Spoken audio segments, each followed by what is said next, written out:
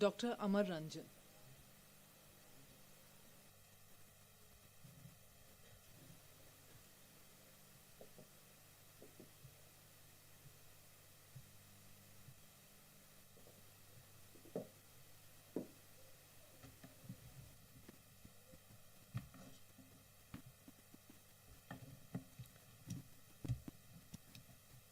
Good morning to all. My topic is chemotherapy-induced neuropathy in ovarian cancer.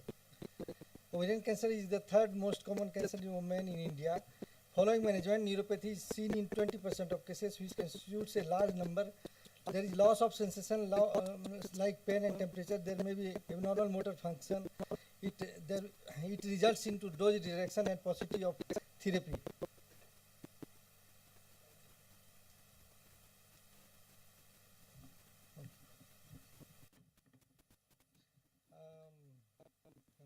So aim of this study is to evaluate the not visible from this side.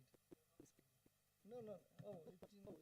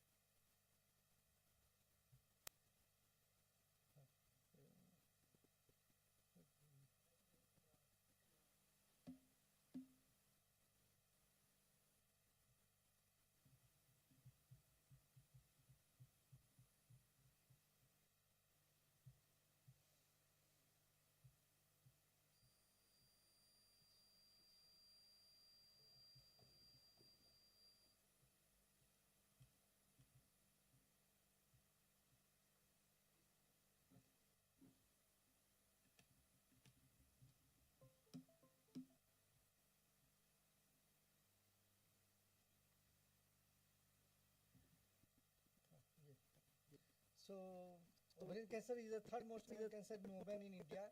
Following management, neuropathy is seen in 20% of cases. There is loss of senses of pain and temperature. Abnormal motor function is seen. It results into possibility of therapeutic. So, aim of this study is to evaluate burden of neurological problems following ovarian cancer therapy. So, this is the diagnostic approach of neuropathy in which management movement disorder and peripheral neuropathy is evaluated. It may be movement disorder predominant, peripheral neuropathy predominant, or other neurological signs may be predominant. So in this study, this was a prospective study which was conducted on three cases. It was conducted in between 2018 to 2022. Debulking surgery along with chemotherapy is the treatment of choice. Most common chemotherapeutic agent is carboplatin and paclitaxel. And the most common adverse effects are noted: neuropathy, nausea, vomiting, hair loss, and abnormal sexual function. In cases with no response, second-line drugs are also given. We followed up the cases of them in each visit for appearance of neurological symptoms. So before therapy, all the cases were neurologically fit. Out of 203 cases, 57 cases showed development of neuropathy. That is, it was 29%, is a big number. For all the cases who developed neuropathy, mean age was 51 years. But in less than 51 years age group, there are 50% cases showed neuropathy, and there was no significant difference in higher or lower age group. But while on physiostaging, in higher stages, it was increased in number. In stage 3, it was in 61% cases, and in stage 4, it was 24% cases. Most of the cases, although we get in stage 3 only. Average BMI was 25.46, and it was seen in higher percentage of neuropathy in higher BMI. In high BMI with more than 25, it was seen in 50.9% of cases, and with normal BMI also, it was seen in 45% cases. In low BMI, it was seen in 3.9% cases. It was also increased with higher progression-free survival. Average progression-free survival was 13 months, and in less than 13 months of survival, 33% cases showed neuropathy, and in more than 13 months of survival, it was seen in 66.6% of cases. These are the evaluation of clinical parameters for which we evaluated for prediction of neuropathy, age, height, weight, basal metabolic, BMI, BSA, body surface area, hormone markers, tumor size, first childbirth, last childbirth, age, menarche, age of menarche, menopause, and progression-free interval. So higher incidence of neuropathy is associated with higher age, although we did not get in our study, and it is associated with higher weight, body surface area. Our results showed higher BMI in neuropathy cases. Bone obesity with diabetes mellitus is also a known predictor of chemotherapy-induced peripheral neuropathy. Higher overall survival is associated with higher incidence. Neuropathy has been shown a wide range of prevalence, 11 to 87% of cases. Seretni et al. Have shown in 50% cases. In our study, it was 29% cases. Study showed that neuropathy appears in less than 6 months of completion of chemotherapy, and it remains as it is for 21 years. Neuropathy was associated with psychological complications like anxiety also. Severity of neuropathy is measured by clinical evaluation, alteration of quality of life, and sensory and motor examination. So we can conclude that neuropathic patients with neuropathy has higher basal metabolic index, mostly found in advanced age group.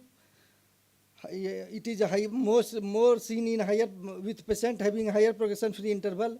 Paclitaxel is one of the most common drug causing neurotoxicity, especially in sensory neuropathy. Delaying or withholding of drugs is still practiced to overcome this. For neuropathy, symptomatic treatment is advised. Pain is managed by short-term corticosteroid, local application of anesthetic gels, anti-anxietic drugs, and narcotics. For prevention, during infusion of chemotherapeutic drugs, tight gloves and stockings may reduce the burden. Thank you.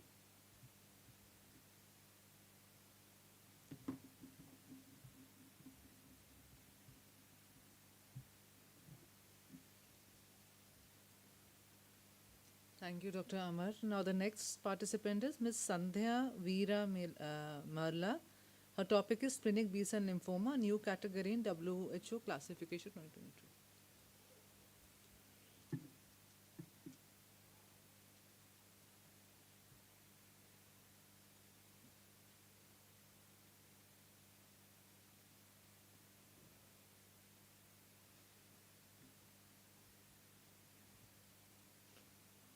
Hi, good morning, everyone. My topic is we're going to discuss a case study which was diagnosed with splenic B-cell lymphoma with prominent nuclei. It is like a new category in the WHO 2020 update, WHO HEM5. So, splenic B-cell lymphoma with prominent nuclei, it's extremely rare. It only comprises of 0.4% of the chronic lymphoid malignancies, and it affects mainly elderly people. Its closest mimic is hairy cell leukemia, which responds to cladribine, while splenic B-cell lymphoma with prominent nuclei is resistant to cladribine as a single-agent therapy. Improved response to cladribine is shown when it's combined with rituximab. So splenic B-cell lymphoma overall in WHO HEM5 includes hairy cell leukemia, splenic B-cell lymphoma or leukemia with prominent nuclei, splenic diffuse red pulp, small B-cell lymphoma, and splenic marginal zone lymphoma. Our cases, a 57-year-old male, he presented with fever and massive splenomegaly. While when he was investigated, his CBC showed normal hemoglobin and normal WBC counts, although his platelet counts were on the lower end of the spectrum, which is 124,000 per microliter. His peripheral blood smear showed lymphocytosis, which was 55%, and it included many atypical forms. This is significant. They were 2 to 3 times the size of normal lymphocytes, and they had a prominent nucleoli. They had abundant cytoplasm, and they had circumferential hair-like projections, which could be confused for hairy cell leukemia. So bone marrow aspirates showed a normal myeloid erythroid ratio, which is 2:1. 7 to 8% of abnormal lymphoid cells, which is very significant. Immunophenotyping showed strong positives for CD19, CD20, CD11C, and CD305. And it was negative for CD25 and CD123, which are positive in hairy cell leukemia. So this is how we exclude hairy cell and make the diagnosis of splenic B-cell lymphoma with prominent nuclei. This shows the morphology with atypical lymphocytes and circumferential hair-like projections. Our flow cytometric analysis shows us that CD20, CD11C are positive, as we can see in the blue end of the diagram, and then CD103 and CD25 are negative. These are some of the comparative clinico-pathological and molecular features of each of the different 4 categories of the WHO Hem5. Marginal zone lymphoma would have more of a white pulp proliferation and expansion. Hairy cell leukemia, splenic B-cell lymphoma with prominent nuclei, and splenic diffuse red pulp lymphoma all would have more of the red pulp. These are some of the important markers. The main ones we should focus on are CD25, CD103, which are negative, CD and CD123, which are negative in splenic B-cell lymphoma with prominent nuclei and positive in hairy cell leukemia.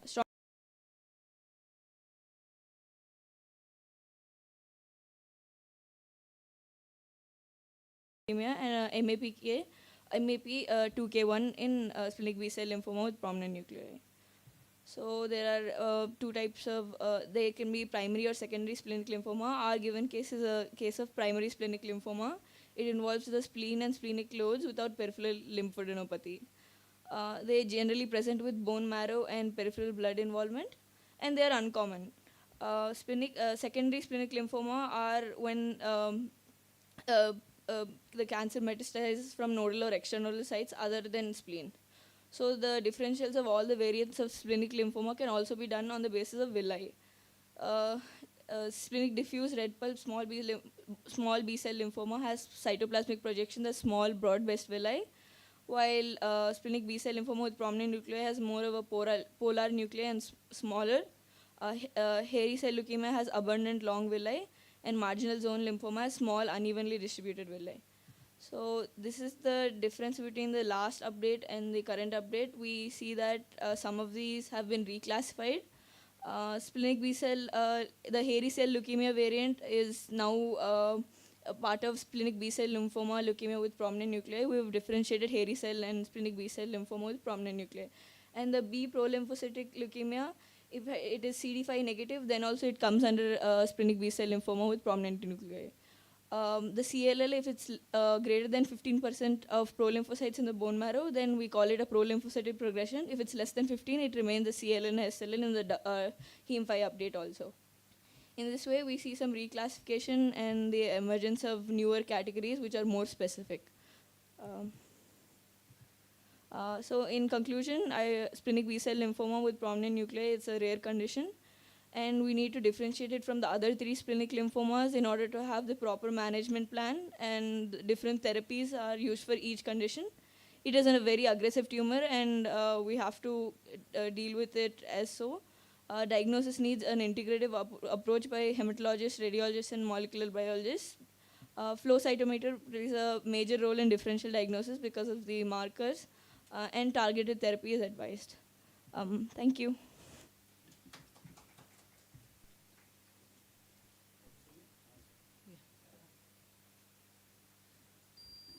Morning, everyone. I hope you all are having a good time.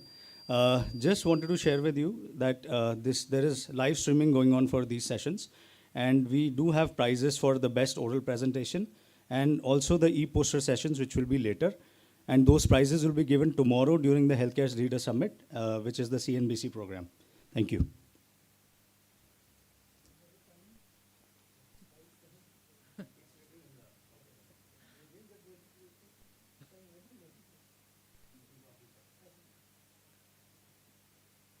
Thank you, Dr. Thank you, Ms. Satya. Now the next participant is Dr. V. Aditya. The topic is multiple myeloma, survival outcome of patients treated at a tertiary care institute in a resource-limited setting.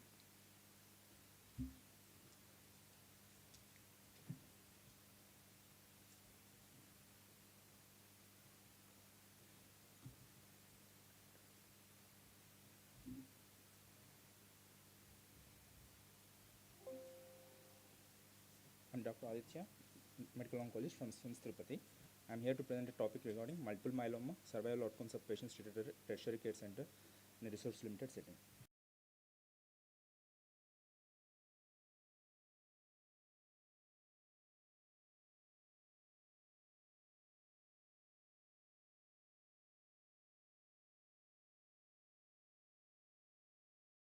And survival depends upon various factors.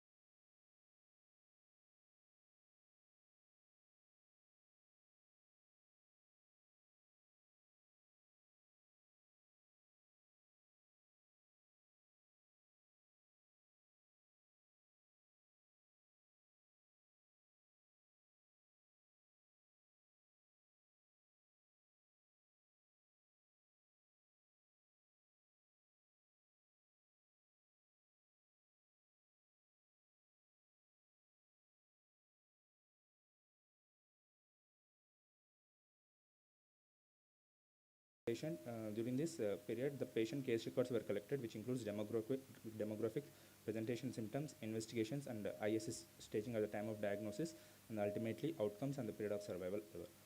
The survival of the study population was analyzed and grouped based on the risk stratification at diagnosis, and we have followed Kaplan-Meier survival analysis. Of that, 138 patients were included. Because of lack of data from some patients, we have excluded, and the total study included only 107 patients, of which 65% were males and 35% were females, with a mean age of 61 years. And the most common presentation was bone pains, and majority of our patients were having CRAB criteria more than 2, and most common would be the bone mets followed by anemia. And the risk stratification in our study, stage 3 people were more when compared to other stages. And Kaplan-Meier survival analysis showed overall survival of multiple myeloma patients is around 53 months. Based on ISS staging, stage 1 was having 48 months, and stage 2 59 months, and stage 3 was around 43 months. When compared to Western studies and Indian studies, overall survival was similar, around 52 months. And when compared with ISS staging, our survival was a bit more for ISS stage 3 because of more number of patients were included in the study. Coming to the conclusion, multiple myeloma is a disease of elderly patient. Our median age was 61 years, and with most common being the IgG type. And the more number of patients were diagnosed in ISS stage 3 with an overall survival of 54.3 months, which is similar to Jacob et al.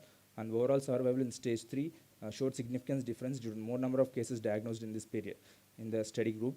The difference in survival is significant, not much significant when compared with the Western groups, where they use advanced chemotherapy drugs and availability of autologous stem cell transplantation. So in conclusion, with chemotherapy also good overall survival can be achieved wherever feasible, but ultimately autologous stem cell transplantation is the need of our institute.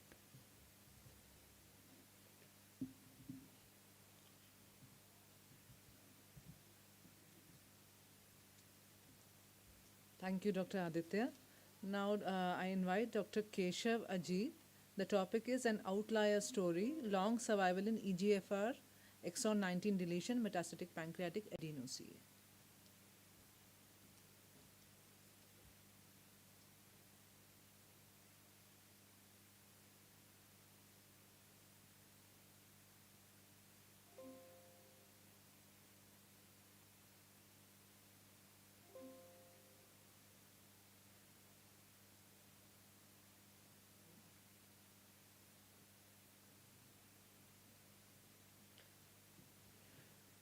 Good morning, everyone. My name is Dr. Keshav. I'm a DNP Radiation Oncology postgraduate from Apollo Cancer Center in Chennai.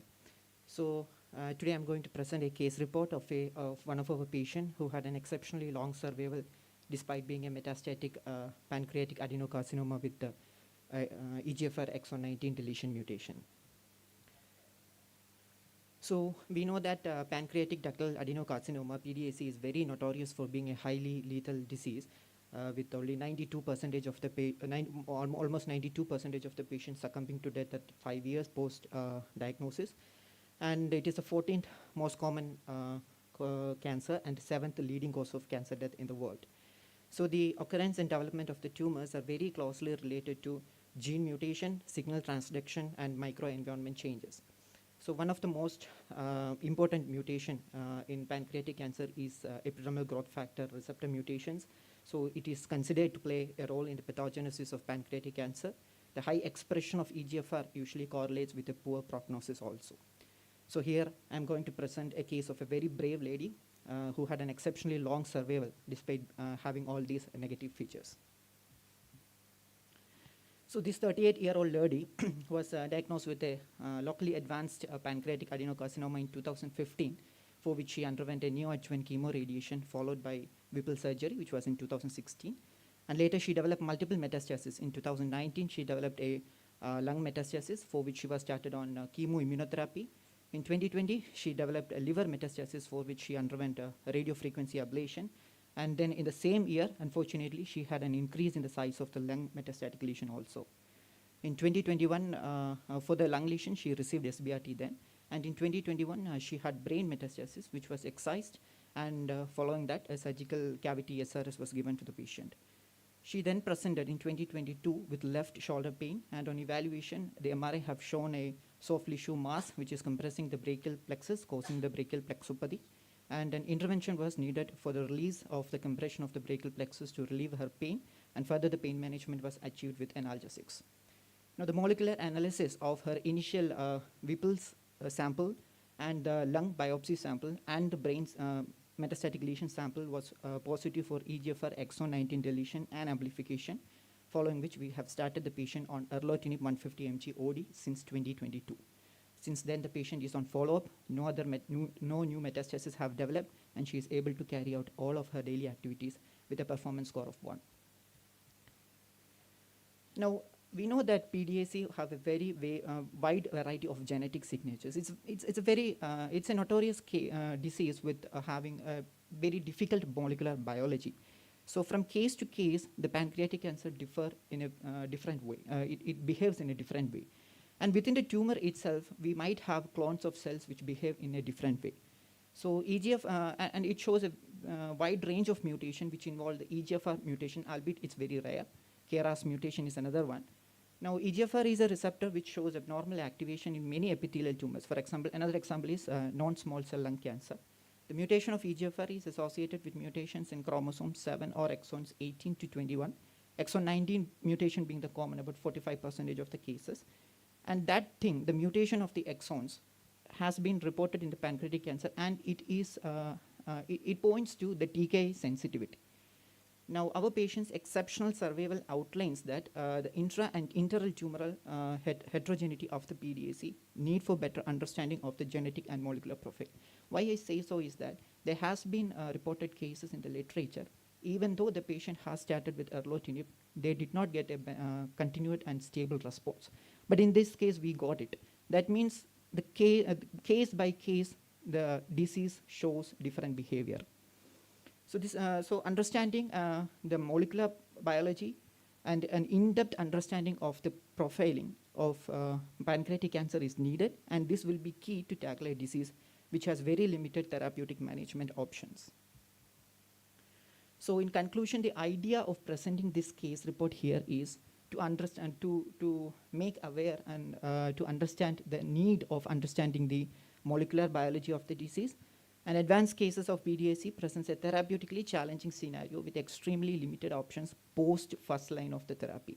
So a better understanding of the molecular signatures and more trials are necessary to improve the outcomes and the survival.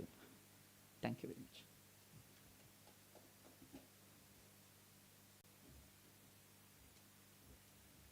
Thank you, Dr. Keshav, for this interesting presentation.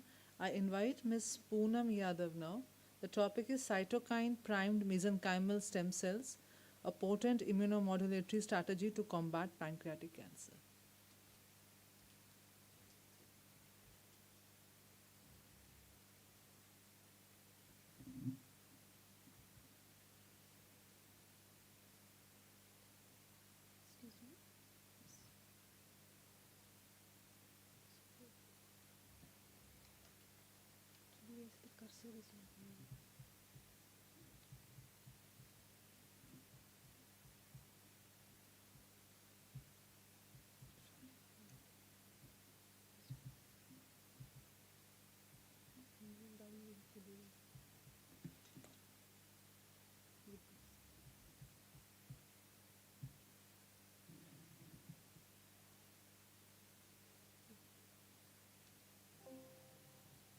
So good morning everyone.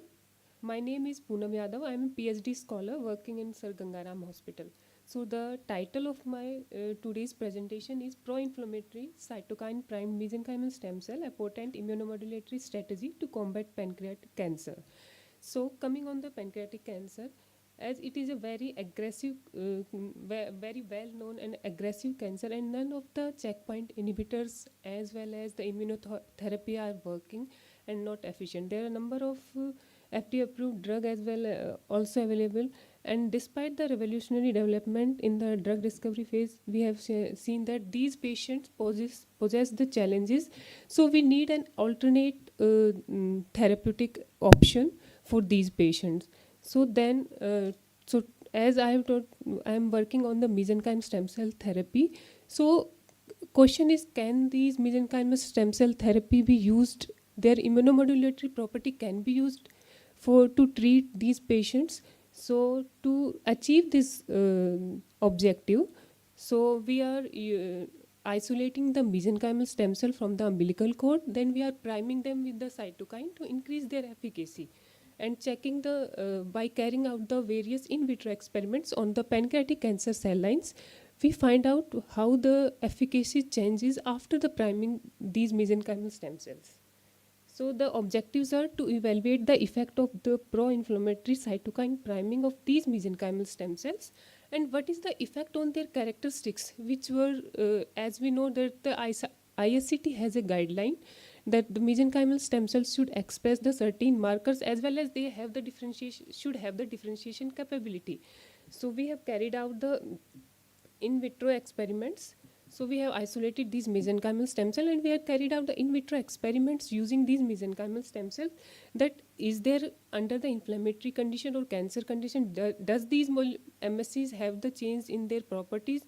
So we have seen that their properties remain conserved even after the cytokine priming, and we can use these mesenchymal stem cell to work with these pancreatic cancer cell lines. So further, we have carried the lot of in vitro experiments, and we have seen that over the in the co-culture experiment, we have seen that there is a decrease in the number of pancreatic cancer cells, and we had to find out what are the factors responsible in the mesenchymal stem cell. We have done the proteomic study. We have sent these cytokine primed mesenchymal stem cell for the mass spec analysis, and we have find out what are the novel as well as the differential proteins which are present in these mesenchymal stem cell, which help in the tumor suppression. So among them we have find out some of the unique proteins which have been listed out, and in the literature also this has been reported that these have the tumor suppression, and number of specifically some of the proteins which are present, and the studies has been carried out in the pancreatic cancer also. So we have also changed what are the differential expression change after the priming these mesenchymal stem cells, and we have done the gene ontology and KAG pathway analysis, and we have seen that the number of proteins which are involved in the immune efficacy and how they respond to these inflammation and how these bring down the inflammation. So we have listed out all the pathways in which these mesenchymal stem cells are involved and can control the inflammation of the patient. So we can conclude that mesenchymal stem cell can remain conserved their properties even after the inflammation conditions. Their properties remain conserved, and this primed MSC identifies a number of unique and differentially expressed protein that may contribute to the immunoregulatory capacity and have the tumor suppression capability. So pro-inflammatory cytokine prime can help to empower the mesenchymal stem cell with the capability to immune modulate and postulate to act as a cell therapy agent. Thank you.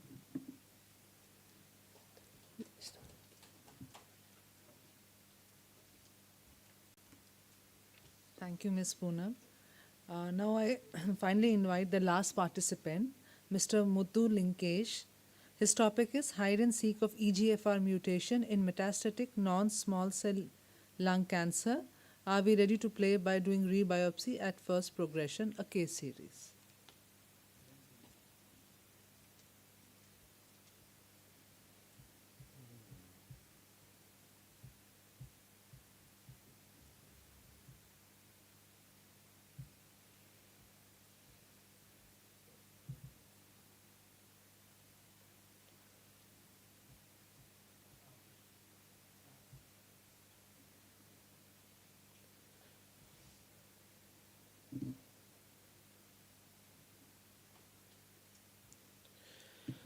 Good morning.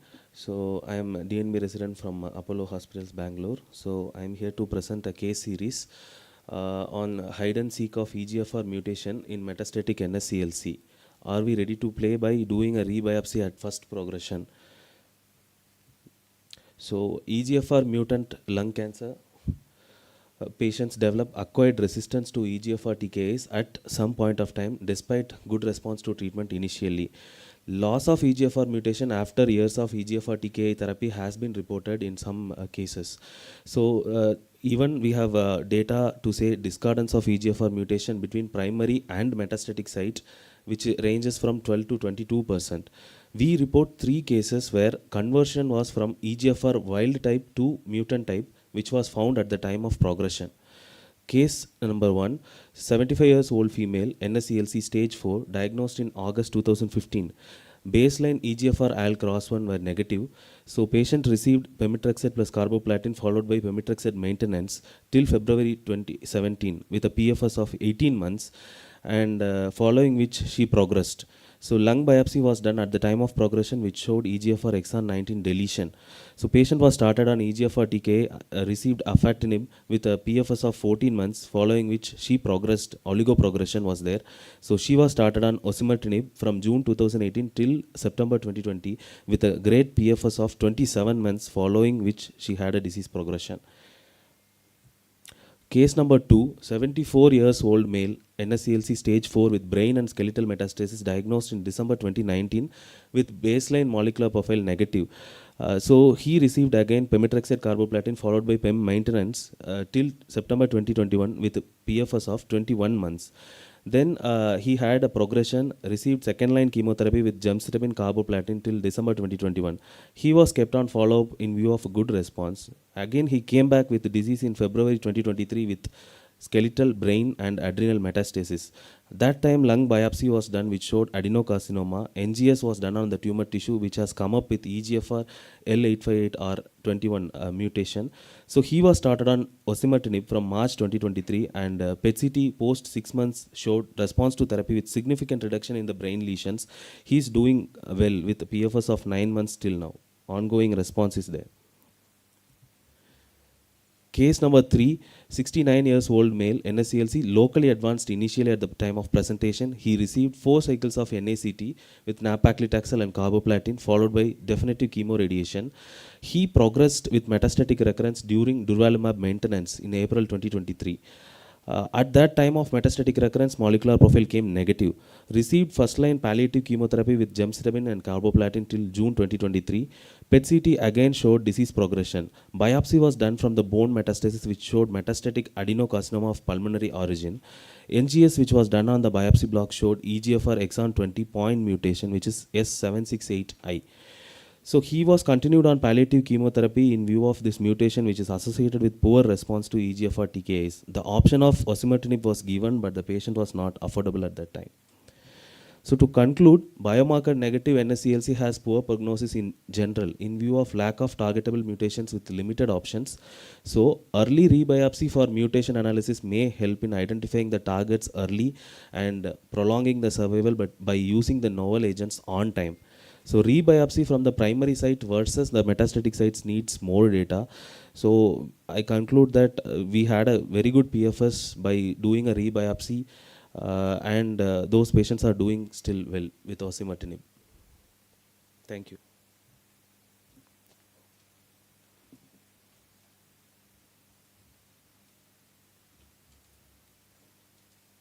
Thank you, Dr. Muthulingesh.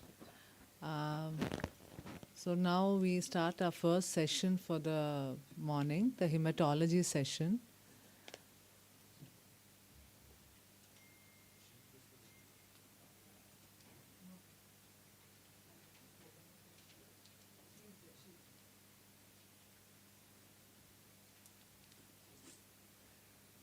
So again, welcome you all.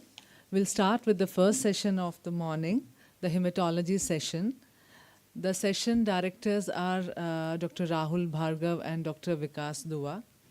Dr. Rahul Bhargav is the Director of Hematology, Hemato-Oncology and Pediatric Hematology in Fortis FMRI, Gurugram.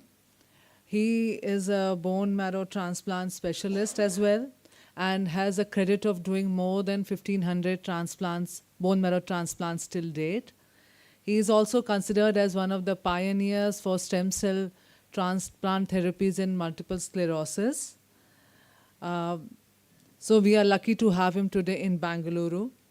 Dr. Vikas Dua is a pediatric hemato-oncologist and a bone marrow transplant specialist. Also, he is working with us in Fortis FMRI Gurugram. He has also a credit of doing more than 1,000 pediatric bone marrow transplants till date and is known for his excellent work in pediatric haploidentical transplants. So without wasting much time, I would like to invite Dr. Rahul Bhargav to introduce us for the session today. Dr. Rahul, please.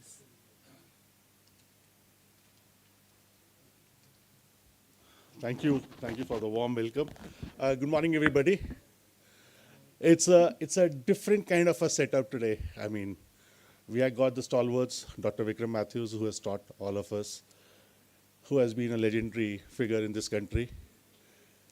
And as the country is progressing, we feel that our obligation and the knowledge should not only be restricted within the parts of the country, but to the part of the world. We, as Indians, consider whole of the world as one. And any place, any time, any person who develops blood and blood cancers, through the knowledge sharing, breaking the barriers across oceans, across mountains, has got an equal right to live.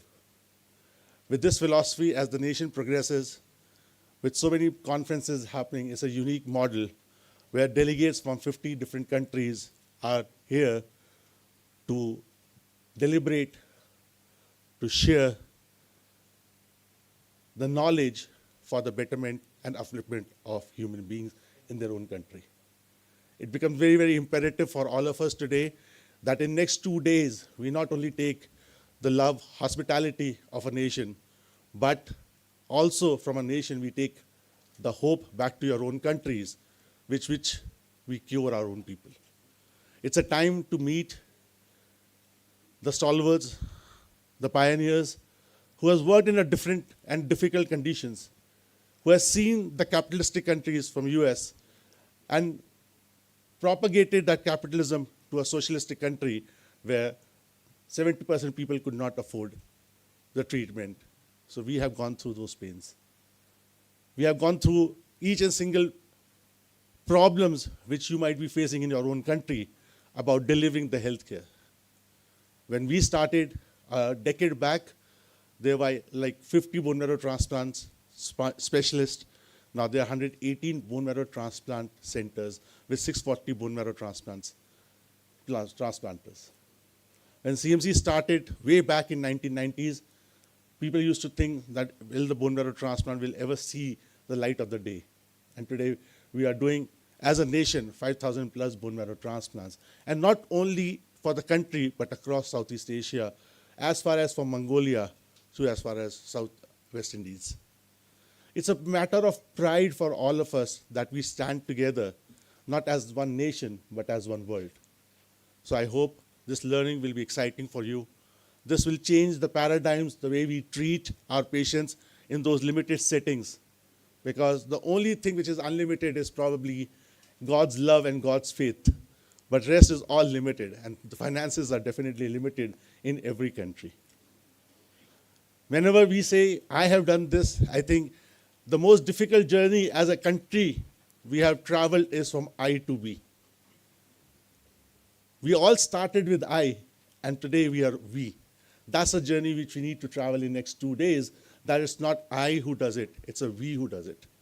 And we means me and our colleagues and God who helps to perform what we do on a day-to-day basis. It's an exciting day. It's a different format. As a soft power of knowledge which continues to flow across the continents, I hope the future is bright for every single person on this earth who suffers from blood and blood cancers.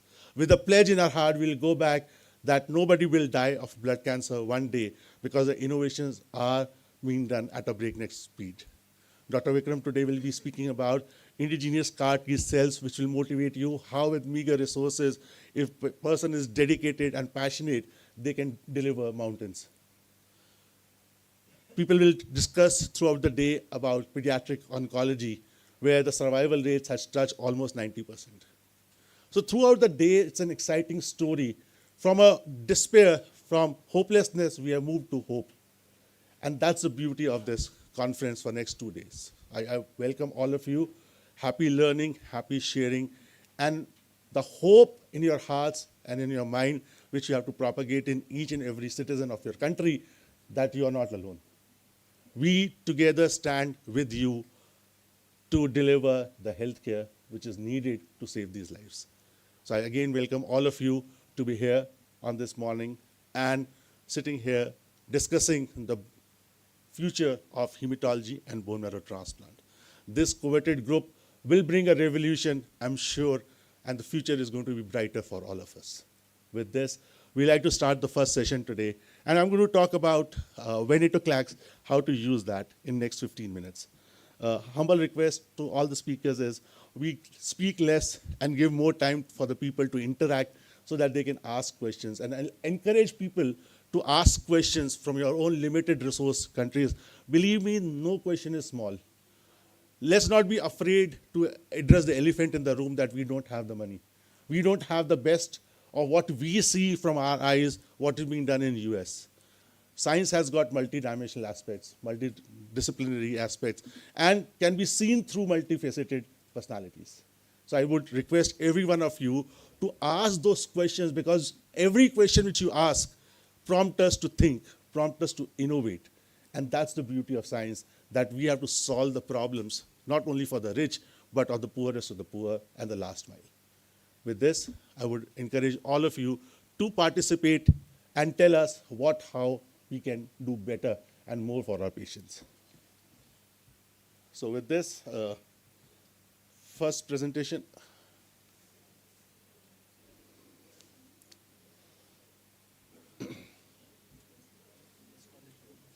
Please, Dr. Vikas. Hi, good morning. So we start the morning session, and the talk would be given by Dr. Bhargava, and he's going to talk on has time come for genetically inspired AML treatment. And to chair the session, let me have Dr. Girish from Nasik. Is Dr. Girish here? Okay, so Dr. Dilshad is here. Dr. Dilshad from Bangladesh. Madam, if you can come over here. So Dr. Dilshad is a hematologist and doing a fantastic work in Dhaka. She is a trained hematologist working in Dhaka, Bangladesh. And if we can have Dr. Arun Daneva to chair the session. Dr. Arun, if you can come over here. Dr. Arun is a pediatric consultant, pediatric hematologist in Fortis Research Institute, Gurgaon. So over to Dr. Bhargava for the first talk.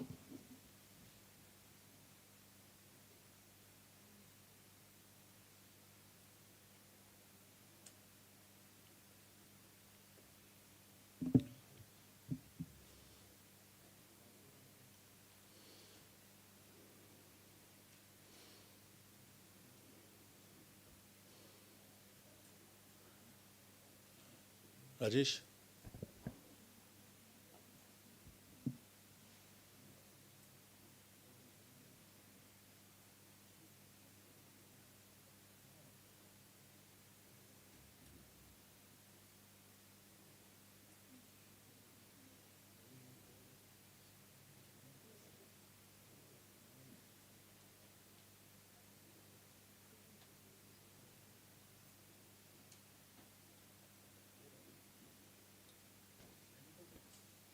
Yes.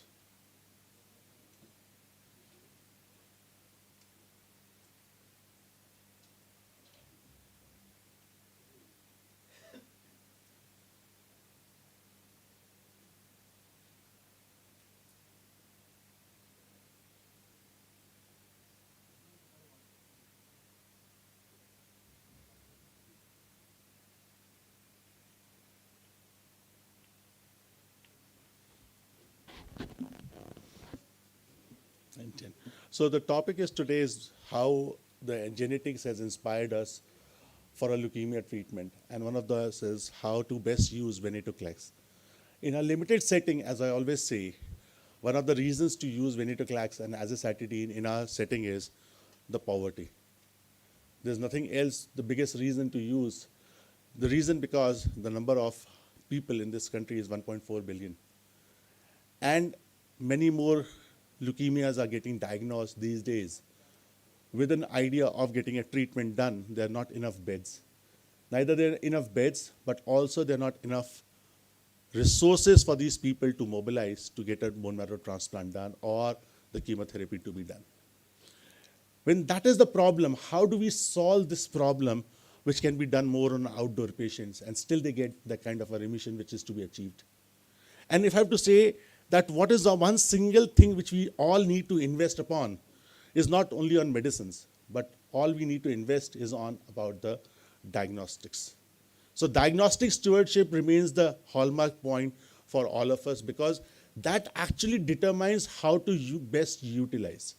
So once the moment the AML is being diagnosed, the way you send your CBCs, the way you send your liver function tests, the way you do your viral screening, now it has become more imperative to send the genomics as well. We need to tie up and forge those tie-ups with the people who can deliver the genomics, because with the genomics, you can actually decide within the next 21 days whether you will be requiring a bone marrow transplant or not, or whether you just need to carry on with the chemotherapy. So today, I'm from, say, Ethiopia, and I get diagnosed with leukemia. I've got limited resources, and I've got inversion 16. The PCR comes as inversion 16. I don't need to require a bone marrow transplant. I can only be treated with 7+3, and if I don't have a pneumonia, I can be treated with 7+3, and if I have a pneumonia, then I can be treated with as-a-when, followed by more high dex, and then probably 60% chances there that I'll be cured.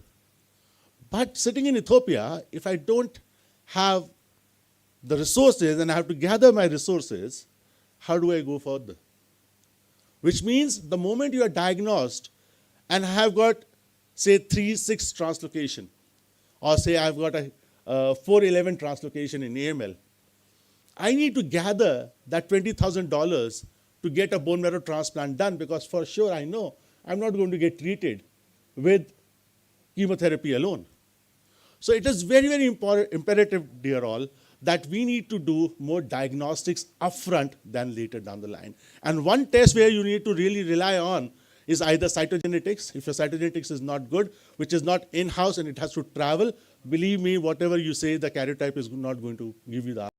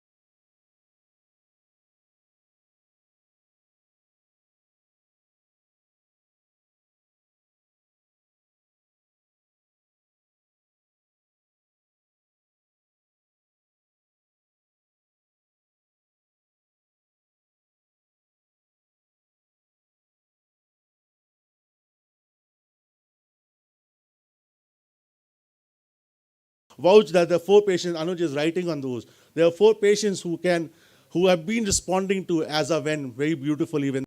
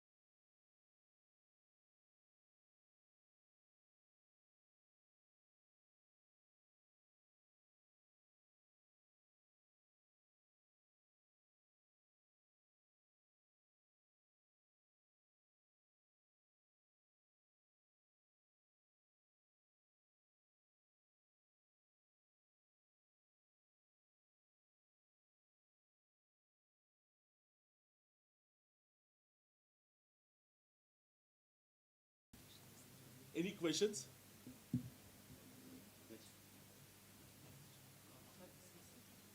Please.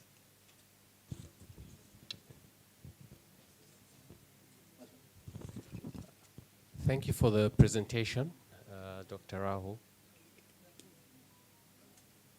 In the setting where I'm coming from, 7+3 is readily available. Azaven is not available. We those drugs have to be imported and at great cost. So whereas it presents a good opportunity to treat some of our patients, yeah, we're still not sure whether it's something that we can implement in our current setting. I know from which country, sir? You can just introduce from which country? Zambia. Correct. Yes. So I think it's very, very geographical in which countries what we have. It's a data for those people in those countries where there's a high induction mortality, there's a high incidence of infection at presentation of leukemia. This therapy will hold promises for them. It is not for all. Of course, for the younger patient where you can afford to give 7+3, please continue giving 7+3. But at the same time, we all need to do a retrospectively in data collection to see what is our mortality. And if we see our mortality sitting at 30-40%, I think we need to push our governments to get azacitidine and venetoclax in your country. Similarly, venetoclax is not available in our country, okay? So it all gets through different routes to the country, and probably 30,000 people, more than 30,000 people would have utilized venetoclax. So what is available in your country remains the best in your country, but we are trying to fill up this gap for those people who cannot give 7+3 because either because of the cost, because of the infection, because of the age, because of the comorbidities, so that they are not given, they are also given an equal chance to survive. That's the idea of this thing.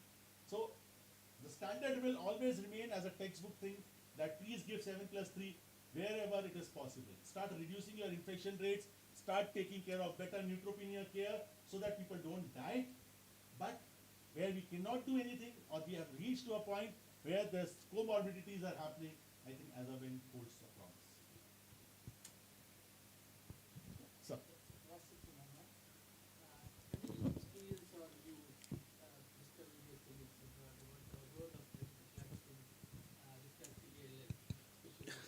Yes. So ALL, you can see from two angles, whether it is ETPLL, TALL, or B-cell ALL. And B-cell ALL also, if you have a KIT mutation or 411 translocation, then probably these are the subsets where it works. So start with ETPLL. The tick mark is yes, you can use venetoclax. It's a very powerful drug for ETPLL to induce remissions, one. Second, for a post-transplant setting, we have started utilizing venetoclax with azacitidine as a maintenance strategy. So we are using DEC-VEN at 45 days for ETPLL as a maintenance strategy for 2 years. And that has induced GVHD in our 2 patients after 3 months of median cycle. You talk about T-cell ALL, yes, in T-cell ALL, not ETPLL, but other T-cell ALL, venetoclax is still 30-40% people tends to get a CR with venetoclax when combined with other chemotherapy. In BLL, the role is getting more defined with 411 translocation. There's a definitive role for venetoclax to be utilized in these subsets. So I think it's very important that these are the subsets when ALL, we should use venetoclax.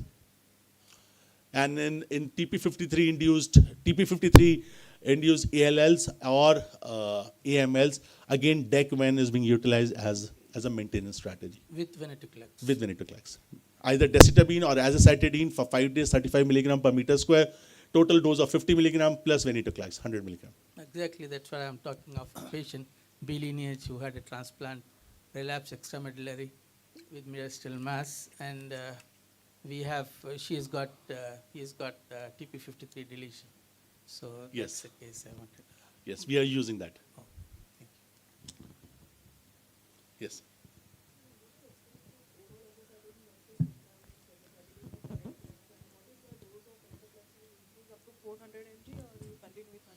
Very nice question. So second part is very simple. We tend to use only 100 milligram because we tend to use with azoles. Our patients will not be able to afford 400 milligram, to be honest. So I'll give you a factor. So if we have to use 400 milligram, it will cost us, say, $400, just a ballpark figure, okay? Do not take it on that number. But the moment we use 100 milligram, it will just cost us $75. And adding to the cost of posaconazole also, another $20 or $30, so it will all, as venetoclax plus azole will come to $90, which is like 1/4 the cost of a venetoclax at 400. So we do not go up to 400. 800 milligram was a myth. 400 milligram is sufficient dose. And when you use it posaconazole, 100 milligram is sufficient enough. Oral azacitidine, we tend to use only patients who are not able to afford transplants or who are not able to go for anything. Oral azacitidine as a maintenance strategy, never as an induction strategy, because oral azacitidine is a different molecule than a subcutaneous or intravenous modality. So whenever you have to induce a patient or a consolidation, you tend to use a subcutaneous or intravenous form and not the oral azacitidine. So oral azacitidine is only in those subsets of patients we are using for AML where the transplant is, they are not transplant eligible as a maintenance strategy for 2 years. But other than that, we don't use oral azacitidine. Even after bone marrow transplant, we are using subcutaneous azacitidine 50 milligram and not with oral azacitidine.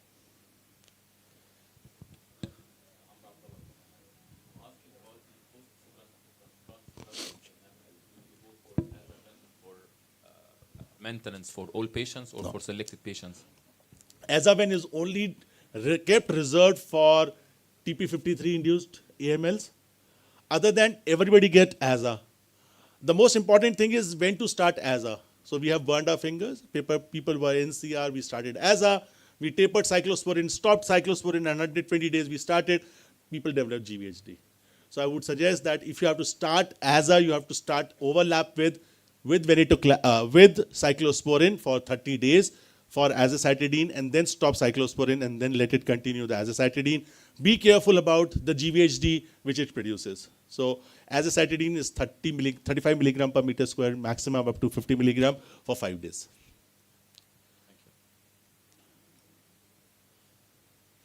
So we have Avinash has come from Patna. He's a phenomenal guy who does the remote site transplants for a state of Bihar. Dr. Nikhil, my colleague, who has done a wonderful job, has also arrived. So thank you for all. Thank you. Thank you so much, Dr. Rahul, for such a wonderful talk. And I'll welcome Dr. Girish again because we missed him. We were fortunate enough to work with him in Fortis Hospital in BG Road. He's our famous hemato-oncologist. So now we move on to the next session. It is a changing treatment paradigm, a new dawn in diffuse large B-cell lymphoma treatment. The session will be chaired by Dr. Ankur Bhel. He is a hemato-oncologist from Fortis FMRI. He comes with more than 15 years of experience in the field of hematology and hemato-oncology. The speaker for the session is Dr. Vivek Radhakrishnan. He is a consultant hemato-oncologist from the University of Southampton with focused area of work on myeloma, lymphoma, CAR-T and clinical trials. Dr. Vivek, please.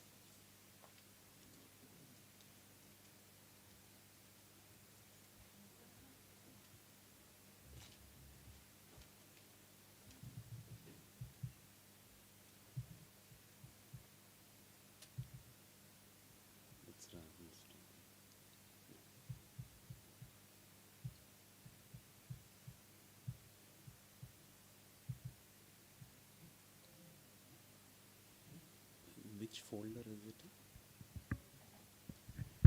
Morning, till we overcome the technical difficulties. Good morning to all of you. And at the outset, I thank the Fortis team as well as Roche for this invitation and being able to speak to all of you. And after that very passionate and exhaustive lecture by Rahul, this talk that I'm going to focus is going to switch gears. It's going from a very aggressive malignancy like acute myeloid leukemia and switching to something more garden variety like non-Hodgkin lymphoma and diffuse large B-cell lymphomas.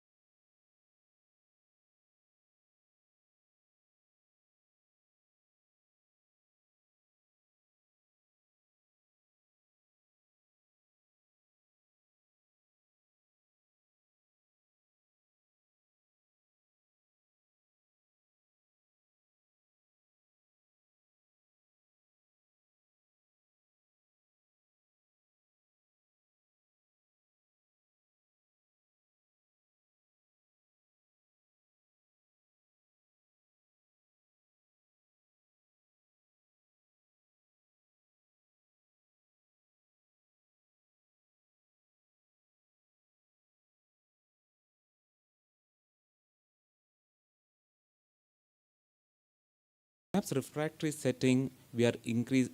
If you look at in first line salvage, those who fail after first line. So in the transplant ineligible group, Pola-BR is an approved option, that is polatuzumab, bendamustine, and rituximab. Obviously, for the study which showed that there was a significant survival benefit as well as progression-free survival benefit. So we, in the transplant ineligible cohort, we use polatuzumab, bendamustine, rituximab. And in the transplant eligible subgroup, POLARISE is an ongoing phase 3 randomized control trial. So they are combining polatuzumab with RICE, and we just completed recruitment at our center for that. Thank you.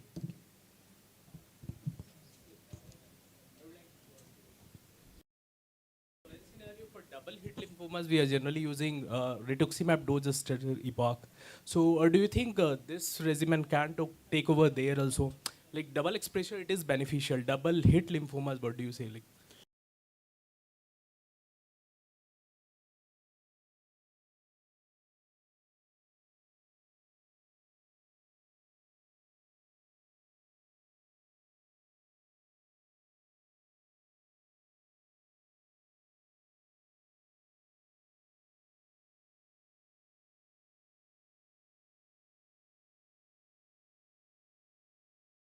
And I used to prescribe that. But if you look at R-CHOEP, you'll take infusional dose-adjusted epoch, some use hyper-CVAD, some use R-CODOX, IVAC. Nothing has actually improved the outcome in diffuse, in double-hit lymphomas. Pola-R-CHOEP also has not decreased the output. So we have a feeling that when we did the sub-studies, and at least the FDA readout says that double-hit lymphomas, it was making an impact. So at our center, we have now moved to Pola-R-CHOEP for double-hit lymphomas. So, but that is a decision that institutions have to take, because that's the number of patients were just about 30 or 40 in this 800 patient study. okay, thank you.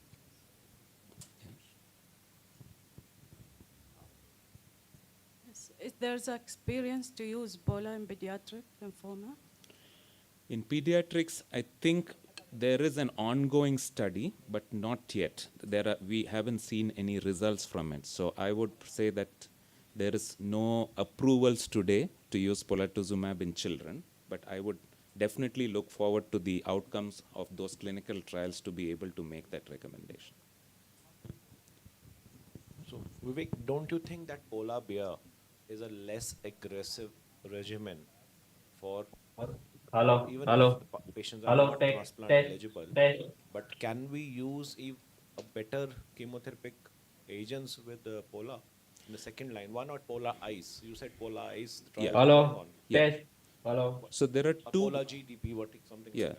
So Pola-GEMOX, POLARGO study, I think it's nearly closing recruitment. So you will see a lot of these combinations coming. So POLARGO, polatuzumab, gemcitabine, oxaliplatin. For the transplant eligible group, as you said, Pola-R-ICE, that is rituximab, ifosfamide, carboplatin, and etoposide. Definitely.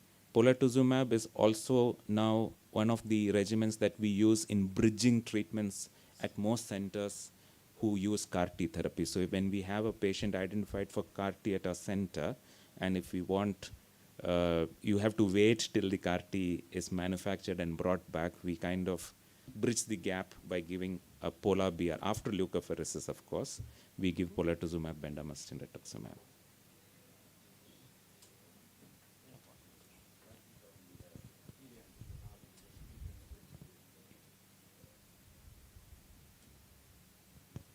What is the experience you have in those patients with retroviral infection plus diffuse large B-cell lymphoma? In fact, all these clinical trials did recruit HIV positive patients if there was infection control. So if they had their CD4 count higher than, and if they were on ARTs, they were not a disqualifier for not using these regimens. So if they are treated HIV patients who are on highly active antiretroviral therapy, and if they have controlled disease, I don't see a reason why Polar chip should not be used, or if you're using R-CHOP in that patients, Polar chip is equally good. In fact, better.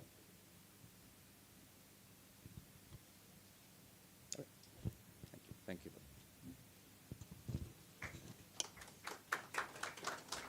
Thank you so much, Dr. Vivek, for a nice talk. Now we will move on to the next session. The next session is Past, Present and Future of CAR T-cell. The speaker is none other than Dr. Vikram Matthews. I think he needs no introduction from my side. He is the Director and Professor of Hematology in the prestigious CMC Vellore.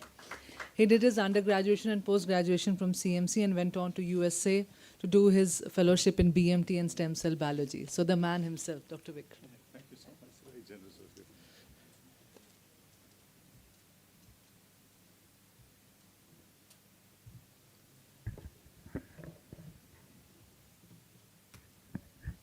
Morning, everybody. I want to thank the organizers for inviting me. It's a hard task to do in 15 minutes past, present, and future of CAR T cells, but I'll make a brave effort at it.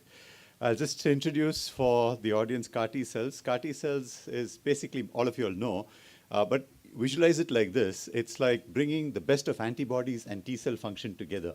When you talk about an antibody, it's very specific. It targets a particular antigen, but not so efficacious by itself.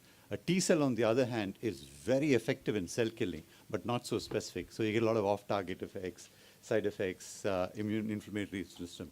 So here you create a construct where you have a single construct of the T cell with a co-stimulatory domain and a T cell activating domain put together into a gutted lentiviral vector and then inserted into a cell. So this cell now produces a completely new protein which has basically a component of the variable light chain of the antibody presenting on the surface, which will recognize an antigen.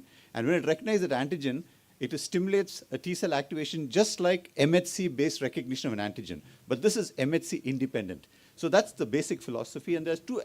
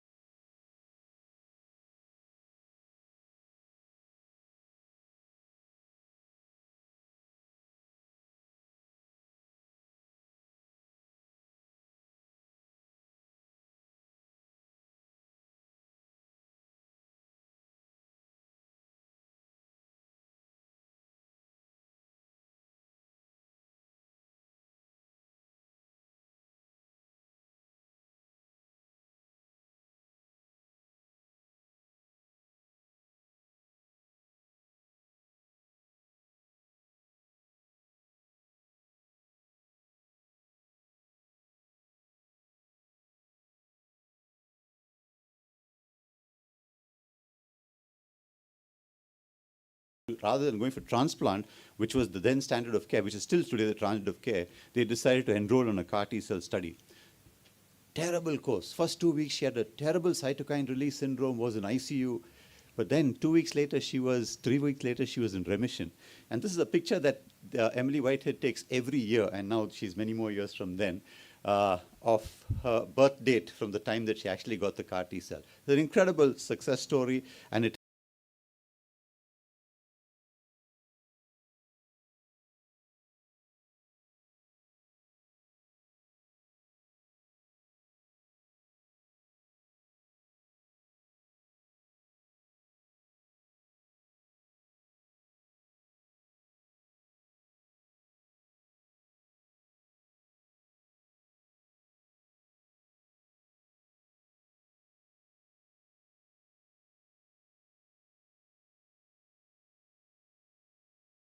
local manufacture of reagents, we need local manufacture of vectors.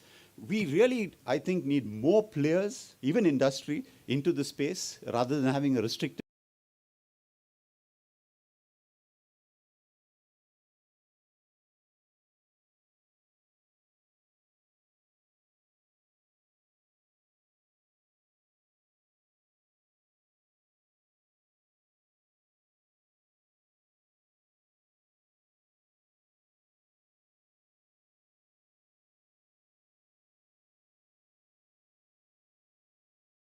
So a lot of things are in place. A key element that is missing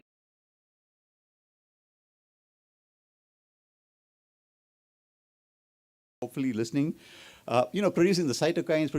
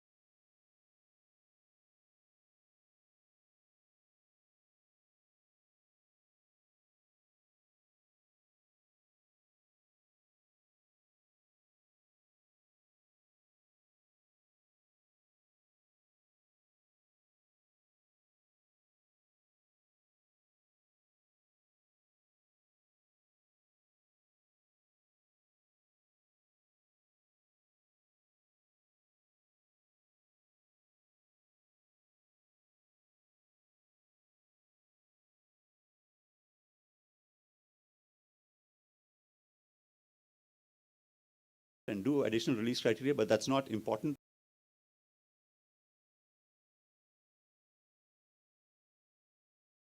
It's a fresh out, fresh in product, vein.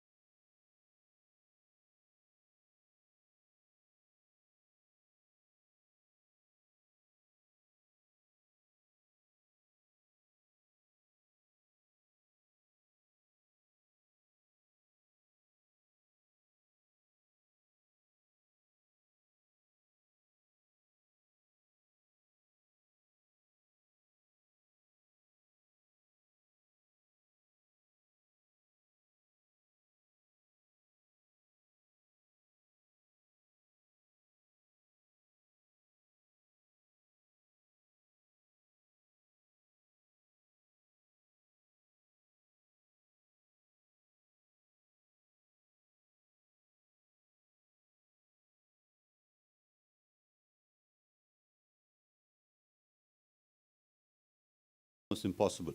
So we took him on this CAR T at the first lowest level of the cell dose. Today it's March 13th was the first infusion. Today it's almost a year. He's in ECOG performance 0-1, doing absolutely well. So that's something we would have not seen with a transplant, with just allogeneic transplant. So of the 10 patients, I'm showing 9 patients over here. This data is about 2 months old. We've done about 4 lymphomas.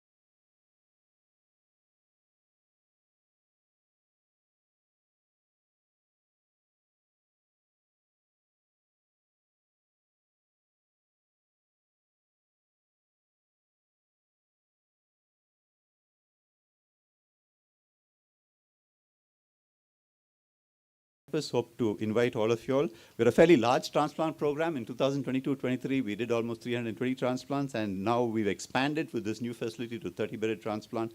We're happy to show you around if any of you all do visit. Thank you so much for your attention.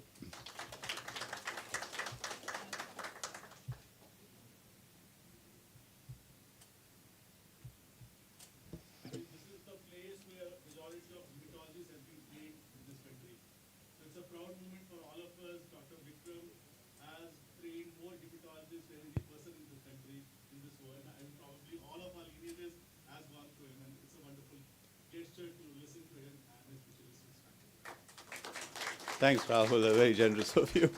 Yeah. Most of them have been traumatized by us, but they don't talk about it now, but that's okay.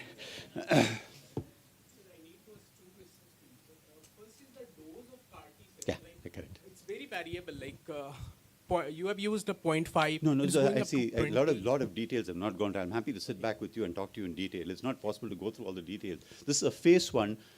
We did repeated a phase 1, though this was done before. So there's a dose-finding component to this. So the first 3 patients got 0.5, and there was a criteria by which we could move to 1 million, and then the last cohort got 2 million. And what we're going to take forward to our phase 2 will be a 2 million. Though there's already published data with 2 million, we don't intend to go above 2 million per kilogram. So the side effects were very less in these populations. Yes, Is it because of the low dose we used, or because outside trials it was almost 25%? This is a phase 1 trial. It's too early to say. Many of them had CRS 1, 2. It was not 0. The CRS 3 was only 1 patient, and we do not have an ICANS. So a lot of it is dependent on multiple factors. One is the degree of disease load that some patients have. In fact, the patient who had the CRS 3, he had refractory ALL disease with bulk ALL when we actually infused the product.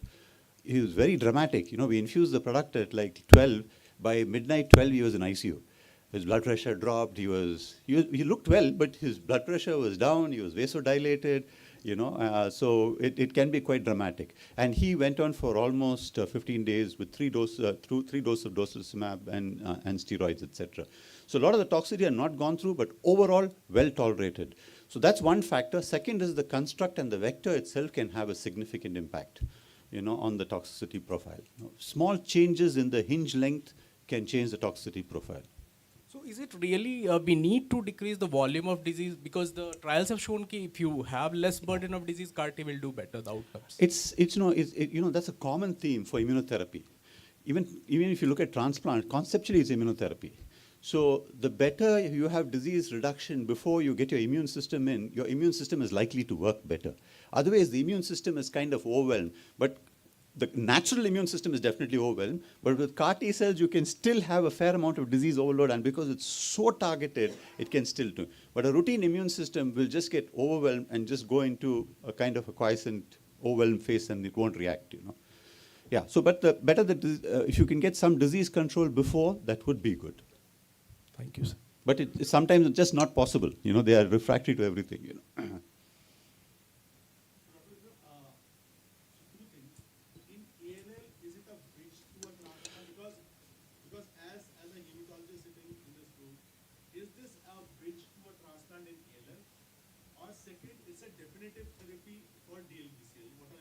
Yeah.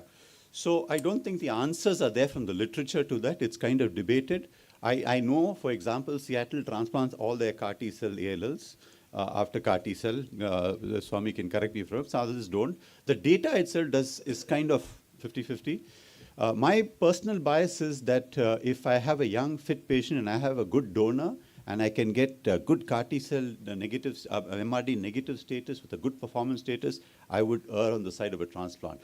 But if I'm dealing with a 59-year-old guy with a haplo donor, not that fantastic performance, so I would just stop with the CAR-T cell and take my chances at 30-40%, hopefully, Because in our place, Rahul, you know this better than me, we don't have multiple lines of again salvaging him, and there's one shot that we have to do the best we can.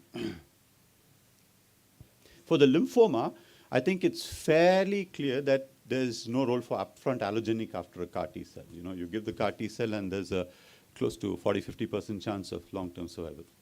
Thank you very much for your presentation. I'm asking about your experience for B-cell LL who do relapse post-CAR-T cell, either due to lack of persistence of the CAR T or due to CD19 negative relapse? What do you deal? How do you deal with them? It's really palliation for us, to be honest with you, because we can throw some things at them, but in our setting, in our resources and the constraints, we have to be careful. We can't drive patients to destitute poverty by just pushing therapies. The probability that you're going to achieve anything great is low, but if the family insists on therapy, probably a salvage followed by a transplant. But I wouldn't push it, to be honest with you. Right now, it's a clinical trial. We're not. It's still in a clinical trial, so we've still not got approval. We have to finish our phase 2. I also forgot to mention that we did our first BCMA CAR with Origin. That patient has just been infused and is doing quite well, actually. But it's too early to talk about responses. And myeloma. That's the myeloma space. All are encouraged to ask questions pertaining to hematology. You have the stalwarts standing in front of you. Sir, do you think the future is for the decentralization? Because all of us from a lower middle income group countries have been given a thought that the CAR T cell is always $1 million affair. No, not at all. Not at all. Do you see that future that majority of people standing at the last mile will be able to get a CAR T cell done? Rahul, I'm passionate about it. I'm really going to work with regulators to try and get multiple centers in the country manufacturing their CAR T cells. As we get more and more players into this, more and more people producing vectors, we can drive this cost down efficiently, and it can be win-win for the industry and for the patients and end users. I think there's a scale issue. We need to really scale up production and access, and I think that's important. I really would like to see multiple centers developing decentralized model. I can tell you it's not that difficult, with the existing system, but I'm not tied to anything, neither Milteney nor to anybody. I feel that as we go along, we will have better and better systems that will become less and less expensive, which are equally effective. Can we say that soon will become the manufacturing hub for the CAR T cell for the world, not only for India, but for the rest of the world? We've done it twice already, and we will do it again. So let me tell you two stories. When HIV drugs came, nobody in the world could afford HIV drugs except a few people in the countries where it originated. Today, 90% of antiretroviral drugs are manufactured in India. They may be marketed with different names, but they're marketed in India. The second story is CML. You take when the TKIs first came, or even the GMCSF, GCSF, when they first came, it was so expensive, nobody could afford it. But today, it's worldwide, the generic TKI is there. So the cell and gene therapy space is something that I think India will take a lead, because there's a lot of background infrastructure and which is there in place. Both the industry and the institutions that are there in place to take it forward. Sir, one of the issues with CAR T is CRS and ICANS. Yes. And it is said that when you are loading a patient with prime, especially designed T cells, suddenly there is a surge of cytokines. Yes. The concept is emerging that if you give aliquots of CAR T cells, Yeah. day 1, day 2, and subsequently, probably you are reducing the load of cytokine burden in this patient. Probably these kind of very fearful side effects can be brought down. Yeah. So what are your thoughts on this? I think it's a construct, it's a vector-specific issue. The concept was first pushed by the Spanish, the Barcelona vector AR0001. And what they don't tell you is that they had a very high toxicity profile when they did their first infusions. And therefore, they did this aliquoting. But neither the Yescarta or the Kymriah have actually followed that in a big way. Our experience, we don't see any reason to aliquot it. I mean, it has to be systematically studied, but I think right now everybody is quoting that one experience and saying, extrapolating it to everybody else. I don't think that is universal as it is being made to sound. There may be a role. I'm not saying no, but we don't have data to fully support it.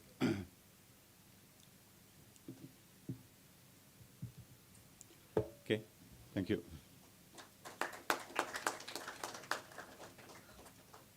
Thank you so much, Dr. Vikram, for such an informative session. I am very sure a lot more people will be inspired by you.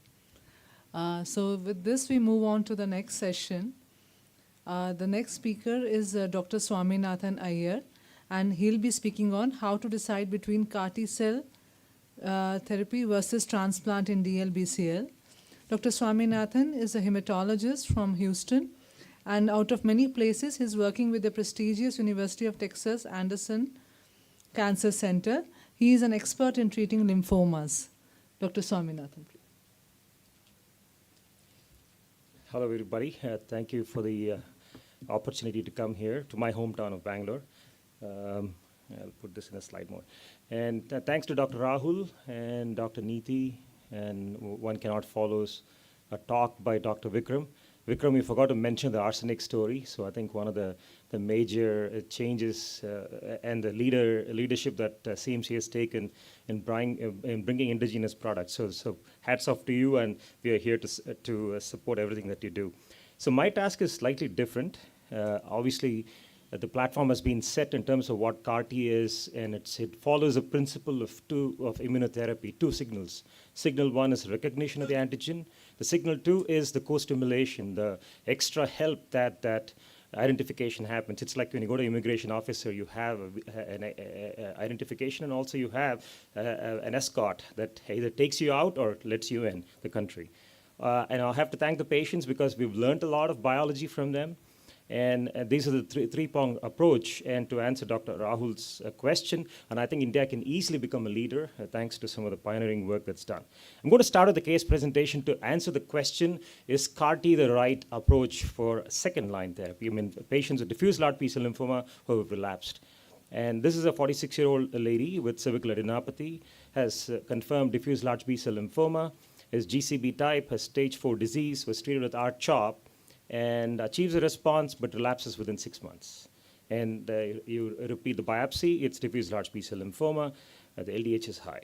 So what are your choices? And I know somebody asked the question of POLA-BR, so that's also there, but I guess the route that most people would take is our chemotherapy, ICE or DHAP, followed by autologous stem cell transplantation if the patient is responding, Tafa-Len, which is the new approved treatment a couple of years ago, or CAR-T, which is Axi-cell or Lyso-cell.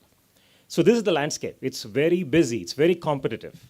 It's not just the chemoimmunotherapy that you heard from Dr. Vivek earlier, but it's also the CAR-T therapies, you have the biologics, and then you have the bispecifics at the bottom.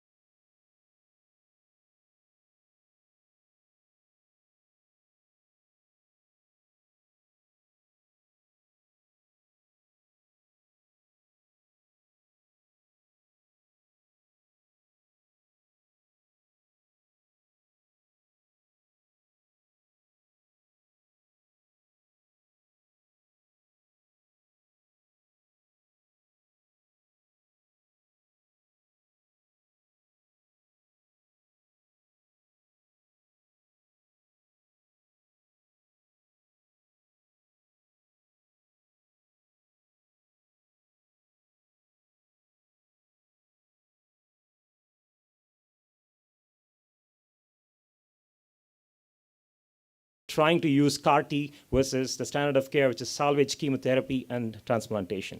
So Zuma 7 is on the left, Transform is on the right. You can see clearly Axi-cell and the Lyso-cell met the primary endpoint, which is event-free survival. So it outdid salvage therapy and transplantation. If you look at the Axi-cell in detail, there's a randomization for patients who were not to receive CAR T, about 180 patients, standard of care, another 180 patients.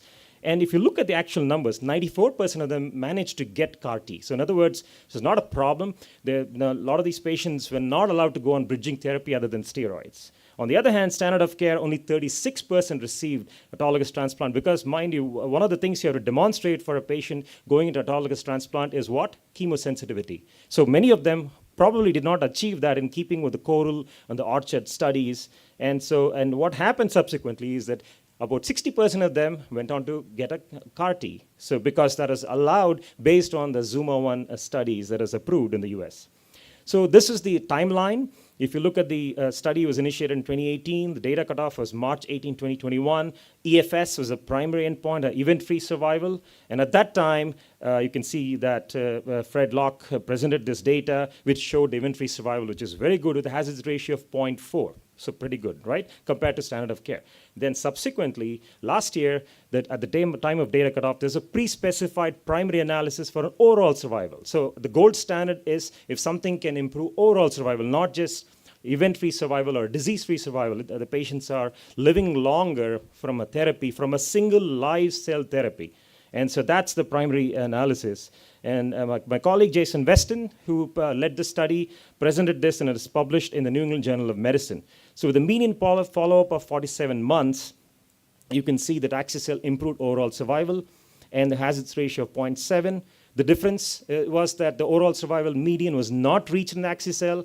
In the autologous transplant is about 31 months. In other words, those patients who do get a transplant, who manage to get a transplant, the median overall survival is only 31 months. Axi-cell not reached. And 4-year overall survival is also different, 50% versus 46%. So that's about a 30% risk of reduction in death, which is very impressive for this study. And subgroup analysis, whichever way you look at the clinical or the patient-specific features, clearly showed the benefit of using Axi-cell. Side effects are also important. Somebody asked a question about side effects earlier. There were some neurological events. I have highlighted ICANS. ICANS is a big difference.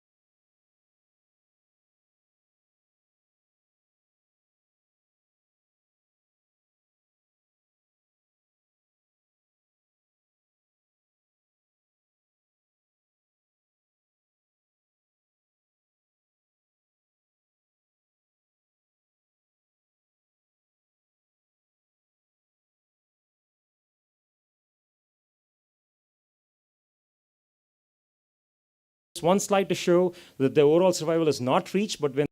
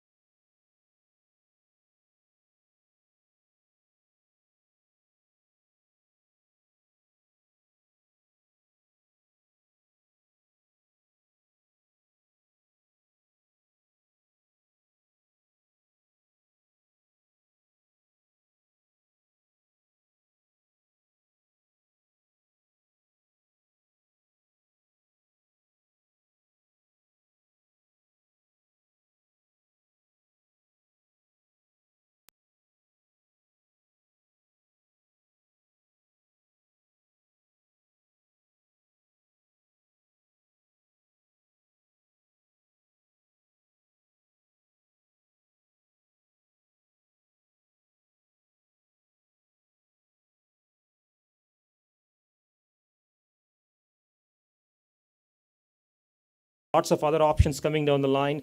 It is going to get complicated and more choices, which is a good thing for the patient because we want to, as Dr. Rahul mentioned, the last patient, the last mile, we want to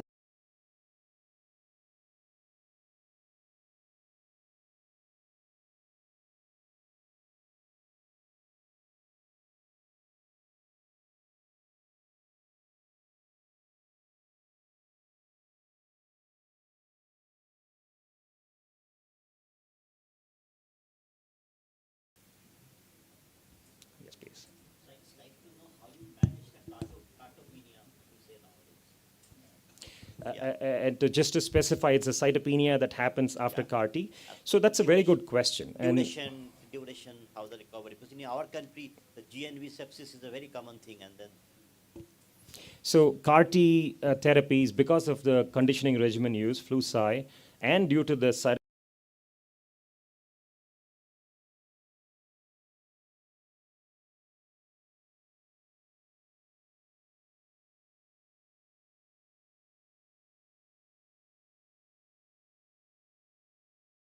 hypogammaglobulinemic and are susceptible to infections. So what we do, of course, is to maintain prophylaxis. So antibacterial prophylaxis, whether it's Valtrex, Bactrim. When they are cytopenic, we use the IV formulation of pentamidine.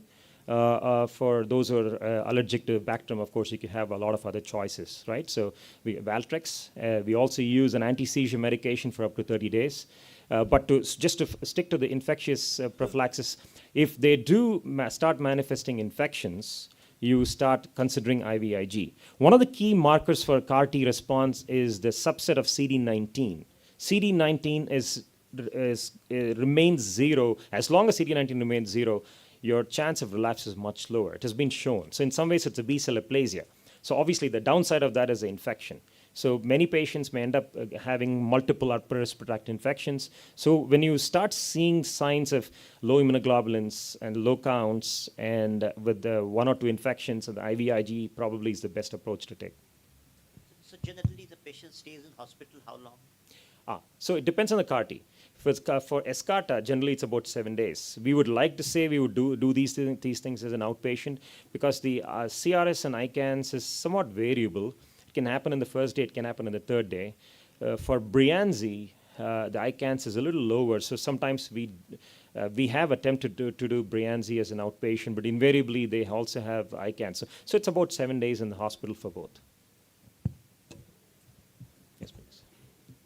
Is prophylactic treatment for herpes and pneumocystis recommended for all patients? Is it mandatory? Yes, absolutely, because flu-cy is going to knock off all your T cells. Even though the recovery does happen. So as I mentioned, pentamidine is what we use because it can be given IV and the effect lasts for about 3 to 4 weeks. We use Bactrim or as choices. Valtrex is, sometimes we do use antibiotics. We've had situations where patients present with, so COVID was a testing time. So we had patients who presented with COVID between the lymphodepletion phase and also the CAR T phase. And so you had to manage that. And we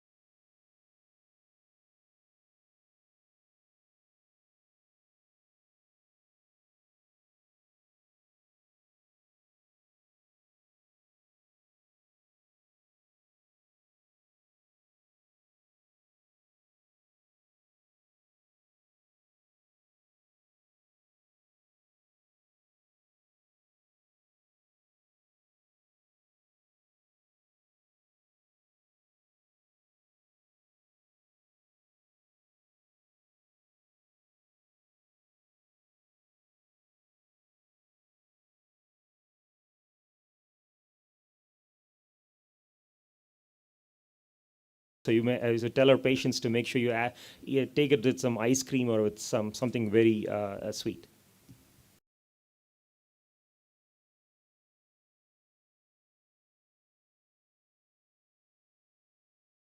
BCL, especially relapse one. My question is again a common talk of the town nowadays, which is regarding follow-up T-cell malignancy in patient of recipient of CAR T-cell.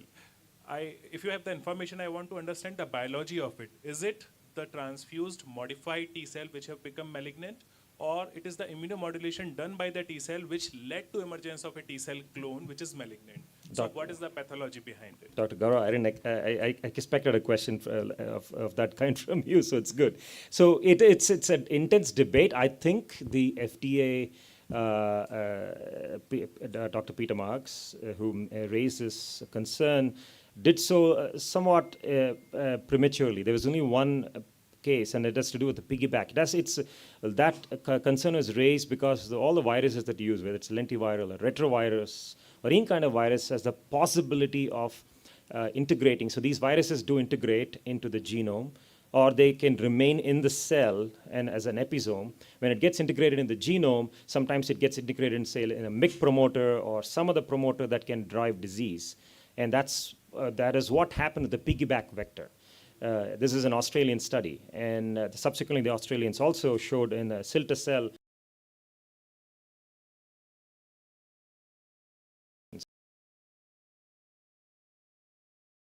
pending. There are 4 papers already. They're all sort of opinion papers, no data. And what we do know is out of the 12 to 17 patients with T-cell lymphomas, only 2 of them are positive.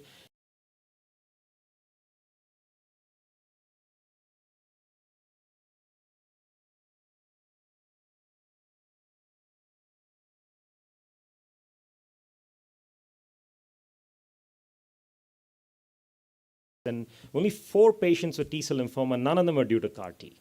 So I'm just telling you what is out there. It is more of a scare and a concern. But if you look at AML and MDS, it's much higher. It's like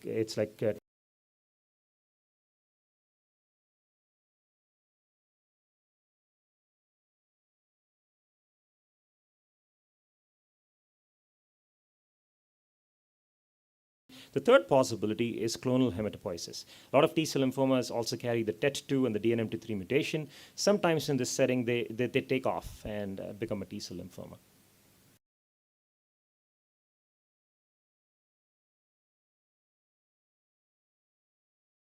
Thank you. Thank you so much, Dr. Swaminathan Iyer. So there has been a little change in the program. So we have now a virtual session from US. The topic is importance of individualizing therapy in second-line CML. What happens to intolerant, relapsed, or refractory patients in clinic post-second TKIs? Can SNF be the choice? The speaker for the session is Dr. Michael Morrow. He's a board-certified hematologist with expertise in treating CML and other myeloproliferative disorders. He is working with the prestigious Memorial Sloan Kettering Cancer Center. The session will be chaired by Dr. Arun from Mysore and Dr. Kowa Adult from Zambia. So this will be a virtual session.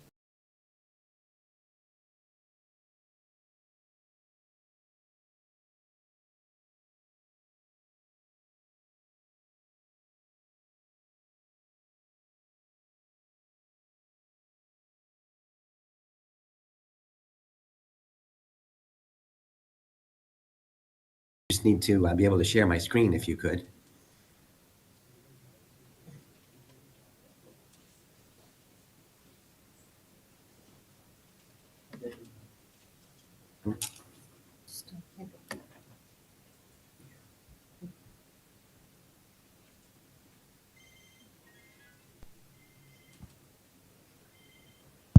Window.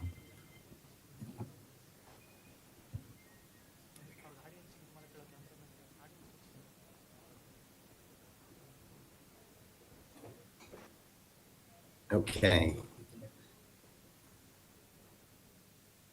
Well, good morning, everyone, and thank you for having me. As stated, I'm Dr. Michael Morrow. I head the CML program at Memorial Sloan Kettering Cancer Center in New York. And I'll speak to you about CML and asciminib today.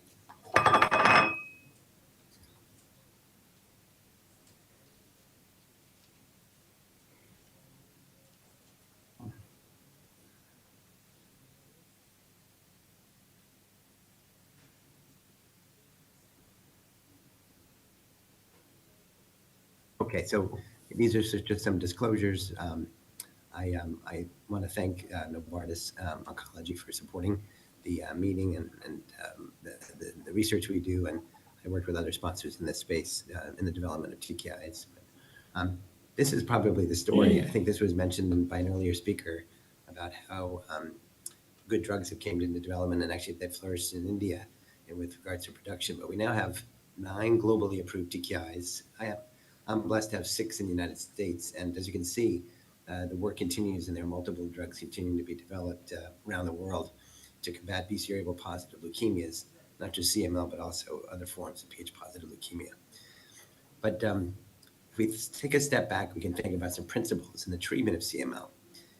In the first-line setting for CML, which again is viewed as a better cancer, a curable cancer in many regards, and now much more easily treatable, we want to have early and comprehensive diagnosis. We've noted a shift by the World Health Organization to think of this as either an advanced or a chronic disease, not so much a triphasic disease anymore. I think we're recognizing that BCR-ABL may be more complicated and that non-BCR-ABL mutational mechanisms may be relevant. And comorbidities have become an important factor because of therapies and, albeit low, but some risk of adverse events. Goals of therapy are very important. As I mentioned, this can be a very highly treatable and even a curable disease. And is that the treatment goal, treatment-free remission? Or is it remission with a preserved quality of life for long life and good health for patients?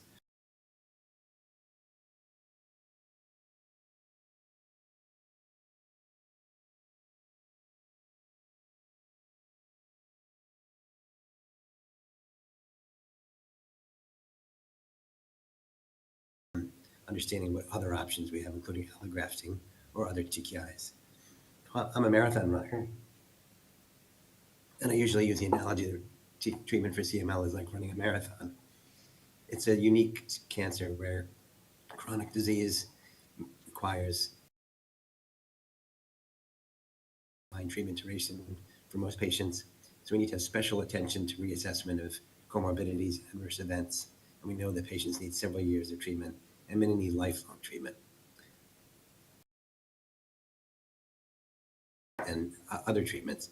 Here we need specifics on the resistance mechanisms, prior exposure, what is going to be best to treat that patient. It's become increasingly important to have cardiovascular and other comorbidity assessment at this point so we can best choose therapy. And our newer therapies are really offering better advantages in this space.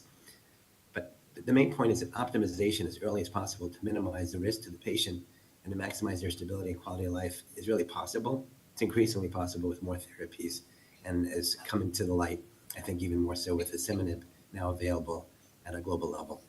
So, beyond my research interests is actually beyond CML survivorship, what risks patients may have beyond their treatment, and that's probably a topic for another day. We think about our resistant patients, so there are a few different ways patients can not do well. How can their therapy fail them? Primary hematologic resistance is exceedingly rare, although it may be more prominent in places where disease burden and disease severity may be higher, such as in India. So patients have a slow kinetics or a minimal initial transcript reduction. They don't have an early molecular remission. This is fairly ominous, especially if you've used proper therapy and optimized their initial treatment. There are subsequent several layers of potential failure where patients may have cytogenetic but not molecular response. They may have slower molecular response kinetics. I think there is some risk in these patients and they can be optimized. For patients who achieve an MMR, this is a very safe level of remission. And there's continued debate with regards to what is the best level of response and what is a comfortable level. I think it's imperfect in that it's not a remission from which a patient can think about treatment-free remission, but it is a very good remission, and we have to remember that. Deep molecular remission is, of course, should be our goal, but clearly the PCR positive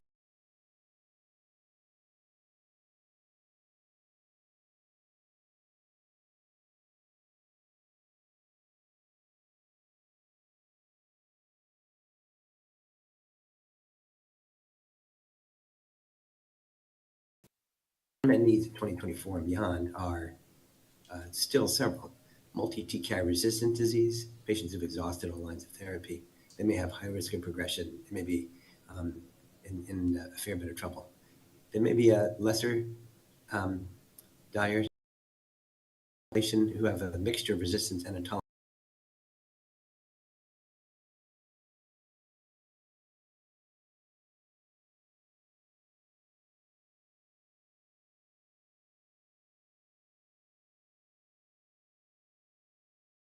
Research ongoing, including data with asciminib. And of course,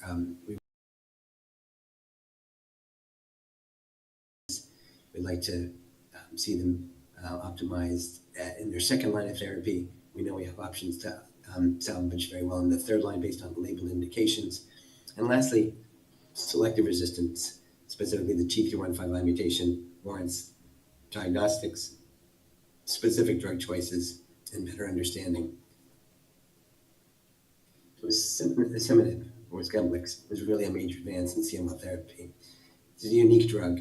It's the first and only BCR-ABL inhibitor that works by a mechanism called specifically targeting the ABL myristoyl pocket.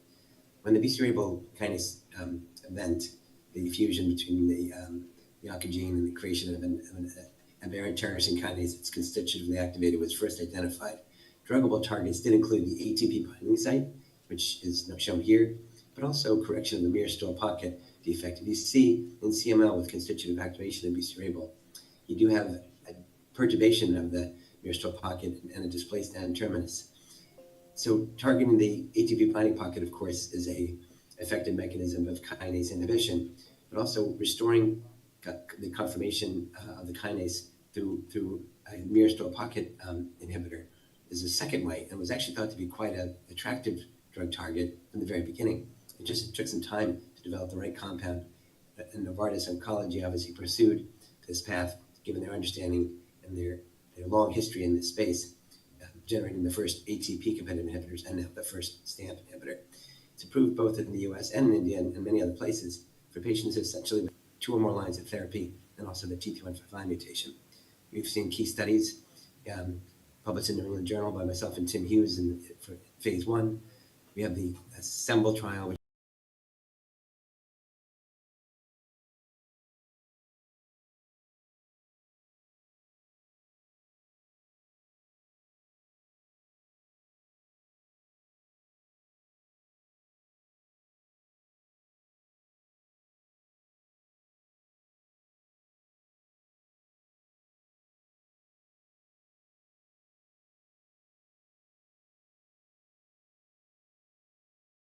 some of the early data, again, published in the New England Journal, looked at patients treated with monotherapy, both with and without a T315I mutation in chronic and accelerated phase CML. Now, again, this is a phase 1 trial, so responses included preservation of ongoing response and achieving new responses, but was quite promising. You can see both major and complete cytogenetic remissions were achieved and maintained in the majority of patients, and major molecular remissions as well, with continued follow-up through the study, both at 6 and 12 months. So the group looked at those with a T315I mutation, and remember at this time, there were very limited drugs available for such patients, showed also quite encouraging results with preservation and genesis of major and complete cytogenetic remissions, and overall encouraging data regarding major molecular responses. We raised an important approach in this phase 1 trial because with CML patients often being quite heterogeneous, some starting with high transcript levels, some starting with lower. When assessing a new drug in phase 1, we coined the term categorical shift. So if a patient starts, for example, at a 1% BCR-ABL level, do they fall to an MMR level and beyond? If they start higher with transcripts greater than 10% or even higher, do they achieve less than 10% or less than 1%? You can see in these different groups in this phase 1 trial, in this particular non-T315I mutated group, how we were able to accrue patients into increasing depth of remission over time. This approach has been mirrored and will be probably mirrored in publications for other novel agents in development as we begin to further test other agents in CML. I mentioned overall the T315I did well in the phase 1 original report, but regulatory authorities also have availability to assess and approve asciminib for the T315I population based on specific examination of patients treated at higher doses. So when we look at the T25I cohort in the original 2101 phase 1 trial, you can see that both in ponatinib naive and ponatinib pretreated patients, again, noting that ponatinib is not approved in India, but may be available for some patients, the overall responses are good. They may be actually advantageous for patients who haven't had ponatinib exposure.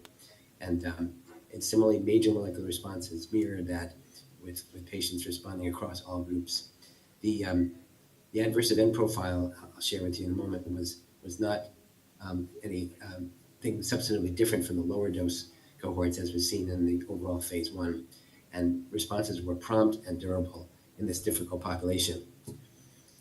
Deeper molecular responses, probably the most encouraging thing to see in a somewhat persistent population with maybe limited choices and a decision between allografting or not. We're also seeing with MR4 and MR4.5s occurring. And again, adverse events were similar to what was seen in the overall population, with very few adverse events leading to discontinuation and modest numbers leading to adjustment or interruption. This year at ASH, we had a very nice closure report where we were probably excuse me, we shared data on the end of study report. The phase 1 study for asciminib gives us tremendous long safety data, which is very important as you're embarking on a new chapter when you're using this agent. So focusing on the cohorts treated at relevant doses, 40 twice daily or 80 once daily doses. This is the disposition of patients at the end of the phase 1 study. The median duration is nearly 6 years, and up to 8 years of follow-up was reported in this study.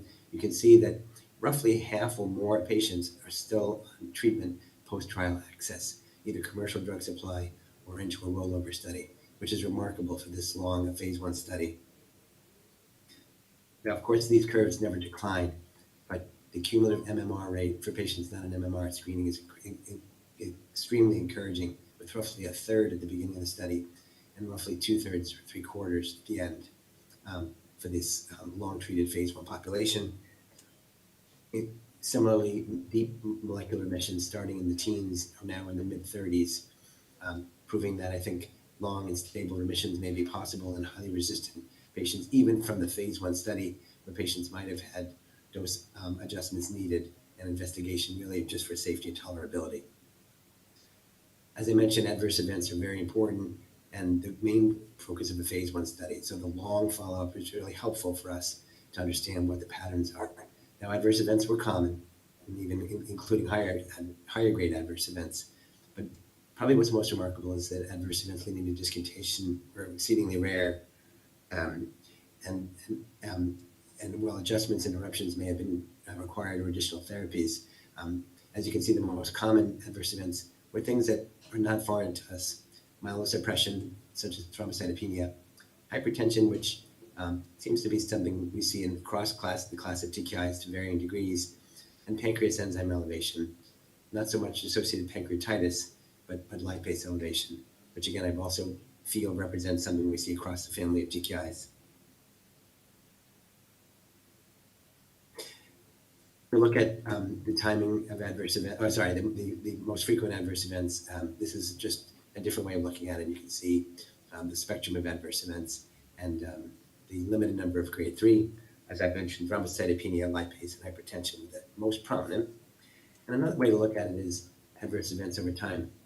Many of you view this as a bit of a complicated figure, but it's showing you that the incidence of adverse events is generally within year 1. In green, you can see the onset of any of these generally low-grade and modifiable adverse events. The colored bars then show you repeated incidents or new events in subsequent years, and much more limited. And this looks at the overall adverse event profile through time, and again, seeing that some adverse events are possible to be seen through several years of treatment, but the primary focus is early into therapy. They're not more likely to occur with longer treatment. Focusing in a bit on AEs of special interest, and if we look on the right for the grade 3, we see the myelosuppression is not surprisingly uncommon in highly pretreated patients.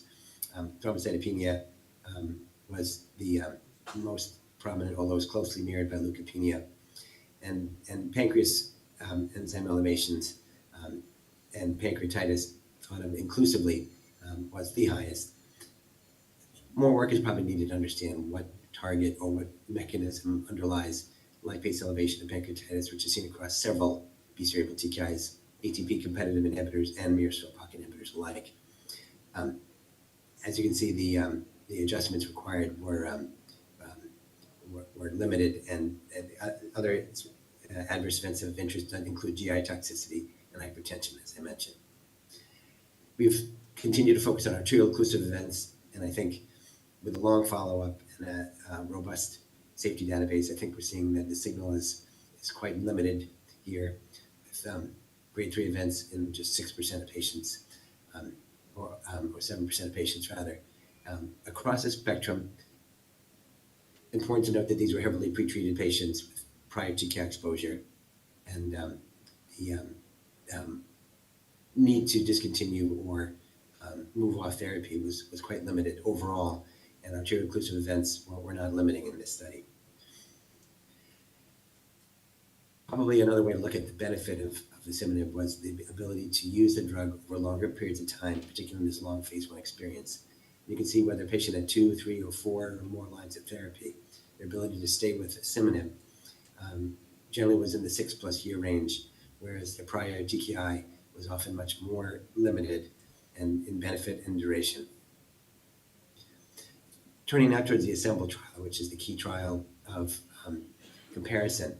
This was a randomized trial of patients with 2 or more TKIs looking at bosutinib versus asciminib. At the time, based on label, bosutinib was the most reasonable comparator to asciminib, as other agents did not have a label in the third line.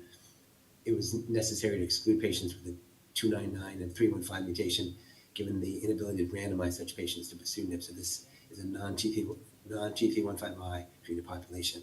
But we have long follow-up and significant data in this study where patients were randomized 2-to-1 to asciminib at the recommended dose of 40 twice daily versus the standard dose of bosutinib, 500. Primary endpoint was major molecular response at week 24, which you can see which was clearly met. With longer follow-up at week 48 and 96, that gap continued to widen. Patients did respond to bosutinib when they could, but the increasing accrual of patients into response for asciminib, I think, speaks to the ability to treat patients better with asciminib and more durably. Deeper molecular remissions, which we had mentioned, is probably the ultimate goal. Began to occur at week 24 and was statistically significantly better for asciminib. Continued to sustain this benefit in week 48 and week 96. Again, patients with bosutinib were able to respond, including those accruing deeper molecular remissions over time. But the advantages of asciminib for better and longer treatment are still evident in deep molecular response patterns. Because of the inability to use bosutinib as long and adverse events perhaps getting in the way, time to treatment failure was quite a bit shorter for bosutinib versus asciminib. The estimated patients with that treatment failure was 50% at 2 years versus only 18% with bosutinib. Then the median time, of course, was much shorter. Event-free survival, looking at any events, progression, or discontinuation due to adverse events, was similar. At 2 years, more than 50% of patients were event-free on asciminib, whereas about a quarter were event-free on bosutinib. We looked at adverse events in the phase 1, but of course, importantly, in the phase 3 trial, adverse events were also examined. And not surprisingly, the adverse events were seen in both arms, but we know historically bosutinib may have additional challenges with adverse events that could lead to discontinuation, and this did prove to be the case in this study, with about 25% or so of patients having adverse events leading to discontinuation, whereas the number was quite low for asciminib. The patterns of adverse events were probably predictable. Historically, bosutinib has had more likely tendency to create GI toxicity, transaminase elevation, and GI toxicity, which can be limiting. We did see that asciminib did have somewhat higher rates of myelosuppression. We commented that maybe intrinsic to drug response in a highly resistant population, where early myelosuppression is not uncommon. But I think the pattern here, again, was fairly predictable and and underlie some of the reasons for the advantages of asciminib. Adverse arterial occlusive events were carefully examined, and I think fortunately they were very low in both arms. As you can see, the percentages of 5 and roughly 1.25% is remarkably low. These are both very safe drugs. These are, again, pre-treated patients.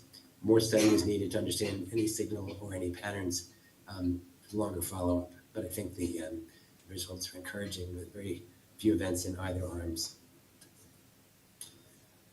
More attention will be paid to mutational status at the comparatively beginning and end of study. We see here that patients on asciminib may have had both ATP and myristoyl pocket mutations emerge at the end of study. Not surprisingly, assuming patients may generate resistant mutations such as T315I and 299. Some patients had mutations both at baseline and end of treatment. I think some of the questions remain, which I'll cover in my last slide regarding mutations and the role in the comparison between ATP and myristoyl pocket inhibitors. There was a nice study at ASH presented by Sue Branford, which looked at mutational analysis at the end of the asciminib study. And it looked at not just BCR-ABL mutations, but other myeloid mutations. And this is an emerging field. You can see that it's not uncommon for patients in either arm. Perhaps this is a focus on heavily pretreated and later line CML patients. But we see that non-BCR-ABL myeloid mutations are not uncommon. Certain mutations may be more frequent and are probably not surprising, such as ASXL1 and some of the clonal hematopoiesis mutations and other mutations we observe in other myeloid cancers. But what's important to inquire was, does the presence of somatic mutations increase with the risk of treatment failure? And at least in this preliminary analysis, the answer is yes. This has been examined in many other spaces, including the role of clonal hematopoiesis or non-BCR-ABL myeloid mutations in treatment outcome, treatment-free remission. And here we're seeing a bit of a signal directing us to perhaps pay more attention to this as we treat our resistant populations. Just in a word or two, there have been data generated using asciminib in combination. Now, this is not approved or fully vetted yet. Suffice it to say that we understand the pharmacokinetics, the ability to deliver imatinib, nilotinib, and dasatinib together with asciminib. In short, dose adjustments and optimizations required for the drugs imatinib and nilotinib, whereas dasatinib has less drug interactions. I think encouraging stability and response was seen in patients who had previous exposure to ATP-competitive inhibitors who added asciminib in the phase 1 trial. The further research in this area is important because, remember, asciminib is a novel agent and was developed specifically for its potential to be able to be combined with ATP-competitive inhibitors. I think there's promise here. Again, another disclaimer that ponatinib is not approved in all places in the world, but is often comparatively positioned to asciminib. This figure on the left from my colleagues David Young and Tim Hughes in Australia proposes how we might consider using our later lines of therapy. And I'm not sure we have the final answers, but I would summarize it to say that both drugs are relevant in many different spaces, but asciminib offers advantages with regards to safety, is probably an advantageous drug for patients with intolerance and resistance, with some response to prior therapy doing better than patients who have highly resistant disease. We know that ponatinib has been studied extensively in BCR-ABL leukemias. It really offers advantages in high-grade disease such as blastic phase disease, and I think there's space for both of these drugs, but asciminib really offers a safety advantage and an alternative now for patients with T315I or later lines of therapy. On the bottom figure in the lower right, you can see that the field continues to expand, and not only additional third-generation TKIs continue to be developed, but other allosteric inhibitors will also potentially be trying to mirror the success of asciminib. So we have learned comparatively from trials, and again, not to belabor this because ponatinib trials and access has been more limited in India, but we've learned that ponatinib is an effective drug, but has arterial occlusive events and led to both a FDA hold in our country and need for further study through the OPTIC trial looking at dose optimization and halting of frontline trials given excess risk of adverse events. Whereas asciminib, we have confident long-term safety in phase 1. We have very nice comparative data versus bosutinib in the ASSEMBLE trial. And I'll just mention that both a smaller trial in Australia called the ASCEND trial has positive data in the front line comparatively to very aggressive frontline approaches in that setting. And most recently, we've seen a press release that the Novartis randomized trial of asciminib versus investigators' choice of either imatinib or second-generation TKIs is positive, and we'll see more data on that in the forthcoming meetings. But some thoughts on sequencing TKIs could be proposed where, and this is in my space where I do have access to ponatinib. It can be complicated in that you may start with imatinib or a second-generation TKI and then have to choose based on intolerance or resistance. You may have more limited options if you don't have effective third-line therapies such as ponatinib or asciminib, but now you do. The next step might be to think about how we could better treat salvage earlier, such as in second-line therapy. If we see highly effective outcomes in third-line therapy where patients have likely failed a second-generation TKI, if they fail the second-generation TKI up front, certainly we want to think about moving them to an effective third-line therapy. If the patient has highly resistant disease after imatinib, it may be reasonable to think about a more aggressive approach to minimize the risk of treatment failure and to maximize safety. I think we may see more limited mutational resistance with a myristoyl-POC inhibitor versus an ATP-competitive inhibitor. And we've learned that sequencing TKIs, particularly sequencing second-generation TKIs, may not be as a successful approach. And I'll close in the last moment or two with some questions and opportunities we may have. The first-line therapy, we talked about how does the disease characterization drive our therapy. We, of course, want to think about what is our best first therapy, what defines a need for change, and what defines a best response. I would propose that our best therapy should be the highest yield and the lowest risk means to get the patient to a stable remission that provides a preserved quality of life and perhaps the opportunity for treatment-free remission. I would begin to wonder how the emergence of stamped inhibitors, myristoyl-POC inhibitors, may change our sequencing. Perhaps we'll see less resistance. We may see less intolerance with a better agent. We'll see what the role of second-generation allosteric inhibitors may be. We'll have to see how we can compartmentalize ATP and myristoyl-POC inhibitors together. And we do want to clarify the mutational resistance. There are some questions that remain regarding the mutations that we can see in BCR-ABL relative to myristoyl-POC and ATP-competitive inhibitors. And my greatest hope is that cessation will become more possible with novel TKIs, both improving the feasibility, shortening the timing, and most importantly, increasing the success rate of treatment-free remission by engendering a higher quality remission. I think there's great opportunity in India for asciminib. You have a younger population with a high-risk disease profile, greater symptoms, warning, more potent, effective therapy.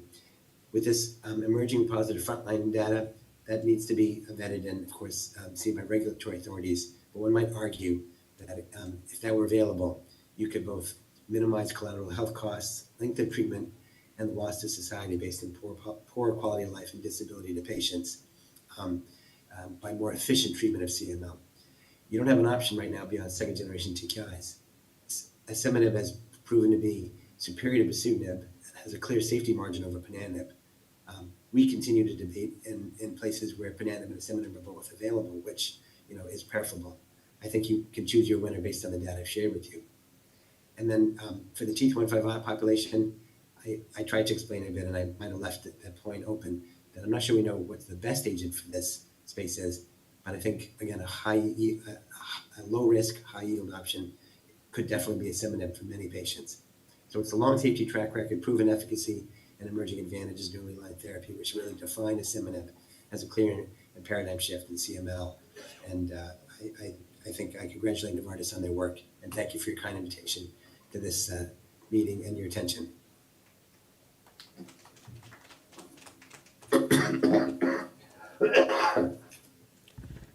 Thank you for the presentation, Dr. Mauro. We know we've kept you after midnight, but thank you for your commitment. Thank you for the presentation. There's no doubt TKIs have revolutionized the treatment of CML, but of course we have these cases where we get resistance, intolerance, and these are the answers which are being provided. So we're supposed to have an official inauguration, but if there are any burning questions, we'll allow a few questions for Dr. Marrow before we release him. Yes, sir. Thank you for the wonderful lecture. I'm Dr. Arun. From your point of view, who will be the ideal patient profile for SNP as a first-line therapy in the future? So if I heard the question, who would be the optimum frontline patient for asciminib in the future? I'm not sure I would limit that. I think I'd like to see all patients have access to the best therapies given in the frontline setting. That being said, I think practically speaking, we may not need to treat every patient identically. I think as we better characterize CML and we understand patients with any degree of higher risk, any degree of additional mutational burden, particularly non-BCR-ABL mutations, or perhaps where we have a clear goal for treatment-free remission and treatment cessation, we can think of optimization in that regard.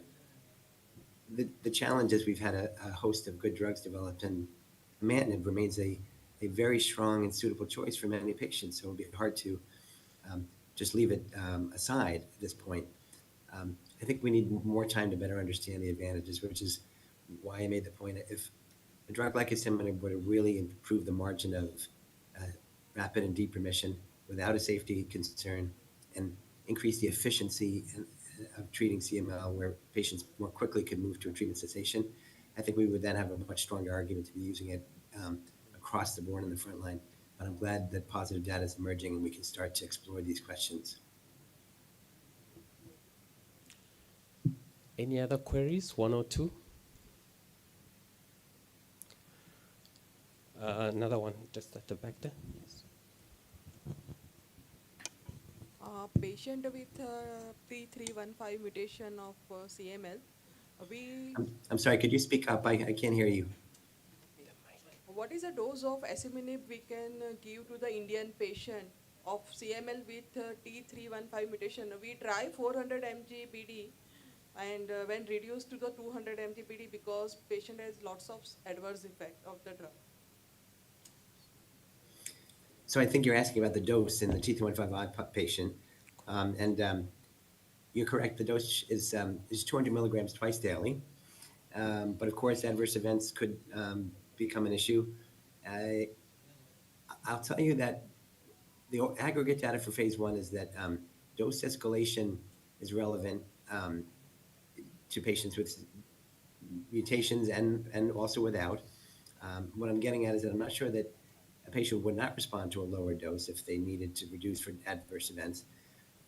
And there's probably more understanding that we'd like to have regarding how is it that we need this fuller dose of asciminib to overcome the effects of the T315I mutation on the BCR-ABL kinase.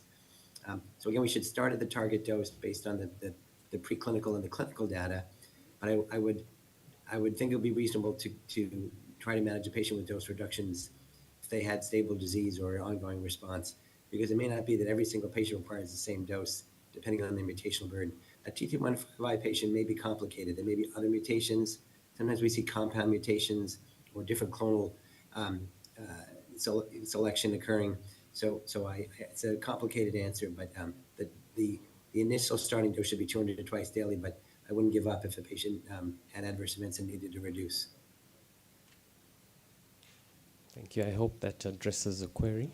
Do we have any other? Right at the back.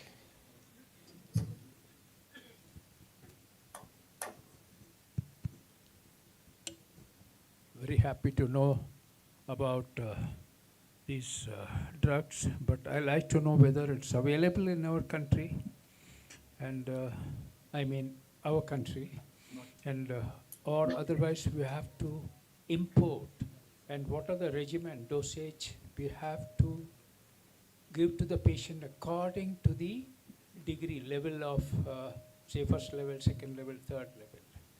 I would like to highlight, please. Thank you so much.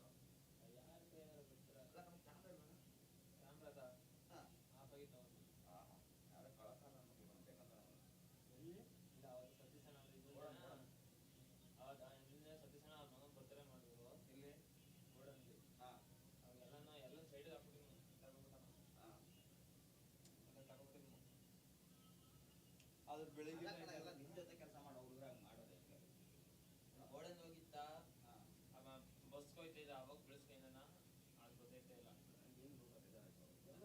ಇಲ್ಲ ಗೋಡನ್ಗೆ ಏನೋ ಎತ್ಕೋಬೇಕಂದ್ರೆ ಅವತ್ತೇ ನಾನು particular ಏನೋ ಗೊತ್ತಿಲ್ಲ ಹುಡುಗ ಬಿದ್ದಿರಲ್ಲ ಗೊತ್ತಾ ಅವಾಗ ಬಿದ್ದಿರ್ತಾವ ಫೋನ್ಗಳು 4 ವಯಸ್ಸು ಬಿಡ್ತಾರ ಎಲ್ಲೋ ಎಣ್ಣೆ ಹೊಡಿದು ಕೂದಿರ್ತಾರಲ್ಲ ಆರಾಮಾಗಿ ಎತ್ಕೋಬೋದಾಗ ಫೋನ್ ಎತ್ಕೋಬೇಕಂತಂದ್ರ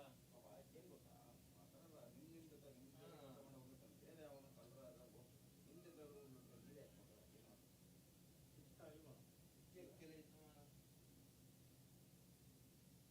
ನಿಂಗಾಗಿದ್ರೆ ನಿಮ್ಗೊಂದು ಬೇಜಾರಾಗುತ್ತೆ ಮಾಡಬಾರ್ದು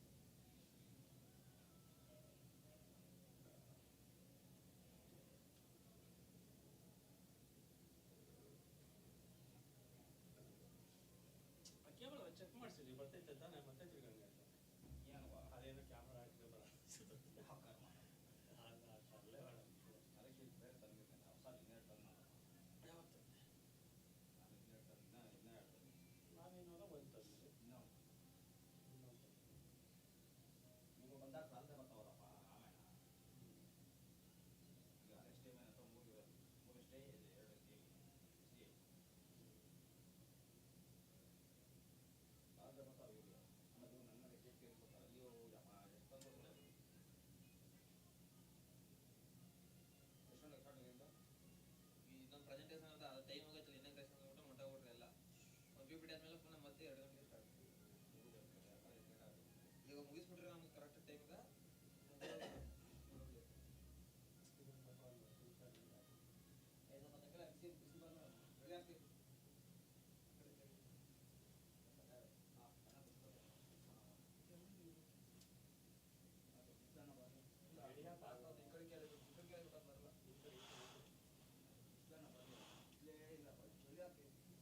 ಅಲ್ಲಿ ಕೂಡ ಕೂಡ ಇದ್ದೀರಾ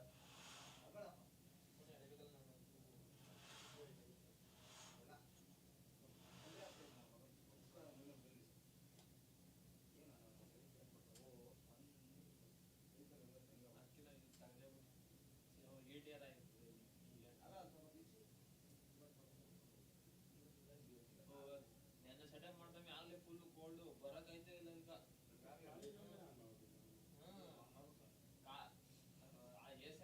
ಲಾಕ್ ಮಾಡ್ಕೊಂಡೋಗ್ಬಿಟ್ಟಿದ ಇದು ಮತ್ತೆ ಆ ಕಡೆ 3 ಆ ಕಡೆ ಚಿಕ್ಕ ಚಿಕ್ಕ ಈ ತರ ಮ್ಯಾಲ್ಗಳು ಇರೋದೆಲ್ಲ ಚಿಕ್ಕ ಚಿಕ್ಕದು ಫುಲ್ಲು ಕೋಲ್ಡ್ ಅಂದ್ರೆ ಕೋಲ್ಡ್ ಊಟ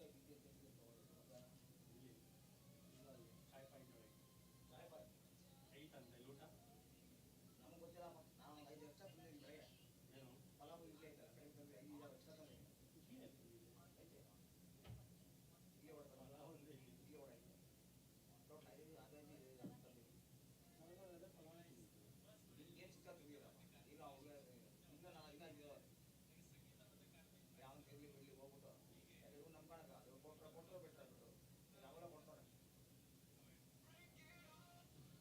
ಇಲ್ಲೊಂದು ಒಂದು ಇಲ್ಲ ಎಲ್ಲೋದ ಇಲ್ಲೊಂದು ಒಂದು ಏನೆಲ್ಲ ಇರ್ತಾರೆ ಇನ್ನೊಂದು ಆಯ್ತು ಕೂಡ ಮಾಡ್ತಾವ ನಮ್ಮ ಎಷ್ಟು ಅಷ್ಟು ಹೋದ್ರೆ ಅಂತ ಜೀವಿಸಿ ಮಾಡೋದು ಮಾರ್ಕ್ ಕೊಟ್ಟಿಲ್ಲ M4 ಸ್ಟಿಲ್ ಏನಕ್ಕೆ ಬೇಡಿಯ ಐಡಿ ಸೊ 190 2 ಬೇಡಿಯ ಹಾಕ್ಕೊಂಡು ಹಾಕಿ ಅಲ್ಲ ಇನ್ನೆಷ್ಟು ಹಾಕ್ಬೋದು ಇಬ್ಬರನ್ನ ಹಾಕೊಂಡ್ರು ರುಬ್ಬುಗೆ ಅಂತ ಹೇಳಿ ತಮಗೆ M4 ಕೊಟ್ಟಿದ್ದಾರೆ ಅಂತ ಹೇಳಿ ಅವನು ಹುಡುಗ ಇವನು ಹತ್ರ ಹೋದ್ರು ಬೈತಾರೆ ನಿಮ್ಮ ಏನು ಮಗ ಕ್ಯಾನ್ಸರ್ ಇಂಜೆಕ್ಷನ್ ಆಗ್ತದೆ ಬಾವು ಮುಸ್ಕೊಂಡು ಹತ್ರ ಹೋಗೋಣ ಹುಚ್ಚ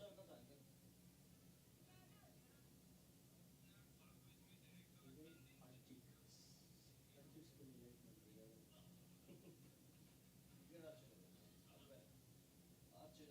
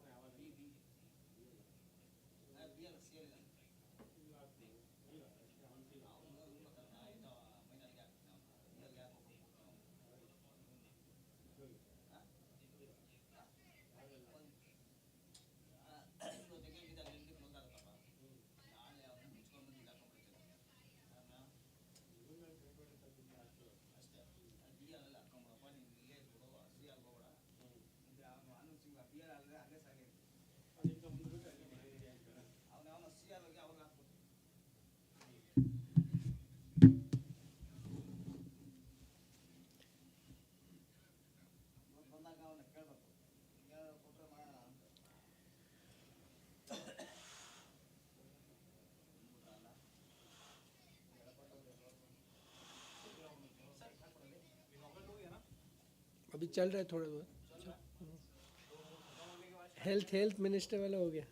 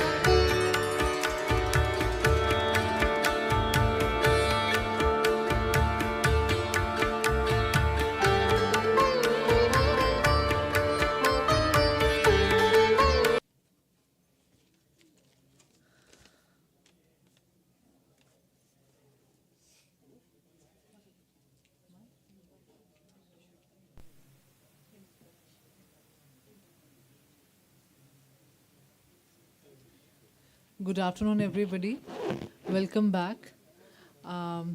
So because of Dr. Shweta has to leave soon, so we'll take her session first. So the topic of the session is role of NGS in pediatric leukemia. Dr. Shweta Rajpal, she is a hematopathologist from Tata Memorial Hospital, Mumbai. I request Dr. Shweta to begin with the session.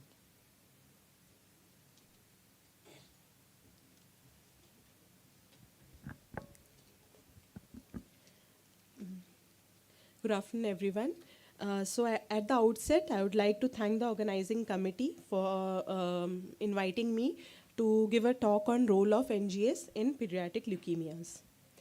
So next generation sequencing is a massively parallel sequence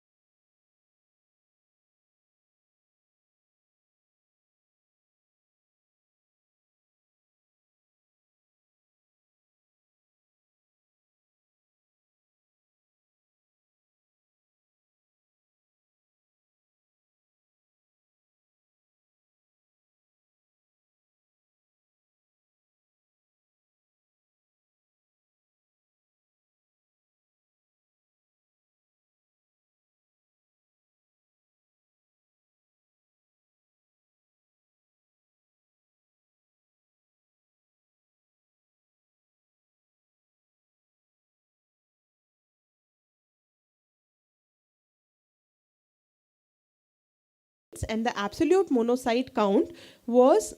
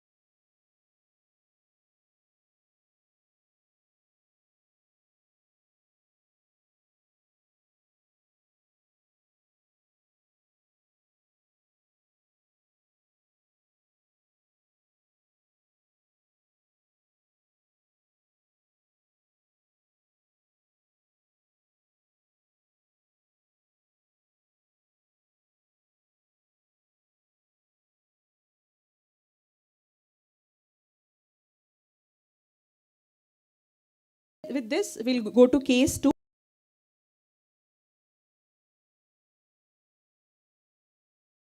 On hemogram had bicytopenia with anemia and thrombocytopenia, and there was leukocytosis. So in this peripheral blood, we can appreciate blast. So these blasts that we can see, some are showing nuclear cupping also, opened up chromatin, there are few prominent nucleoli, and moderate amount of cytoplasm, some showing cytoplasmic granularity. So on flow, these blasts in the progenitor area that are red in color,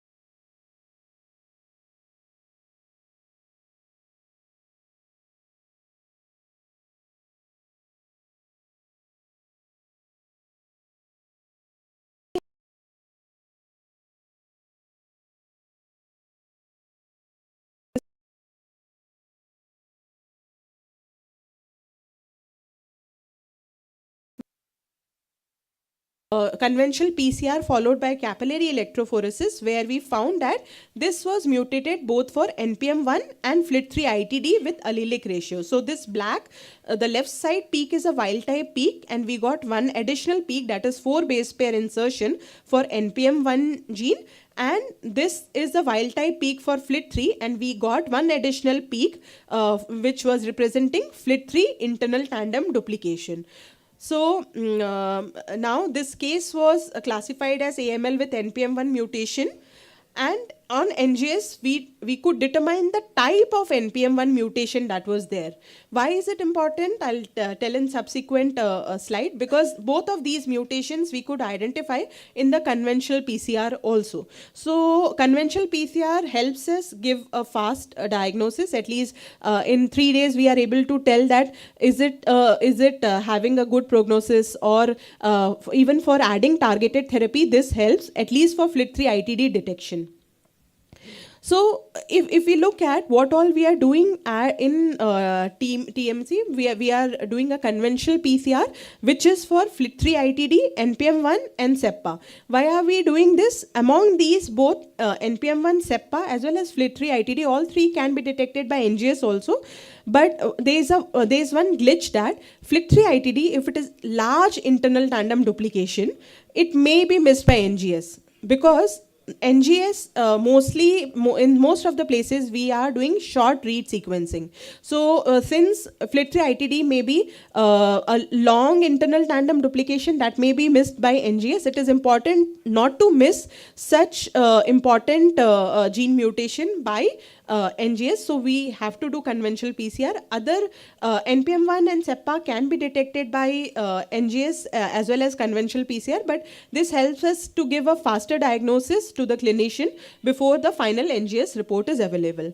Then we go ahead with the targeted DNA sequencing to identify point mutation and copy number alterations. We are using currently 137 gene panel, so that are implicated in these myeloid malignancies, and where if we get any defining event like NPM1 mutated, we don't go ahead and do any further testing. But in case we don't get anything in FISH or targeted DNA sequencing, we also do targeted RNA sequencing, where we have 25 gene panel for myeloid neoplasm, where we can identify fusions that may be cryptic or may not have been tested in our cytogenetics or FISH testing.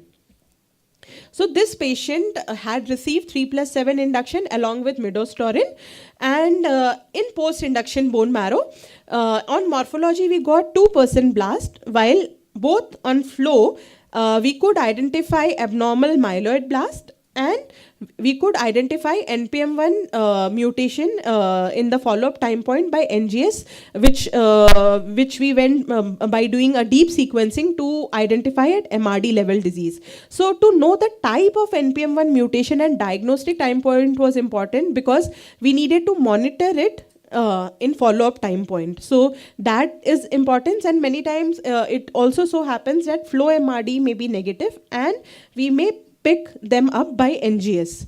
So this is our current targeted hotspot kind of DNA-based assay for MRD. So we have these commonly mutated genes in AML that we are monitoring, and we use a capture-based assay where we are detecting MRD. And what we have found is that these patients, when they have an important implication in both post-induction and post-consolidation time point, with a difference in both overall survival for both post-induction as well as post-consolidation, and relapse-free survival, where patients that are NGS MRD positive, they have poorer overall survival as well as relapse-free survival as compared to the patient which are negative for MRD.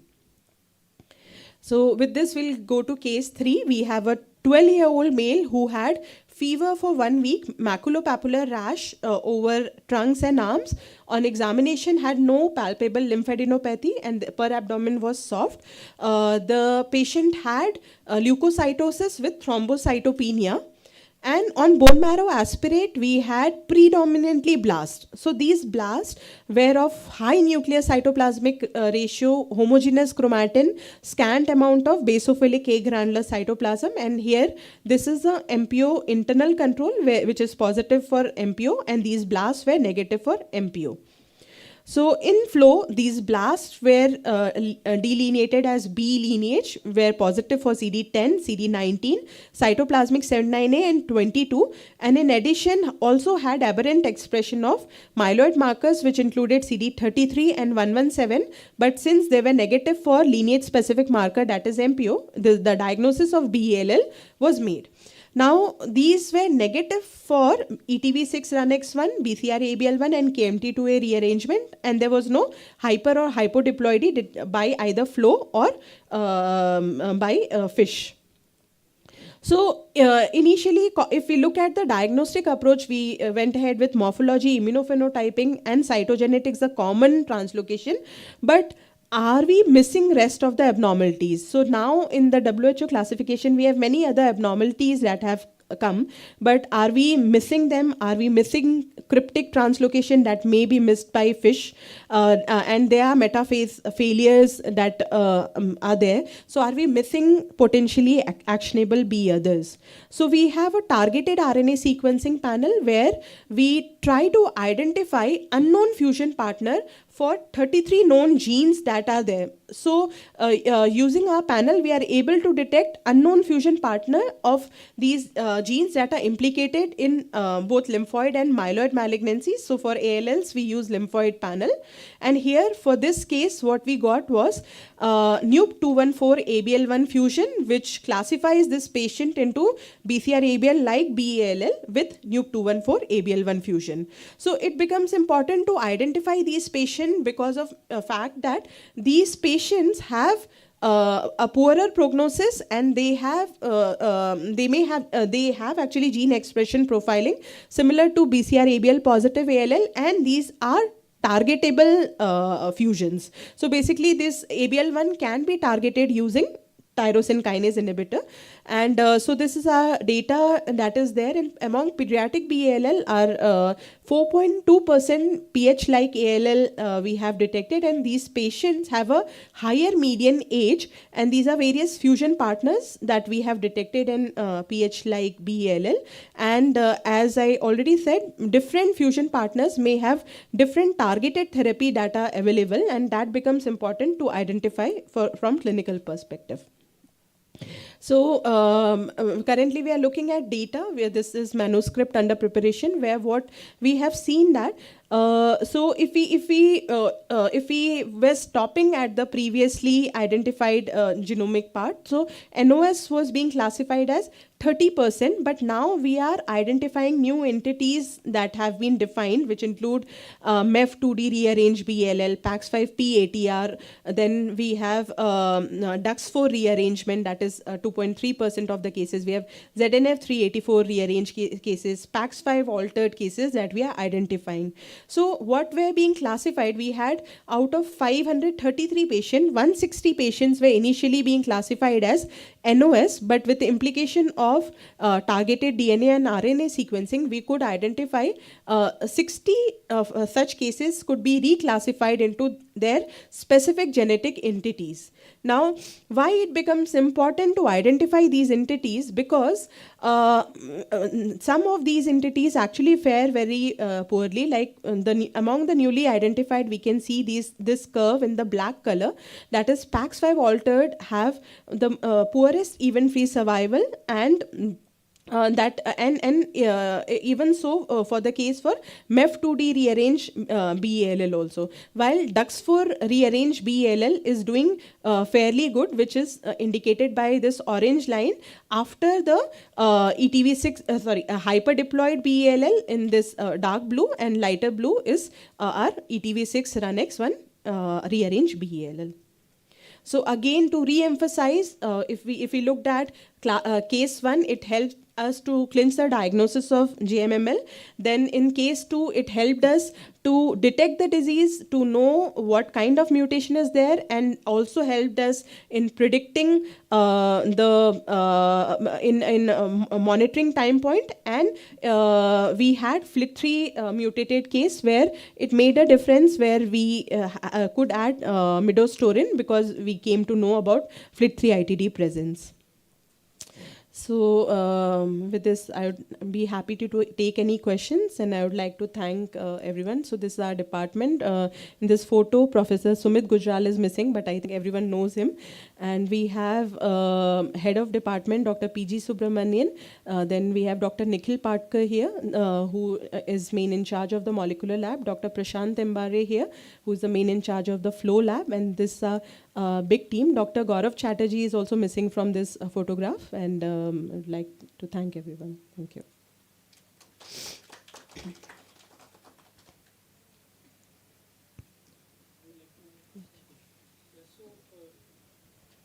Like the first case you showed PTPN11.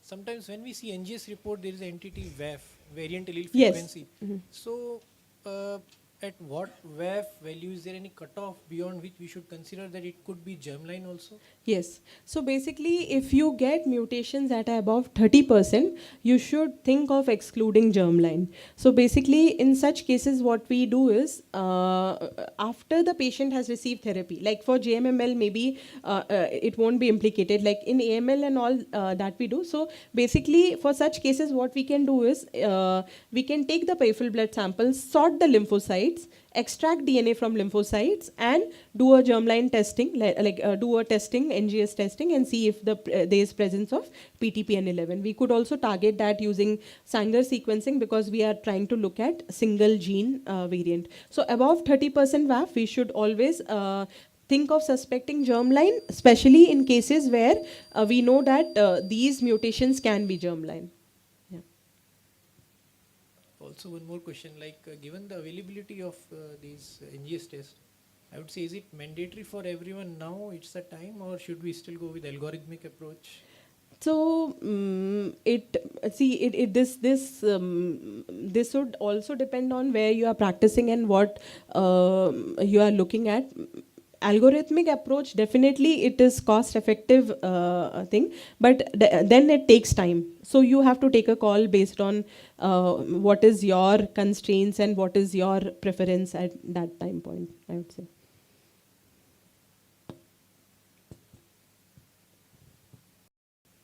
Thank you. So any other question?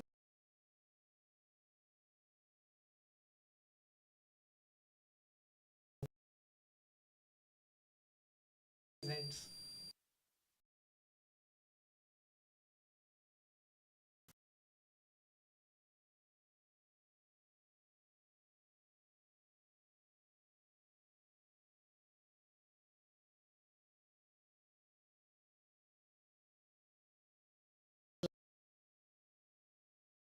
To invite for the panel discussion, how to choose upfront therapy in CLL. The moderator is Dr. Subhash Prakash Sanyal from Mumbai, and the panelists are Dr. Avinash Upadhyay from Patna, Dr. Akshay Lahoti from Indore, Dr. Gaurav Prakash from Chandigarh, and Dr. Kajal Shah from Ahmedabad. Please.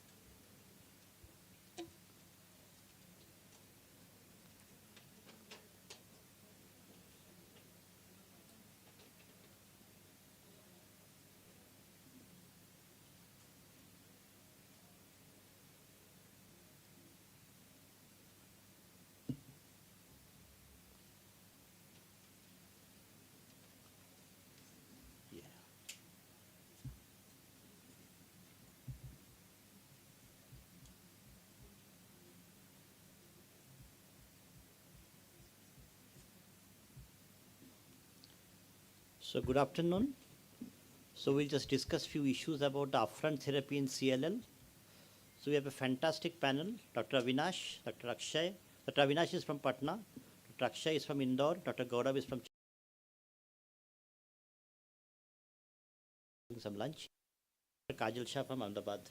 So typical north, south, where all the people are there, west, government, private, all the combination is there. So CLL is very heterogeneous disease, right? Sometimes you get a CLL incidentally diagnosed, nothing to be done, 20 years over, you died due to the cardiac diseases, you never realized you had a CLL. And sometimes CLL, you have some problem so bad that everything you tried on the earth, still you can't live more than 2 years of life. So CLL is not a single disease, it's a heterogeneous disease. And I think it's a very few leukemia, very few cancer in the world probably, where you can just wait and watch. And I think I personally feel that is the most difficult counseling when the patient, I'm telling you have a cancer and still you don't require treatment. I think that is the most difficult part. And Bangalore is very famous for the doctor shopping. So what I'll do, I just put 2 cases and I put few regimens and I ask individual comments. That is the way I just do it. So is a 63-year-old male in routine health checkup, found to have high WBC count with lymphocytosis, no palpable lymphadenopathy, organomegaly, no pallor. CC is only WBC count is 27,000 and 90% lymphocytosis. Classical flow BCLL, IgHV unmutated, TP53 not detected. FISH shows deletion 17p.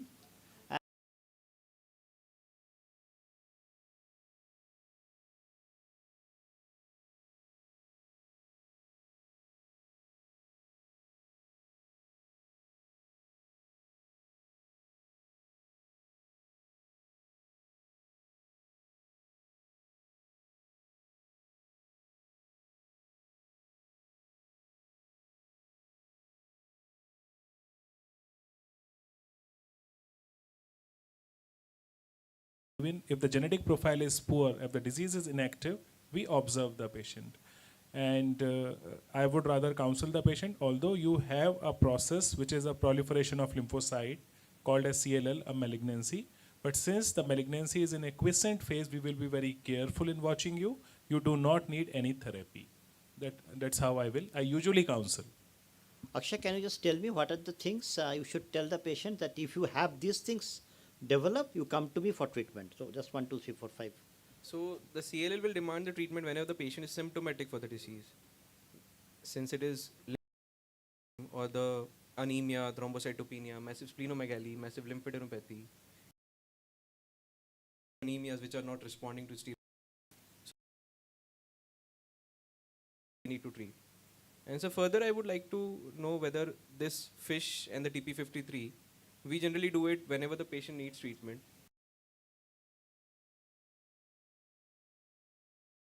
And the FISH analysis at the diagnosis of CLL, because it is not helping much at the time of diagnosis. So my contention is very clear. So IgHV, it will not change, right? You have to do only. What I do in my practice, upfront, yes, I do FISH, because I work in a Fortis hospital, rich people's hospital, no doubt about that. And the second, when I start treatment, definitely yes. So it's a heterogeneous, and you know it changes, right? Many of the things changes. So I do in the both the stage, both the year. But if you do during the treatment, I think you're absolutely correct. No one say you're wrong or anything about that. I think I'm little clarify about that. The B symptoms is very important thing. The weight loss criteria you have to follow. That more than 10% weight loss in 6 months. Persistent fever not related to CLL, and loss of appetite and all these things you have to take into the consideration. The B symptoms constellation. Anemia, thrombocytopenia, but you should be very clear that anemia is due to CLL, thrombocytopenia is due to CLL, not any other stuff is happening. One thing I was discussing with Nikhil, recurrent infection is also one of the important indication to start treatment in the CLL. Recurrent infections indicate that if patient is getting a recurrent hospital admission due to pneumonia or something. So when I talk with the CLL patient, my first encounter, I ensure them, okay, you don't require any treatment, but remember, your commonest cause of death is not CLL per se, that the pneumonia and urinary tract infection is the commonest cause of death. So if you have baby developing fever or anything, don't waste time in the outside nursing homes and in the general practitioners around. You just come straight to me. So that message I give them very clearly. I scared them that you will not die from the disease, but the infection burden can kill you. So you have to be very careful about that. And we gave this message to the patient multiple times because it happens with me, perfectly very benign type of clinical course of CLL, but patient died due to the infection complications. So this is the one thing. And the other thing, wherever that happens, generally we don't do the bone marrow, but when there is an anemia thrombocytopenia, you should do a marrow to understand is a disease infiltration of the marrow or something else is happening. Because you can get PRCA, you can get autoimmune hemolytic anemia in the autoimmune thrombocytopenia, and there are a lot of autoimmune complications happens with the CLL per se. So this is a very unique spectrum of the CLL. So then I'm coming to the second case. 65-year-old female came to OPD with severe fatigue. On examination, there are multiple palpable cervical and axillary lymph node. Spleen is palpable, 6 centimeter below costal margin. Known case of diabetes, hypertension for last 5 years. So CBC is 5.2 is the hemoglobin, WBC is 52,000, platelet is low, 85% lymphocyte, biochemistry is okay, DCT is negative, TTD is non lymphadenopathy and splenomegaly, and marrow is full. And the fish is deletion 17p. So, Avinash, can you just enumerate the treatment plan of this patient? 65-year-old lady having comorbidities, and since anemia, thrombocytopenia is there, she's having fatigue, so definitely she'll require treatment. So since we have done fish and their deletion 17p is there, so earlier only chemoimmunotherapy options were there, but they were not working in 17p deletion. So for this patient, I would like to go ahead with BTK inhibitors. Yeah. So any other plans of any other, Dr. Kajal, anything you disagree or agree? I agree with that. We can also add the obinutuzumab, acalabrutinib with obinutuzumab. So you want to use another one that called ACAL, you want to use the BTK. Okay, fine. Because it increases the PFS and OS. Right. And we have to monitor the hypertension and diabetes. So you are a BTK fan, right? You want to use BTK, perfect. Akshay? So again, depending on the affordability of the patient, so we have two options over here with deletion. You are in a Fortis meeting, affordability is there. So, so with the disease bulk, 65, hypertensive, VENG becomes the first choice. And if the patient relapses or do not respond to this, then BTK inhibitors becomes the second choice. Can you please project the case again? So in this patient, we can see that bone marrow dysfunction is profound. We have thrombocytopenia 37,000 and HB is 5.2. It's not very common in CLL to find this profile. I would rather retest for any autoimmune process once again, maybe from a different laboratory, because in that case, giving just corticosteroid is going to be very helpful. And this kind of severe anemia, if it is because of CLL, then doing a marrow can also be very informative. Apart from that, going by deletion 17p, it just reduces our options to very limited one. And using any of the BTK inhibitor can be an option. Zanubrutinib is not available to us. We have Acala and ibrutinib. Now, if I take into account your history of hypertension and diabetes, even if it is reasonably controlled, I would say that selecting acalabrutinib will be a better option in this patient, and that is what I will do. Yeah, so mostly we just move to ACAL from the ibrutinib because the cost-wise, the both are Generic. almost same now, and the issues of the ACAL is much, much lesser with the ibrutinib. I think in my last 2 years of practice, I moved totally to ACAL completely. So one thing I always want to discuss here, because there are a lot of countries, people out there. So in CLL, and I think in the hematology world is totally bogged down by the one very philosophical question, definitive therapy versus indefinite therapy. In myeloma maintenance, definite versus indefinite. In CLL, definite versus indefinite. And in country like India, it's indefinite therapy. And whenever you do indefinite therapy and patient is doing well, everyone has the same experience after 1 year, 2 years. Doctor साहब थोड़ा dose तो कम करो, थोड़ा interval तो बढ़ाओ, थोड़ा so decrease the dose little bit. Yeah, I'm telling you. So decrease the dose little bit. Can you stop the drug for 2 months and see how I'm doing? So all these bargain will start. This bargain actually will start from the financial point of view, yes, and there is a psychological point of view. When you are telling that you are doing good, then why I need a medicine? That is a psychological thing. The patient's actually the point of view it has come, and that is a very important question. So in CLL there are a lot of treatment options, but I think we have to have some definite treatment duration option. That is probably the most important thing. So what I'll do now, I just put few regimens and I take that as options. What are the regimens? You should generally want to do that, and that's your opinion. And free to give whatever opinion you want to give. I think it will be more interesting other than just. So, Avinash, I start with you. So, bendamustine rituximab. When we had started practice, this is one of the very gold standard practice. Chlorambucil, I used a lot when I was in my PG days. So, which group of patient you will give the bendamustine rituximab? That's your opinion. So patients who are young, fit, less than 65 years of age, and most importantly, sir, if we are doing FISH and NGS for TP53 mutations, and those are negative, like there is no TP50 mutation, there is no deletion 17p. They have got like 13q or trisomy. There, I will explain about obviously BTK inhibitors, but if they are not willing or there are some financial constraints, I can go ahead with bendamustine rituximab. So my understanding about today's world of practice of the CLL is that if the BTK is possible, BTK inhibitor, you continue. Very small group, probably FCR can help. But what Dr. Avinash is telling is extremely important, extremely important. So non-high risk group, definite therapy, 6 cycle of R-Benda, you can get away. And I have patients who I treated in 2012, 2013, still 8-10 years over, they're completely doing well. So in our country, in our setup, I think the rituximab bendamustine is definitely placed. Gaurav, your comment? What do you feel? I will slightly differ from my co-panelist here. This set of combination is for people who are older and infirm. If I have a patient younger than 65 and fit, and if I decide to choose with a cytotoxic therapy, the regimen will be FCR. Now, the other thing, before deletion 17p, I would have a look at the IGVH mutation status. The patient, only those patients who have IGVH mutated subset, and definitely 17p negative, in them I still am a big fan of this combination. There is not much to choose between R-chlorambucil or No, there is a different. Don't. Okay. Yeah. So in between so subset, older people, relatively unfit people, IGVH mutated, and lack of deletion 17p. I use a very limited time bound 6 to 8 cycles and done with it.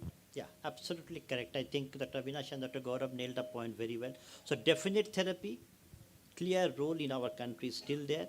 You have to choose the right population and deletion non-17p. And I think you should avoid the deletion 11q also here, probably. And this group of patients, definitely you can give the rituximab bendamustine. Dr. Kajal, according to your choice of chlorambucil rituximab, which group of patient you want to give chlorambucil rituximab? Because see, chlorambucil, all the trials in the rituximab CLL world is the chlorambucil versus like that. So you can't say chlorambucil no. So I just put the thing, that's why the chlorambucil rituximab, your choice. Nowadays we are using, if patient have financial problem, we using in less than 60. Just take out the financial problem thing. That is the thing I learned from our MHG meetings. Don't put the financial problem in here. A patient with age less than 65 years without comorbidity, with absence of deletion 17p and TP53, we can use chlorambucil with rituximab. Yeah, Akshay, do you agree or disagree? Sir, I am not using this rituximab and chlorambucil. Either the patients who I am managing on OPD basis, there I am using chlorambucil along with steroids combination. The patients who are almost doing fit, their lymphocytes are waxing and waning. They are not having much symptoms with the CLL therapy, and they are very concerned about those, like some appearance of lymph nodes sometimes. So they require treatment, but not willing for any intravenous therapies. So there I am using chlorambucil and omnacotil intermittently. Gaurav, your comment on chlorambucil rituximab, it is still your practice or totally out? As far as the response rates are concerned, R-Benda and R-chlorambucil are not very far apart, as well as the survival. So therefore, both options can be used interchangeably. if I am not very much concerned about infection, somebody who has shown multiple episodes of infection, I would rather not use R-benda.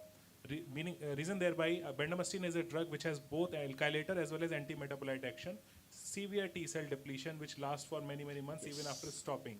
So therefore, if you, as you very rightly said in the beginning, somebody who presented with recurrent infections, I would rather use our chlorambucil because the T cell cytopenia or T cell functional defect is much lesser in our chlorambucil. And otherwise, if the patient indication is says only thrombocytopenia or anemia, I would rather use R-bendamustine. And this is how, the reason I'll tell you, the student and audience, in chlorambucil it is oral and patient takes at home. A lot depends on compliance. You are not sure whether patient has taken all the doses because side effects are there. But if you are giving R-benda all intravenous, you are sure of drug delivery. So therefore, that is one aspect we often do not consider. So one thing is very important here. We did some research project in our hospital with a post-R-benda, and we found what Dr. Gaurav told, very severe lymphopenia. Even sometimes you can see a CD4 even not even less than 100. So we have some beautiful data we collected that point of time. We are just publishing very shortly. So we now give after rituximab bendamustine very routinely. We keep at least 3 to 6 months prophylaxis of the PJP prophylaxis with the valcibir prophylaxis we use, because we see a lot of reactivations of the herpes zoster in this particular group of patients. I fully agree with Dr. Gaurav. This is a very, even like HIV-like lymphopenia you can see. Dr. Avinash, any comments in FCR? In any particular group of patient you want to give FCR? And what are that group and what is your goal? Sir, FCR has shown very good results in particularly IGVH mutated patients who are young, fit, less than 65. I think that's only where this FCR fits perfectly. Yeah. So FCR is still a very important thing. 3 or 4 cycle of FCR, this particular group of young fit patient who can tolerate, and this is probably the cure, or you can call MRD negativity and all these things that I'm not brought in details, but this is a group of disease if you can handle. So you need a very good ID physician in your team. Dr. Nikhil already on our team. So that is very important for us to manage that complications, cytopenias, and probably you can give the best chance to get the cure of this disease. Any other opinion?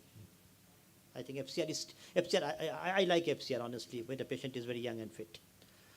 Dr. Kajal, comments on, I am the ACAL, and which group of patient you want to give ACAL and how long? And now we are using acalabrutinib in the first line of the treatment in CLL patient with all type of the either TP3 mutation or 17p deletion. So we use acalabrutinib. We have experience of atrial fibrillation adverse effect with use of acalabrutinib, but it's a medically conservative management reverse atrial fibrillation. So we reduce the dose of acalabrutinib 100 mg BD to 100 mg once a day. We observe some side effect, but it managed with medical treatment. ACAL is very easily tolerable than ibrutinib. In my personal experience, atrial fibrillations are not much common. And overall, that initial joint pain, the diarrhea, all these things are also significantly less, and patient does very well with ACAL. Patient tolerate very well. Yeah. So last comment, because again I am coming to a definite option: venetoclax with obinutuzumab. Avinash, your comment. Venetoclax and obinutuzumab is a very good combination for finite treatment if we want for CLL. But the 17p deletion group and TP53 mutated group did not do that good as compared to when they do with BTK inhibitors. So in that group, I would not like to go ahead with this combination, though it is a fixed combination for a fixed duration of time. Otherwise, a very good combination for all other scenarios. Yeah, I put this regimen because it is a finite duration treatment. Yeah, Dr. Kajal, your comment. Yeah, we use venetoclax with obinutuzumab in second line case treated patient of CLL. Okay. So it's a finite duration and you have to choose the right group of population. So most important in CLL, what is the patient's preference? What is the disease demands? What is the biology says? And what is your overall understanding, what you want to achieve from the patient, because it's a chronic disease. So that is the most important. So starting from wait and watch, not to treat, patient will ask you simple question. Everywhere I learn, that whenever cancer happens, it spread like anything. Why you are not treating me? Why you are allowing my disease to full blown, and then you want to treat me? So you have to, I think that is the toughest thing to do. And then when you decide the treatment, these all 4 parameters to be taken very, very seriously. And you have to decide about the treatment with the patient's preference also will be a very important thing here, because you have a lot of options here. So I just come to two basic things. MRD assessment, anyone you are guys doing in your practice? We are doing MRD assessment, but we are doing as a part of a research project. We are still not using it, and the reason is very much simple. For example, if there is MRD residual disease or MRD progression, I work in a public sector where, although you don't agree, but cost is an issue. So the cost of venetoclax and obinutuzumab is going to be prohibitive. So since we do not have an escalation strategy ready with us, so therefore the MRD assessment and MRD guided treatment in CLL in a public sector setup in India is still in the research realm. I personally feel if you are using FCR, then only the question of probably the MRD happens. Otherwise, the other therapies, I don't think so MRD assessment has any role to play. A very good point, because if you see ibrutinib also, or maybe acalabrutinib, they do not even remove the clone, visible clone. You will have TLC going around 15,000, 20,000, still 70-60% lymphocyte, but then everything has come down. So therefore, when the pathological, the morphological clone on a smear is not gone, so very valid point, I just forgot to answer. So BTK only for the nodal disease. Marrow BTK is not a very good drug. Venetoclax is a very good drug for the marrow disease, not for the nodes. So basically that is the reason we only were using FCR, 3 or 4 cycle, young fit patient, and you have to tell them, okay, you get FCR, you will get out of your disease, then I think the MRD assessment is important. Otherwise CLL, I personally don't feel that MRD is very important in our setting. I would like to know your opinion and sir's opinion regarding BTK plus BCL2 inhibitor combination, which is upcoming now. Like venetoclax plus ibrutinib or acalabrutinib is going to come, like for finite kind of treatments. Gaurav, your comment? So now we clear data. We have now finite treatment, 15 months of giving venetoclax with ibrutinib. And the idea is that by doing so, you are targeting both the resistant clone of unmutated as well as deletion 17p, as well as you are addressing the marrow. And because venetoclax, although is an oral BCL2 inhibitor, but it behaves more like chemotherapy. The effect is maximum on the marrow. So, this is a very attractive thing. Both are oral. I would just say that, as Dr. Saab has said, the moderator, that you have to first assess the tempo of the disease. Just because a patient is having cytopenia also, the cytopenia may be really very much stable, and a low dose of steroid would do the job. So that combination is going to be in a setting where there is a deletion 17p as well as large disease burden. So you would like to use both the options. The problem with this is, once you have used this combination and patient relapses, which the patient will, what will you do? So I just try to keep one compartment of drug first and then go to the other. You don't have any choice to do anything. So one more question, like we are in the Fortis consortium. So if we cut down the cost of the therapy, like Venji is costing as similar to acalabrutinib. So will the Venji indications come above acalabrutinib in selected group of patients? Sorry, I didn't understand. Sir, venetoclax and obinutuzumab, if the cost is almost similar to acalabrutinib, likewise, we suppose. Suppose, okay.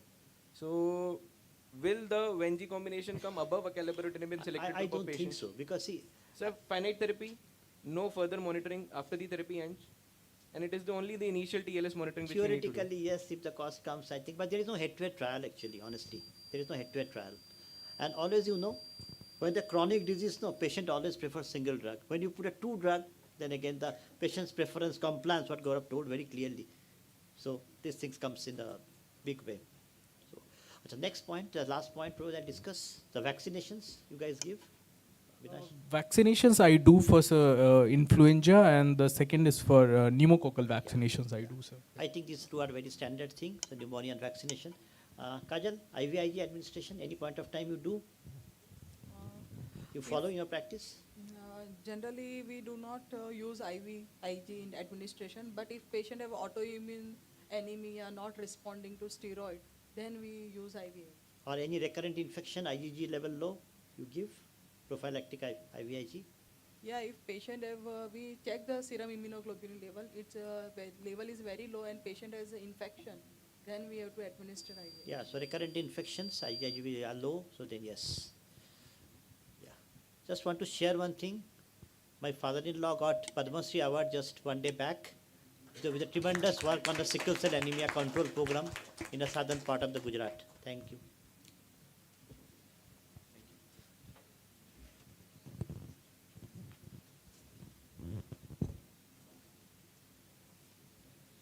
Thank you so much, everyone. It was a very interesting panel discussion. Before I forget, I would like to invite the chairpersons for the pediatric oncology session, Dr. Krishnan Sharma from Nepal. He is the head of pediatric oncology in BP Koirala Institute in Nepal, and Dr. Arun Kumar from Mysore. He's our hematologist, hemato-oncologist. Now the next speaker for today is Dr. Vikas Dua. He'll be speaking on ABVD versus OEPA COP-DAC in pediatric Hodgkin's lymphoma.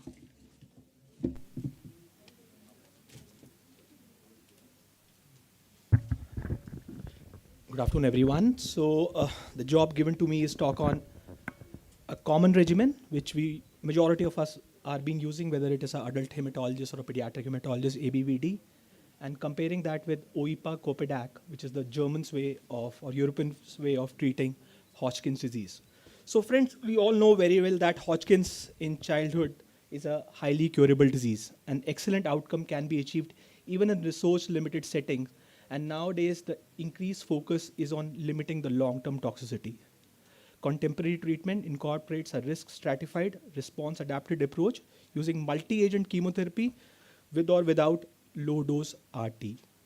And many developing countries still use ABVD-based regimen owing to the limited acute toxicity, the cost, which is less, ease of delivery, you can give that in the daycare, but OEPA COP-DAC is still being used in many centers in the West. A survey was done in a survey of major pediatric cancer centers in India has shown that 75% of them still use ABVD, and this is one of the commonest regimen which has been used in this country. And this prospective study, which was done in India a couple of years back by INPOC, looked at whether you can treat these early stage Hodgkin's with ABVD or not. So they reported the outcomes of children with early stage Hodgkin's using limited cycles of ABVD in their first prospective multicentric collaborative study from India, which is INPOC HL 1501, and the primary aim was to evaluate whether limited cycles of this simple regimen with RT restricted to only those who have a bulky disease or those who have a suboptimal response at ERA, early response assessment after 2 cycles of chemotherapy, can deliver satisfactory response or outcome in early stage disease in resource limited settings or not. So the patients in this study were stage 1 or stage 2A patients with or without, can I have some water please? Patients with stage 1, stage 2 with or without bulky disease were classified having early stage disease. Patients were planned to receive 4 cycles of ABVD subject to satisfactory early response assessment scheduled after 2 cycles of chemotherapy, and RT, which is 21 grays, was limited to patients with bulky disease or those who had a suboptimal response at early response assessment. So this is the treatment scheme. This is the treatment approach. After 2 cycles of ABVD and early response assessment, and if there is a satisfactory response, 2 more cycles of ABVD and radiation only if there is a bulky disease. If there is, after 2 cycles of ABVD, there is a suboptimal response, they give 2 more cycles of ABVD, and now if there is a satisfactory response, which means a CR or a very good PR, then patients were given radiotherapy. And in case still you have a suboptimal response, then you are off protocol. So there were 134 patients, 2 cycles of ABVD, 110 had a satisfactory response, were given 2 more cycles of ABVD followed by radiation if there was a bulky disease. And after 2 cycles of ABVD in 134 patients, there were 23 patients who had suboptimal response, and out of these 23, 2 missed evaluation and 21 had a response, and out of these 21, 12 had a satisfactory response and were given radiotherapy. The abandonment or mortality was less than 1% in this cohort of patients, and at a median follow-up of 52 months from diagnosis, fantastic EFS and OS of 95.5 and 97.7% respectively, and there was no difference in the outcomes with regard to the age, sex, hemoglobin levels, albumin levels, ESR, histology, presence of bulky disease or not, or whether RT was used or not. So this is the first prospective multicentric collaborative work on Hodgkin's, pediatric Hodgkin's from India. One of the notable thing is that the abandonment rates were less than 1%. Previous studies from India have reported abandonment rates up to 20%. This regimen could be delivered in daycare without significant treatment-related morbidity and mortality, and long-term follow-up is going on, especially to look at the late side effects. And they concluded that limited cycles of ABVD with RT to selected patients is very effective option for patients with early stage disease in research limited setting. The same group published their results of patients who had advanced stage Hodgkin disease, and this multicentric prospective study assessed the epidemiology, clinical and outcome data of advanced stage Hodgkin's, which means stage 2B, 3 and 4A children and adolescents, and the primary objective was to prospectively collect the epidemiology and outcome data in children and adolescents with advanced stage Hodgkin disease. And there was a secondary objective also to identify the prognostic variables which was impacting the OS and EFS. Same ABVD was used for the non-bulky disease patients, 2 cycles of ABVD assessment. If you have a CR or a very good PR, 4 more cycles of ABVD, that's it, no radiation. If after 2 cycles of ABVD, there is a PR, then you get 2 more cycles of ABVD, now 4 cycles of ABVD. Now you have a CR or very good PR, you consolidate with 2 more cycles of ABVD and you require IFRT. In case it's a bulky disease, then total of 6 cycles. After 2 cycles, you have a CR or a very good PR, you get IFRT. And other way also, after 6 cycles of ABVD, if there is a partial response after the initial 2, but now after the 4 cycles of ABVD, if you have a CR or a PR, then you get IFRT. So overall, there were 52 events and there were 4 deaths. Out of these 4 deaths, there were 3 deaths which were because of sepsis, and there was 1 death which happened because of sepsis, but 26 months off therapy. And the 5-year EFS and OS of the whole cohort was 81.1 and 90.8% respectively, with a median follow-up of 49 months. On multivariate analysis alone, RT alone retained statistically significant. So the EFS was better for patients who were given RT as compared to those patients who were not given RT. And the 5-year EFS we've already discussed, 81.1 and overall survival of 90%. All multivariate analysis, the statistically significant predictor of EFS was RT, and this study reinforces the benefit of consolidated RT in bulky disease and those who have suboptimal response at early response assessment on an ABVD backbone. And they concluded that this is one of the largest multicentric prospective study of advanced stage Hodgkin disease, patients treated with ABVD and RT in selected patients. It has shown the feasibility of collaborative work in developing country like us. Group 1 did the best. They had a EFS of 92%, treatment group 2 88%, and treatment group 3 a EFS of 87% was achieved. In treatment group 2 and 3, the EFS did not significantly differ between boys and girls. It was 90.2 versus 84.7%. And in treatment group 1, the 5-year EFS was similar without or with RT, confirming the result, the previous result of the German study. So if you see more of anemias with OIPA and more of anemias, leukopenias, neutropenias in COP as compared to COPEDAC. So they concluded that in treatment group 2 and 3, the results in boys and girls were superimposable. OPA and COP OPA, COP and OIPA COPEDAC seems to have extendable regimens in intermediate and advanced stage classical Hodgkin's disease. So they were able to produce good outcomes by substituting procarbazine with etoposide and dacarbazine. So another paper from the same group, the Euronet study, in which they wanted to see whether after the first aim was to study the study aimed to investigate whether radiotherapy can be omitted in patients with morphological and metabolic adequate response to OIPA. So patients in treatment group 2 and 3 were given 2 cycles of OIPA, and if on the early response assessment there is a good response, they tried to omit RT. And the second thing was they wanted to see whether modified consolidation chemotherapy reduces gonotoxicity. So they divided the group into 2 patients. They randomized the group into 2 patients. One group received COP, other one received Copadac. So now it is not that just the boys were given Copadac. So both boys and girls were given Copadac.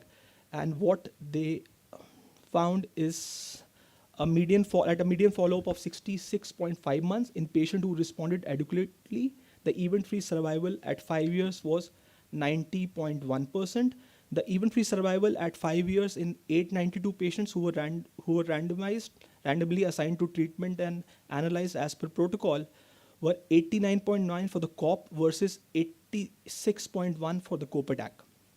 The most common grade 3, grade 4 adverse effects, what they observed was decrease in hemoglobin in 15% patients who were given OIPA, 7% those who were given COP, versus 2% patients who were treated with Copadac, and decreased white blood cell count was seen in 60% patients, 44% patients, and 10% patients respectively.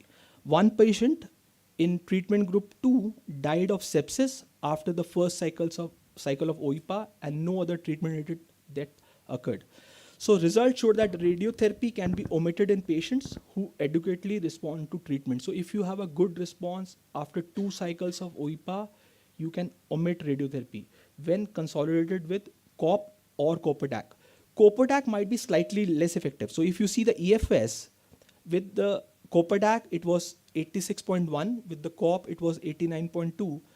So Copadac might be less effective, but it is subsequently less gonadotoxic also. That's what they concluded. High proportion of patients could therefore be spared of radiotherapy, eventually reducing the late side effects of treatment. Looking at the Indian experience, so this publication from Tata talks about the clinical profile and outcome of classical Hodgkin's lymphoma patients treated with risk-adopted approach in tertiary center in India. So children less than 15 years of age, classical Hodgkin's lymphoma from January 2013 till December 2016 were enrolled, and the low-risk patients were given ABVD, intermediate and high-risk patients were given OIPA Copadac. So low-risk patients, 2 cycles of ABVD, both intermediate high-risk received 2 cycles of OIPA. Initially 2 cycles of ABVD for the low-risk and 2 cycles of OIPA for the intermediate high-risk. Those who achieve a CR at the early response assessment receive 2 more cycles of ABVD in the low-risk group. Whereas after the 2 cycles of ABVD, those who were intermediate risk were given 2 cycles of Copadac. Those who were high risk were given 4 cycles of Copadac, and IFRT was given to bulky sites. And those who had at the early response assessment, those who had a response which was less than a CR, at a median follow-up of 31 months, 3-year EFS and OS were both 100% for the low risk group. For the intermediate risk group, it was 94.4%, whereas for the high risk group, it was 90.3 and 92.6% respectively. So that is that's the Tata experience. Looking at the PGI Chandigarh experience, retrospective single center experience with OIPA Copadac. So this paper came from PGI Chandigarh, Dr. Deepak Bansal and group. So they gave OIPA and Copadac to everybody. So this was the Euronet protocol, what they used from 2010 to 2019. PET was performed at diagnosis, and following 2 cycles of OIPA and radiotherapy was given those who had an inadequate response. And during the 10-year period, 143 patients were there, and the median age was 7.8 plus minus 2.5 years. So initial PET scan, 2 cycles of OIPA and treatment group 2 patients. If there is a good response, get 2 more cycles of Copadac. If there is something less than a CR, then you get 2 cycles of Copadac along with that IFRT. Treatment group 3, everybody got 4 cycles of Copadac, and if there is a response assessment, if there is less than a CR, then you get IFRT. There was a significant abandonment, 9.1% patients abandoned therapy, median follow-up of 46.4 months, 69 episodes of febrile neutropenia in 54 patients, TRM of 5.3%. Majority of the episodes of febrile neutropenia, which was 61%, and TRM, which was 86%, occurred after the first OIPA. 4-year EFS and overall survival is 86.2 and 93.5%, and there was 6.3% patients who relapse. So they concluded that OIPA COPEDAC regimen and response assessment by PET permits their therapy reduction, including radiotherapy. Febrile neutropenia and TRM were concerning in their group and occurred most frequently after the first cycle of OIPA. And the support system, this is what they concluded, support system for managing febrile neutropenia should be optimized for administering OIPA in low middle income countries. With that, I would like to conclude that both ABVD, OIPA, COPEDAC are promising regimens for pediatric Hodgkin's lymphoma. Outpatient delivery, less intensive regimen requiring minimal supportive care infrastructure makes ABVD an attractive option for pediatric Hodgkin's lymphoma in developing countries.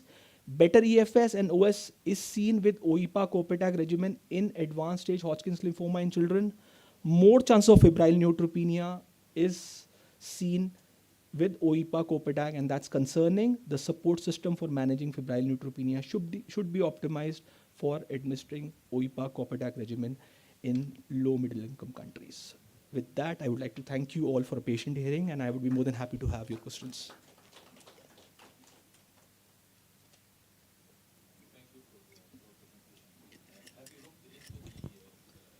Toxicity of the ABVD protocol, the long-term toxicity, because I think the in a germ cell tumor, when you use gemcitabine and all those things, there's a high risk.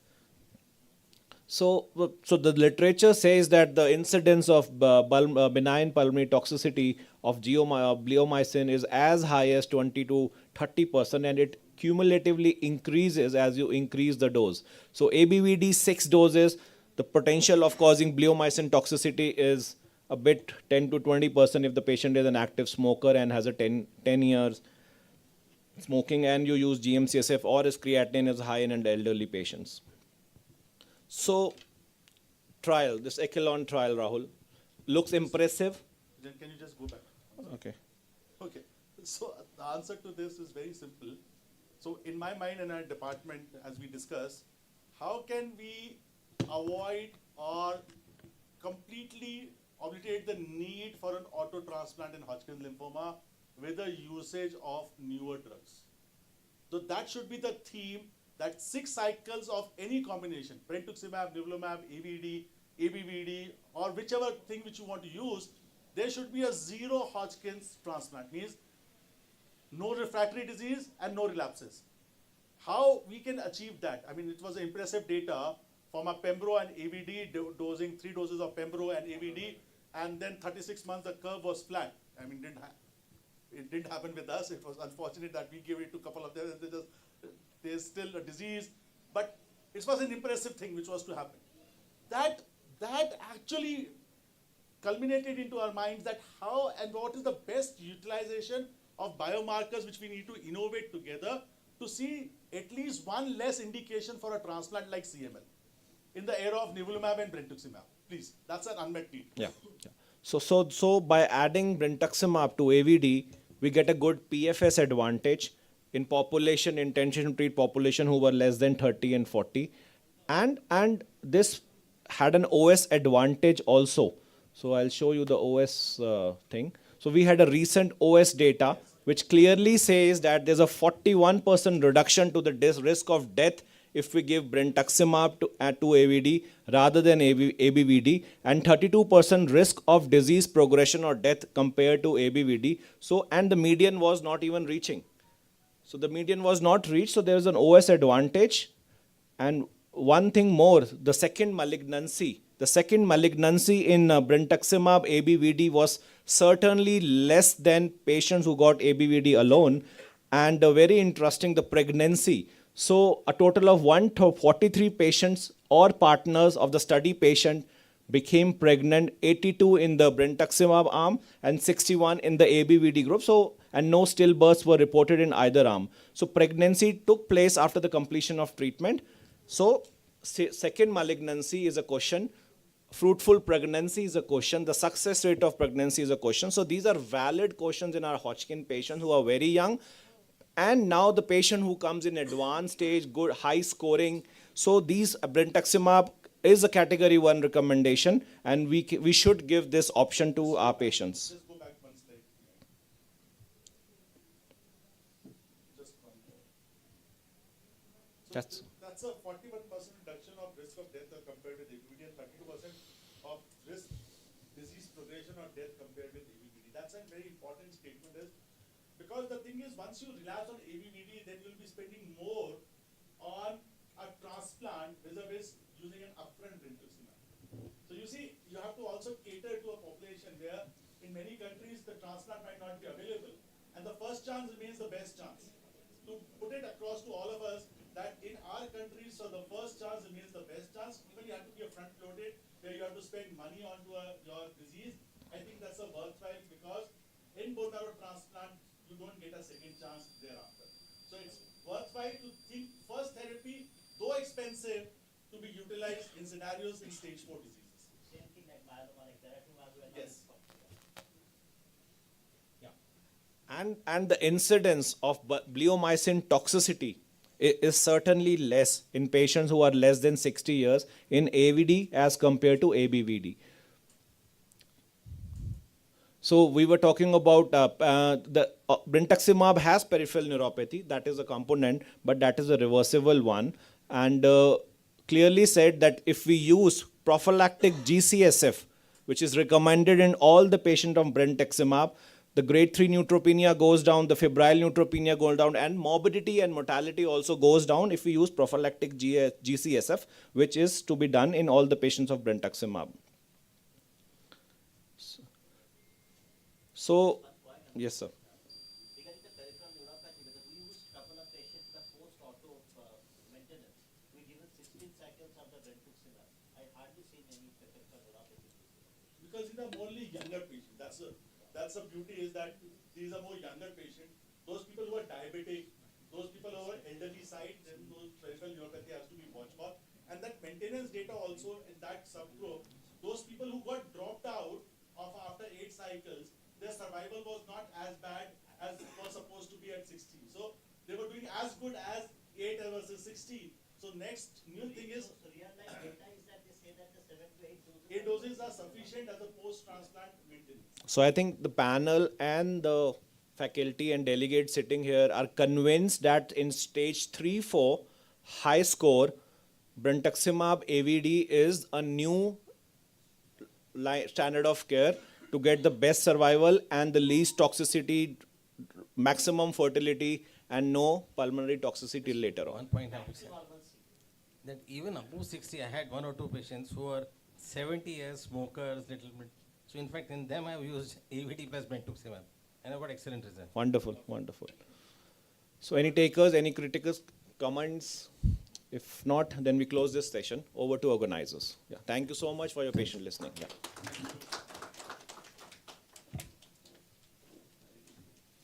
Thank you, Dr. Ankur. Thank you, all the panelists. There's a slight change in the schedule. Now, the next session will be by Dr. Sameer Bakshi on the role of high-dose methotrexate in osteosarcoma. Dr. Swaminathan Iyer will chair the session. Dr. Sameer, please.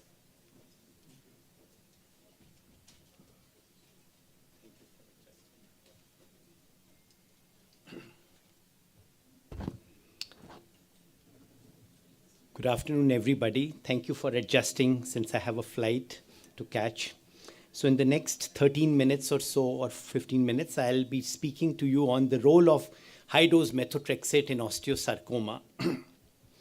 So if you look at the graph of outcome in osteosarcoma, last 30 years, almost the same, no change. Chemotherapy was introduced in the 80s, a slight rise till late 80s, and thereafter constant till date. So survival has plateaued.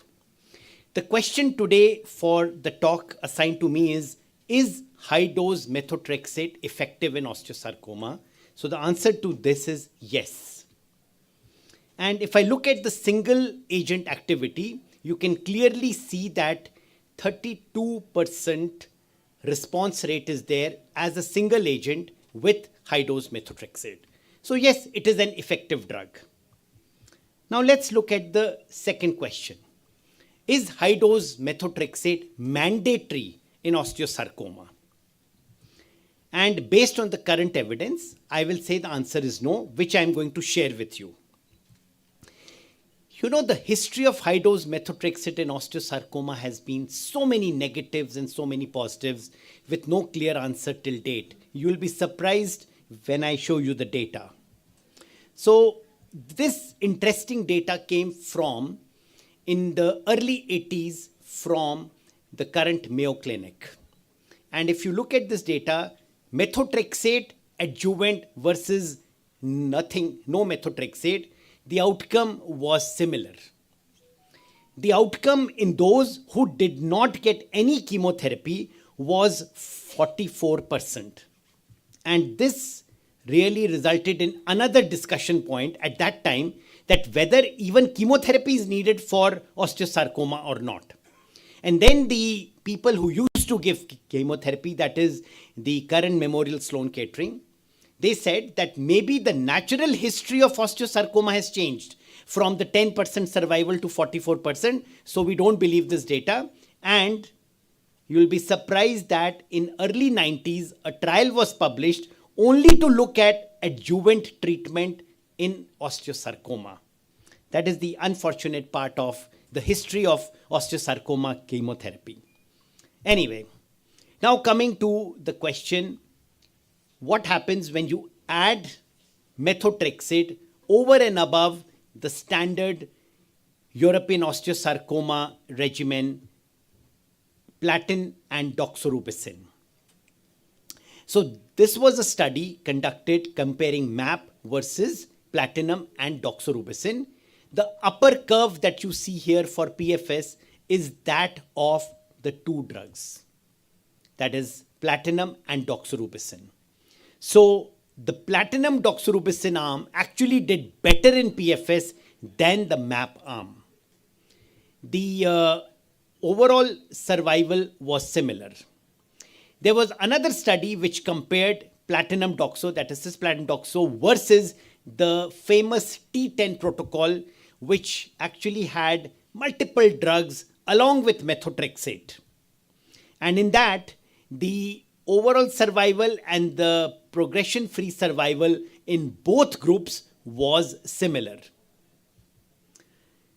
So what do the opponents say? These two trials showed that if you add methotrexate, either there is no benefit, and in one trial, the benefit was even lost, rather it was harmful. So what do the opponents say? The opponents say that no, this trial was not good. You used a lower dose of methotrexate. The second opposition or the second critique is that less dose of doxo intensity was used due to the use of high-dose methotrexate. And they say that the benefit of high-dose methotrexate actually got compromised because use of insufficient dose of methotrexate, incorrect administration schedule, and that you used a lot of ineffective drugs along with methotrexate. So that is the opponent's view when somebody says that methotrexate was not found to be effective. Let's go further. Then what they did, there was a study published in Annals of Oncology where 3 trial data was combined, and what was found was that the treatment completion rate in multi-agent chemotherapy was only 40% compared to the standard platinum and doxo, which was 70%. So obviously, if somebody completes therapy, it is better than not completing therapy. That's one point. No survival advantage was observed over the standard 2-drug regimen in the experimental arm. Now comes a meta-analysis which showed that 3 drugs is better than 2 drugs. So here I was saying that platinum and doxo is equal to or better than methotrexate use, but then a meta-analysis came which showed that 3 drugs better than 2 drugs. But it is important to keep in mind that in that meta-analysis, the 3-drug regimen that was used was not only methotrexate, there were multiple other drugs used. So it did not answer the question that adding methotrexate is better than the standard regimen. There was a meta-analysis done which said, the question there was, methotrexate for high-grade osteosarcoma in children and young adults, and they used a very strict cutoff of age less than 21 years. Only one trial came out in this Cochrane meta-analysis, so it really did not serve the purpose.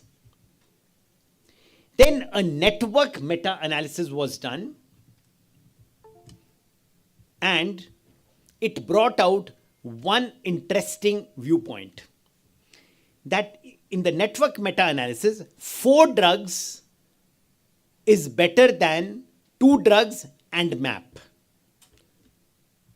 However, if you compare MAP versus AP, there is no difference. So what have we learned? We have learned that there is lack of concrete evidence whether addition of high-dose methotrexate confers additional benefit over the 2 drugs or not. That is what the data tells you. Now, just because there is no evidence that the 3-drug is better, it does not imply that you start using the 3rd drug. You can use it, but there is no evidence for that. That is what the literature review tells us. What are the challenges? Well, one needs inpatient admission. There will be obviously more supportive care requirement. You need to have methotrexate levels in your institution. And one important point is that if a major toxicity happens, we still do not have availability of glucarpidase in our country. Alternate options are 3 drugs with ifosfamide, carbodoxo. And this data or this trial was done at St. Jude's, and the 5-year event-free survival has been reasonably good. These 2 survival curves actually tell you the overall survival and event-free survival using 3 drugs without methotrexate. I will share our own experience at AIIMS. This was a data of close to 600 patients of osteosarcoma, which we published last year.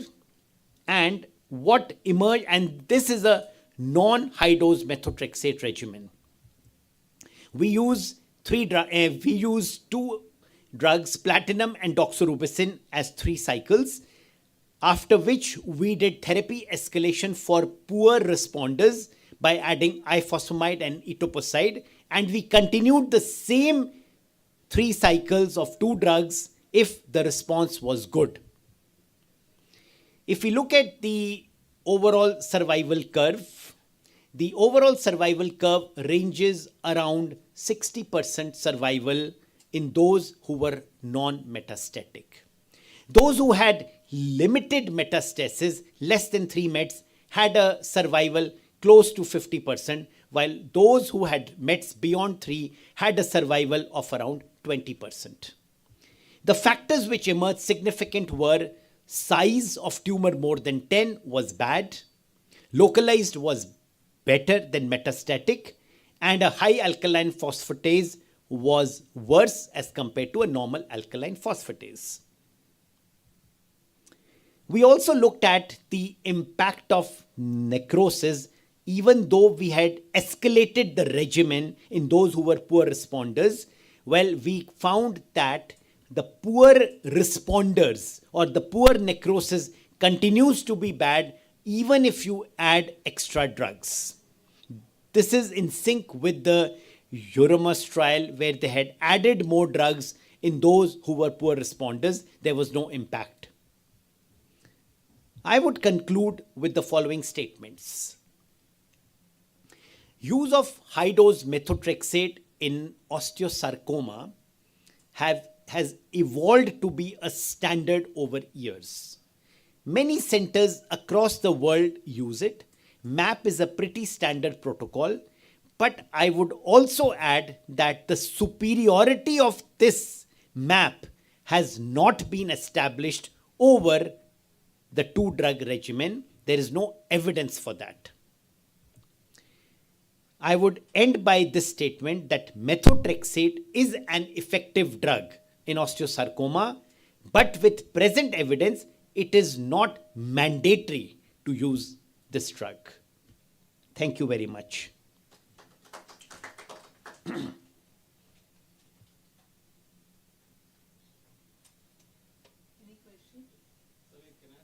Yes. You said that even after adding ifosfamide etoposide did not make an impact on survival in the poor necrosis patients.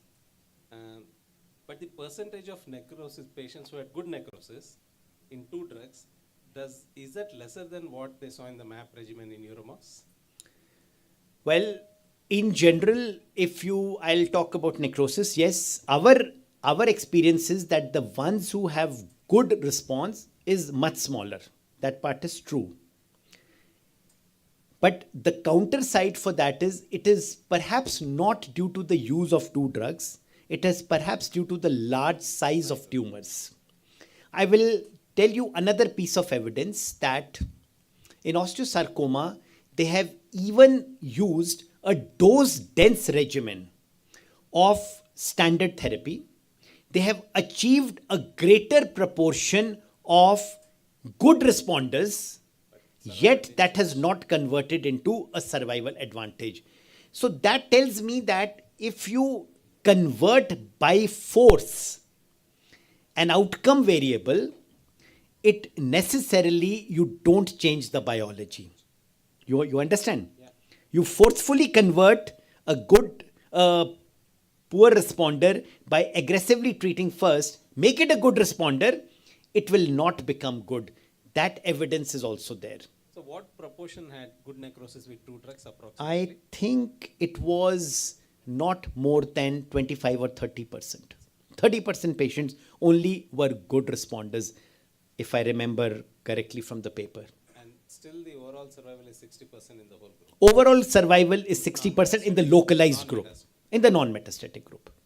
That's as good as... Yeah, 58-60% is the overall survival. I mean, one would desire it to be 70, but then, there are other factors which contribute to a little bit lower survival.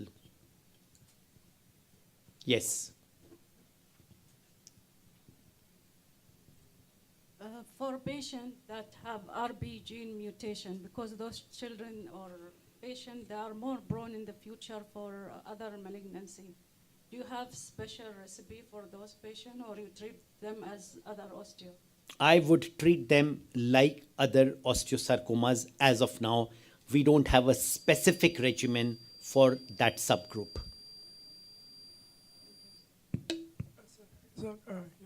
Sir, in the MAP protocol, actually they have this cycle which is very peculiar. They have a 5-week cycle, usually months are 4 weeks. And they have the 5-week cycle where they give AP, and then in the last 2 weeks they give MM. And then AP, MM, AP, and then we assess for response, and then AP, MM, and then in the last 2 cycles they remove P and they just give A. That MAP protocol is designed in such a way. And if we just stick to the standard AP, which is very easy for us, to conclude that methotrexate component evidence, as to conclude from your talk, that there wasn't much superiority per se by going for that high dose toxic methotrexate, where we need to keep checking pH and alkalinizing the patient, excreting all the toxic medication.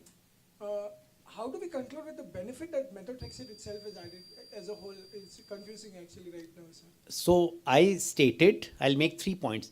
Methotrexate is an effective drug. Statement number 1. Methotrexate addition to the standard 2 drugs not found to be effective. So methotrexate, those who use, is acceptable, but there is no evidence for its benefit. The critiques say that in that trial which were done, the 2 trials that were done, the methotrexate dose used was insufficient. Either you do another trial and prove it, or you accept the data of that faulty trial. So as of now, we only have a faulty trial with a lower dose of methotrexate, but no evidence that adding methotrexate is better. Thank you very much. Thank you so much, Doctor. Thank you so much, Dr. Sameer. Now we'll continue with the same sequence of talks. So now I would like to invite Dr. Revati Raj. Her topic is how to best treat relapsed Hodgkin's lymphoma. Dr. Revati, please. Good afternoon, everyone. Thank you so much to the Fortis team for this opportunity. It's an amazing show, and any hospital chain that takes cancer services as their priority, wants to do better, I think it's the way forward. So all my best wishes to the entire team at Fortis. I saw a lot of discussions earlier about what we do for the high-risk patients, and Rahul's still here because I want to know whether there's going to be further ongoing discussions on what I'm going to say. So I think, yeah, I know. Yes. You can invite Dr. Ravi Joshi and Dr. Nishit Oja to chair the session. You can invite, please. Sorry, I would like to invite Dr. Ravi Joshi and Dr. Nishit Oja to chair the session, please. Very sorry to interrupt. No problem.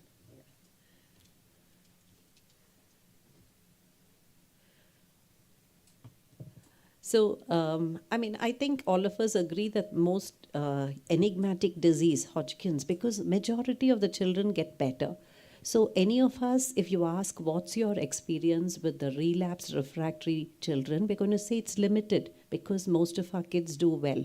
So no one can actually be an expert in this field. So the most important thing is we have to put our data together because we learn from each other and we learn together. So it's highly curable. You saw Vikas who had presented Indian data, and from the Indian pediatric hemo group studies, what did we learn? That 80% of our children do well. But what happens to the 20% is what we're going to talk about today. We all know from data from India and from the West that the early stages do better and the interim PET predicts survival. So it's very, very important to do an interim PET. There's no way we can treat Hodgkin's in this day and age without an interim PET.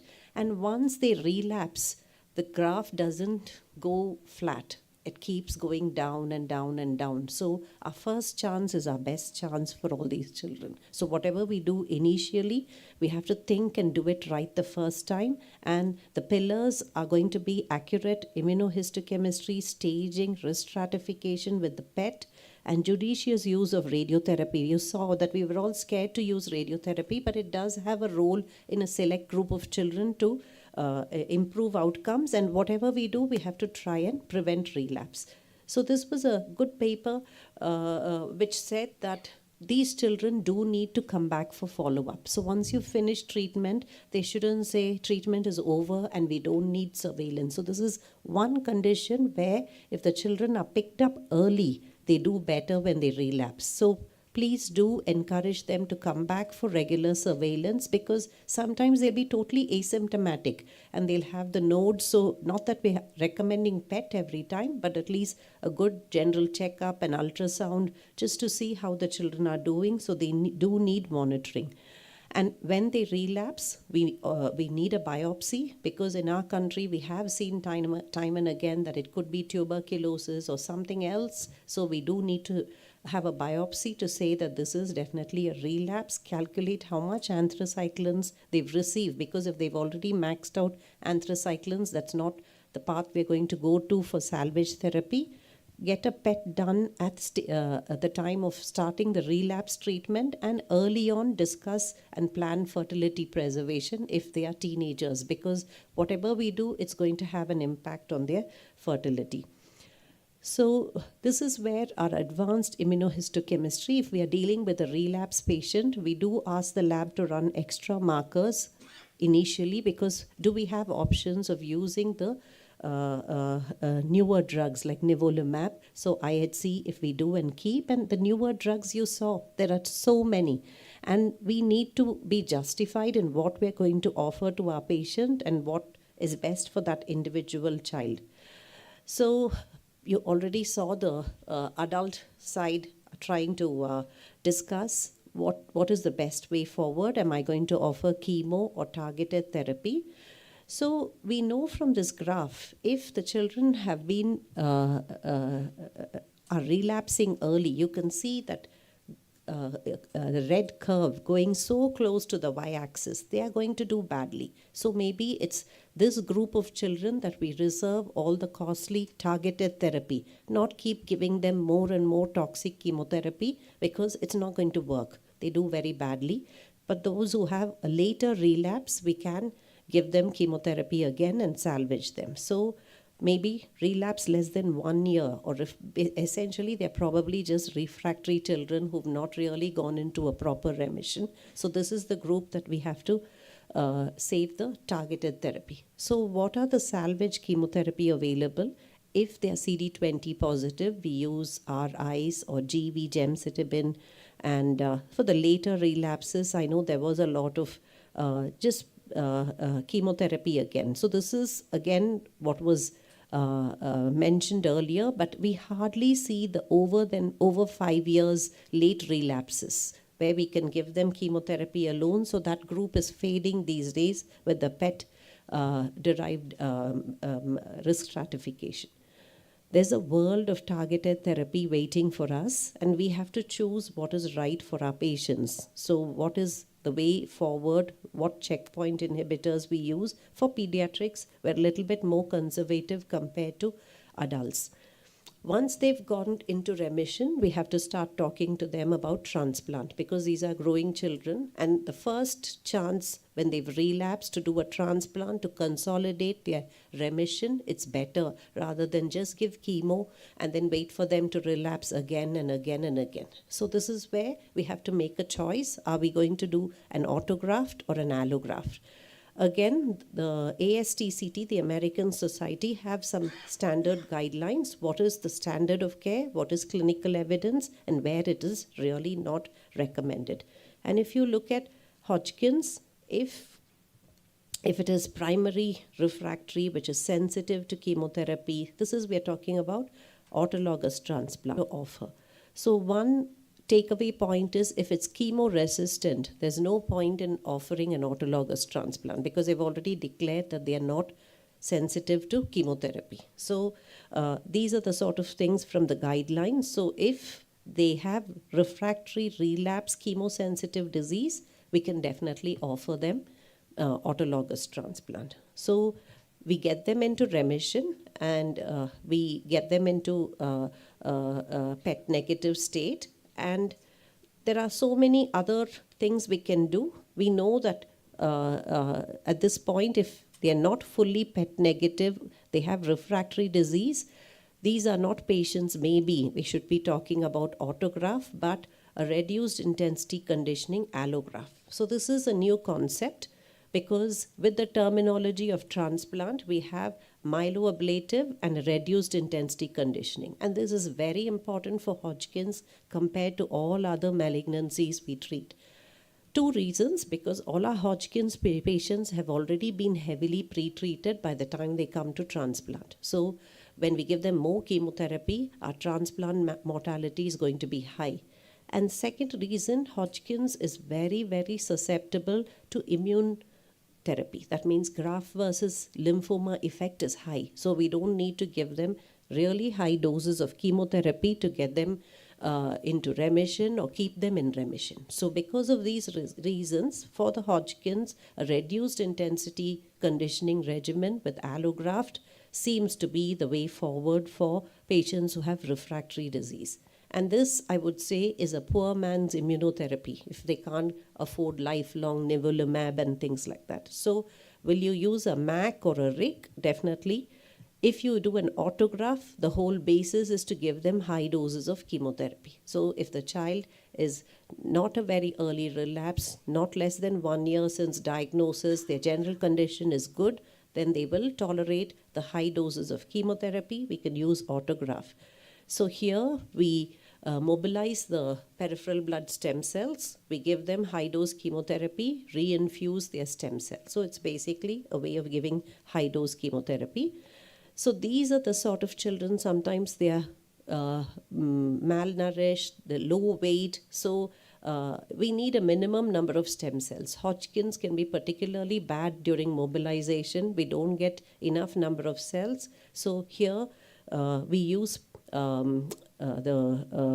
specific catheters for children, and on day 4, if the CD34 count in the peripheral blood is low, we add plerixafor early, because it's important to have a good venous access during collection and enough number of stem cells in the circulation. During collection, we always make sure we have the child sedated so that the collection process is smooth and they're not waking up in between.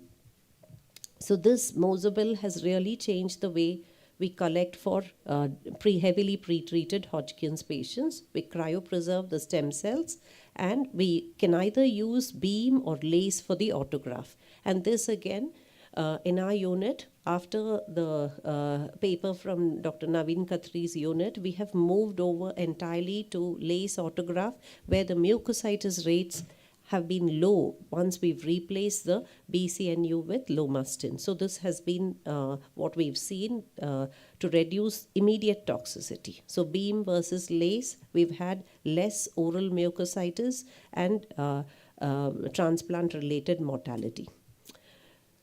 During infusion, we've seen a lot of DMSO toxicity. So now we are washing the stem cells. So that's what we're doing. Supportive care, again, autograft, we usually think it's an autograft. We've done so many allograft, but Hodgkin's patients, particularly during autograft, need a lot of supportive care because of the treatments they've already received before they come to us for transplant. So we have to be mindful of how much even febrile neutropenia, be more aggressive in treating. Because they are small children, they've had previous radiotherapy, chemotherapy, we have to look at all the cumulative toxicity and follow up. And balancing cure versus toxicity is very, very important in this group, because they've had multiple cycles of chemo plus our heavy doses of treatment during the autograft. This is a seminal paper from a group that looks specifically into late effects and says autografts are probably one of the most toxic things we do, and we have to follow them up for hematological and malignancies and solid tumors, because it increases year on year on year. But because we have the graft versus lymphoma effect in Hodgkin's, what should we be doing? And this is the Barrow's paper, which made us think to say, if we have a tool that is very effective, why do we keep it as the last resort? Should we use it early, especially in our country, where we know that the algorithm is to use more chemo, which is going to increase the toxicity. So should we do auto or allo is the question upfront. So this is our data. You can see that the relapses we've had are very, very less. So autograft about 7, and we've done allograft 9 of them. So the transplant-related mortality has been 0. So we can do these safely even with the allograft. So when they have had a relapse and refractory disease, we've used brentuximab plus bendamustine or brentuximab plus nivolumab, and 87% progression-free survival in this small group of children who have had a RIC allo. And a lot of them, only 2 of them have been fully matched sibling. All the other 7 have been haploidentical parent donors. After nivolumab, yes, we have seen a lot more graft versus host disease, so we have to watch these children for GVHD. The cost of care for all of our patients comes at a heavy price. So what we need to do as a group is to try and address the cost of care, what we can do to reduce the cost of targeted therapy and reduce the cost of the late effects burden. So this is something that we need to do as a group, especially for Hodgkin's, where the outcomes are good for the majority of the children and we're dealing with a tiny number. So I want to end here by thanking all the patients and their families. One of the patients that I've treated for Hodgkin's now is, I've been following up for 16 years. So initially she'd had chemo, she'd relapsed, she had more chemo, she'd relapsed and had radiotherapy. She had an autograft initially when she came to me, and then she relapsed after that. She had an allo, and then she relapsed after that, and she remains on nivolumab and doing a full-time wonderful job. But it has come over so many years of follow-up. So the physician team, nursing team who work with me, and finally the Fortis Cancer Care Summit for this opportunity, because it made me reflect on some of the things we do and especially look at the concept of cost of care. So thank you. Thank you. Thank you, ma'am, for the beautiful presentation. Ma'am, just few doubts. One, once the patient has relapsed, is it same for the early pediatric group, the management, or the late pediatric group?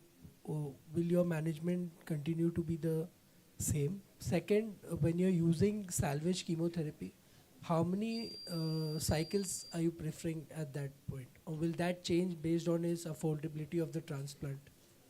So yeah, so this is our algorithm at the moment. So we look at what is the time to relapse. If they've relapsed less than 1 year from diagnosis, then upfront only we are offering them targeted therapy, not giving them chemotherapy because it's not going to work. Or it does work, but it doesn't give them the deep remissions that they need. So they go through several cycles of chemotherapy and it's going to add to their late toxicity. So brentuximab plus bendamustine for those who've relapsed less than 1 year and offer allograft. And if they've after 1 year, then either R-ICE or GV, depending on the resources available, and then based on their PET response, if we are giving chemo, we do 3 cycles, get a PET, and then decide on autograft or allograft depending on their PET response. Also look at if they've had previous radiotherapy and they've come to us as a referral. Yes.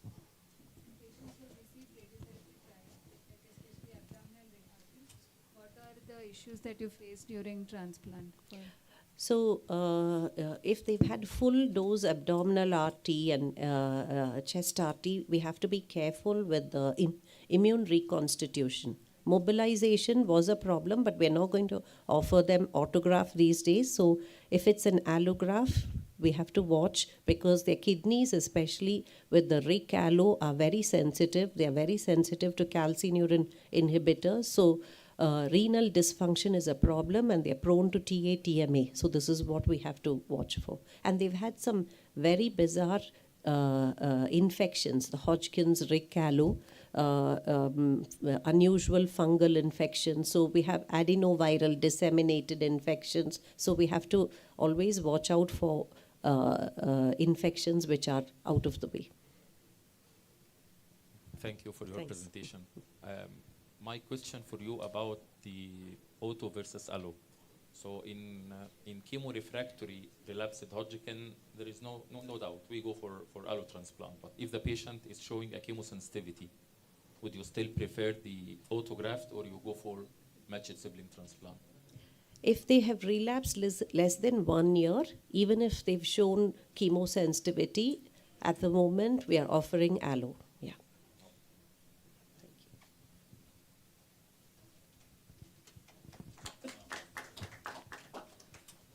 Thank you, Dr. Revati.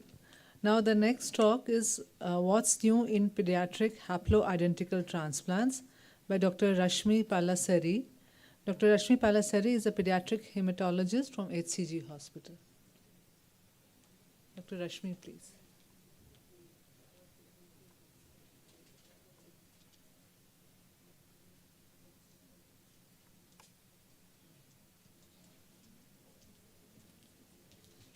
Very good afternoon to everybody.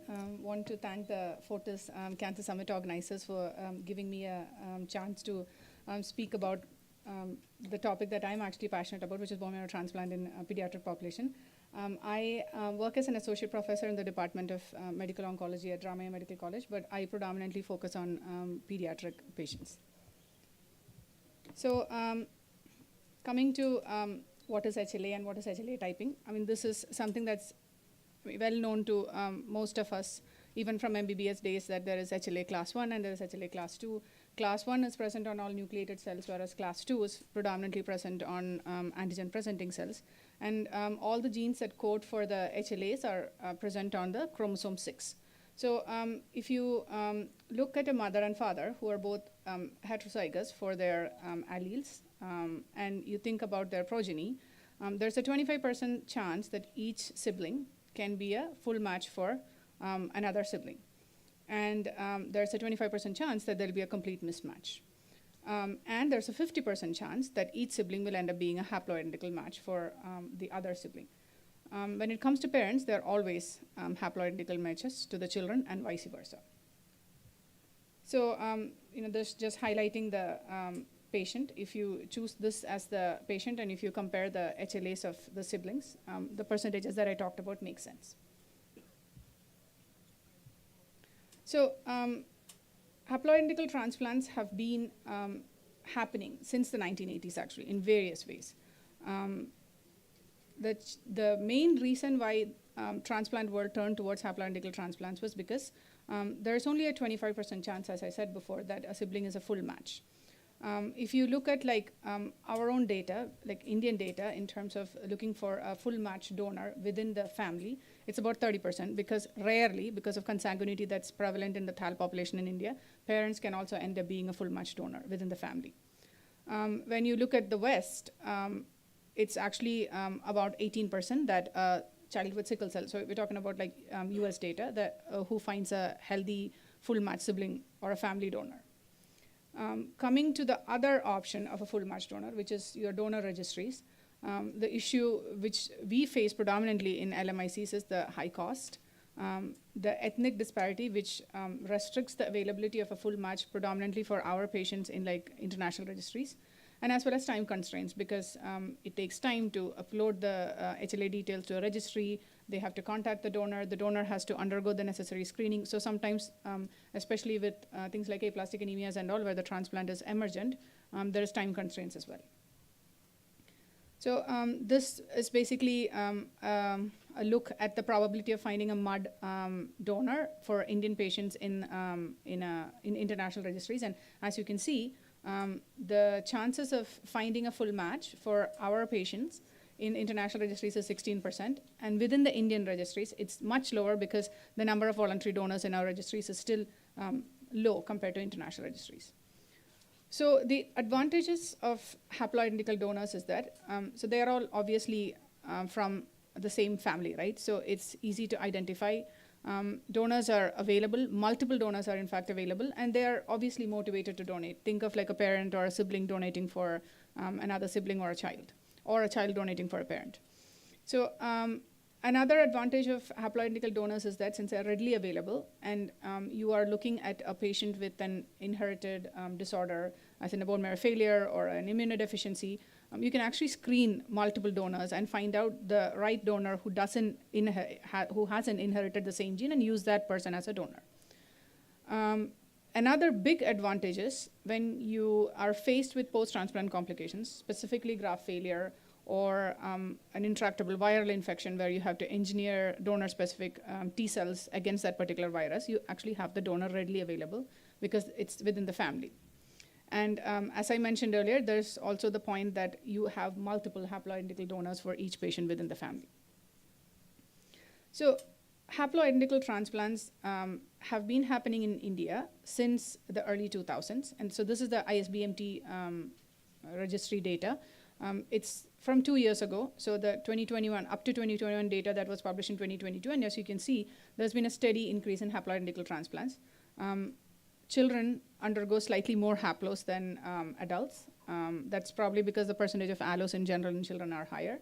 And if you look at the graph, where, if you look at the trend of the MUDs versus the haplo, there's a tremendous increase in the number of haplo transplants.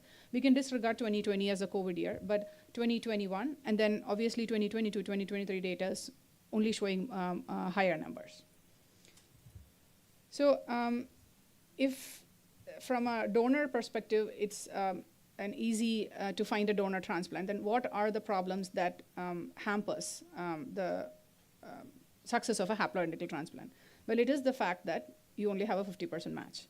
So when you don't have a 50% HLA match, that puts you at a risk of getting more GVHD, higher risk of graft rejections, and the need for a prolonged immunosuppression, which adds to the morbidity health-wise as well as financial in terms of infectious prophylaxis and all of that stuff.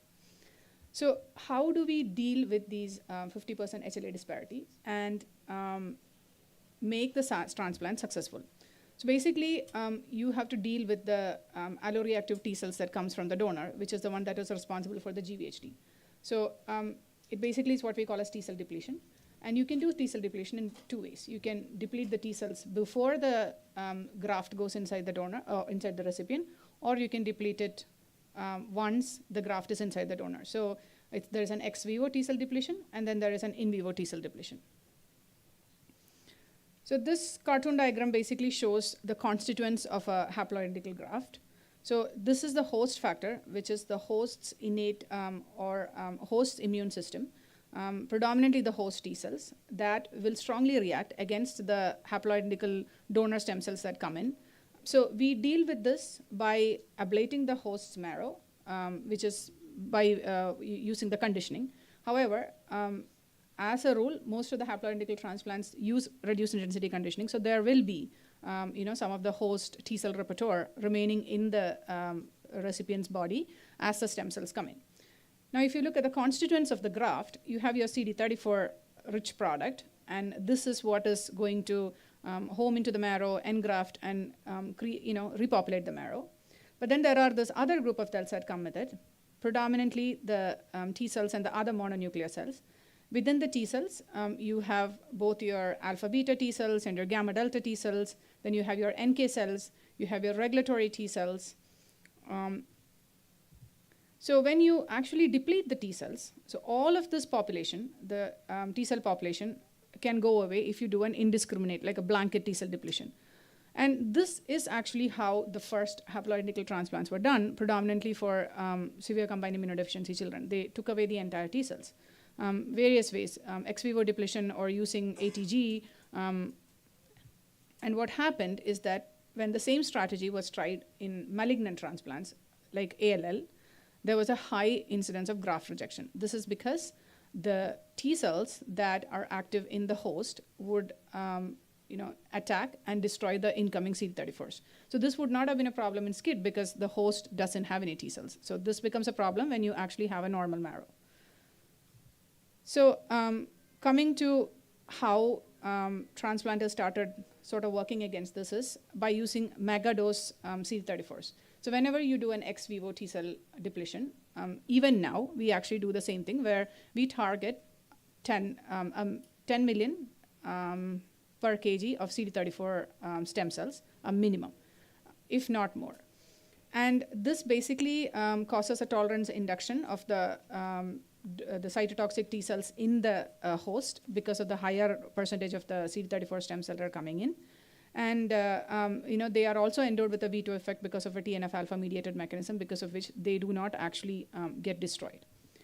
The second thing is obviously using intensive myeloablative conditioning. So this is sort of an earlier study from 2005, where they actually used T cell depleted grafts in ALL patients, and they used a very myeloablative conditioning.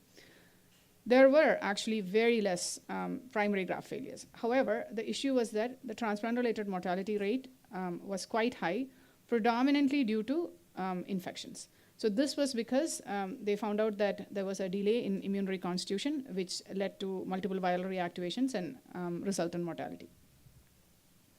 So coming to T cell depletion, in the early 1980s, it was predominantly done using agglutination techniques of the residual T lymphocytes.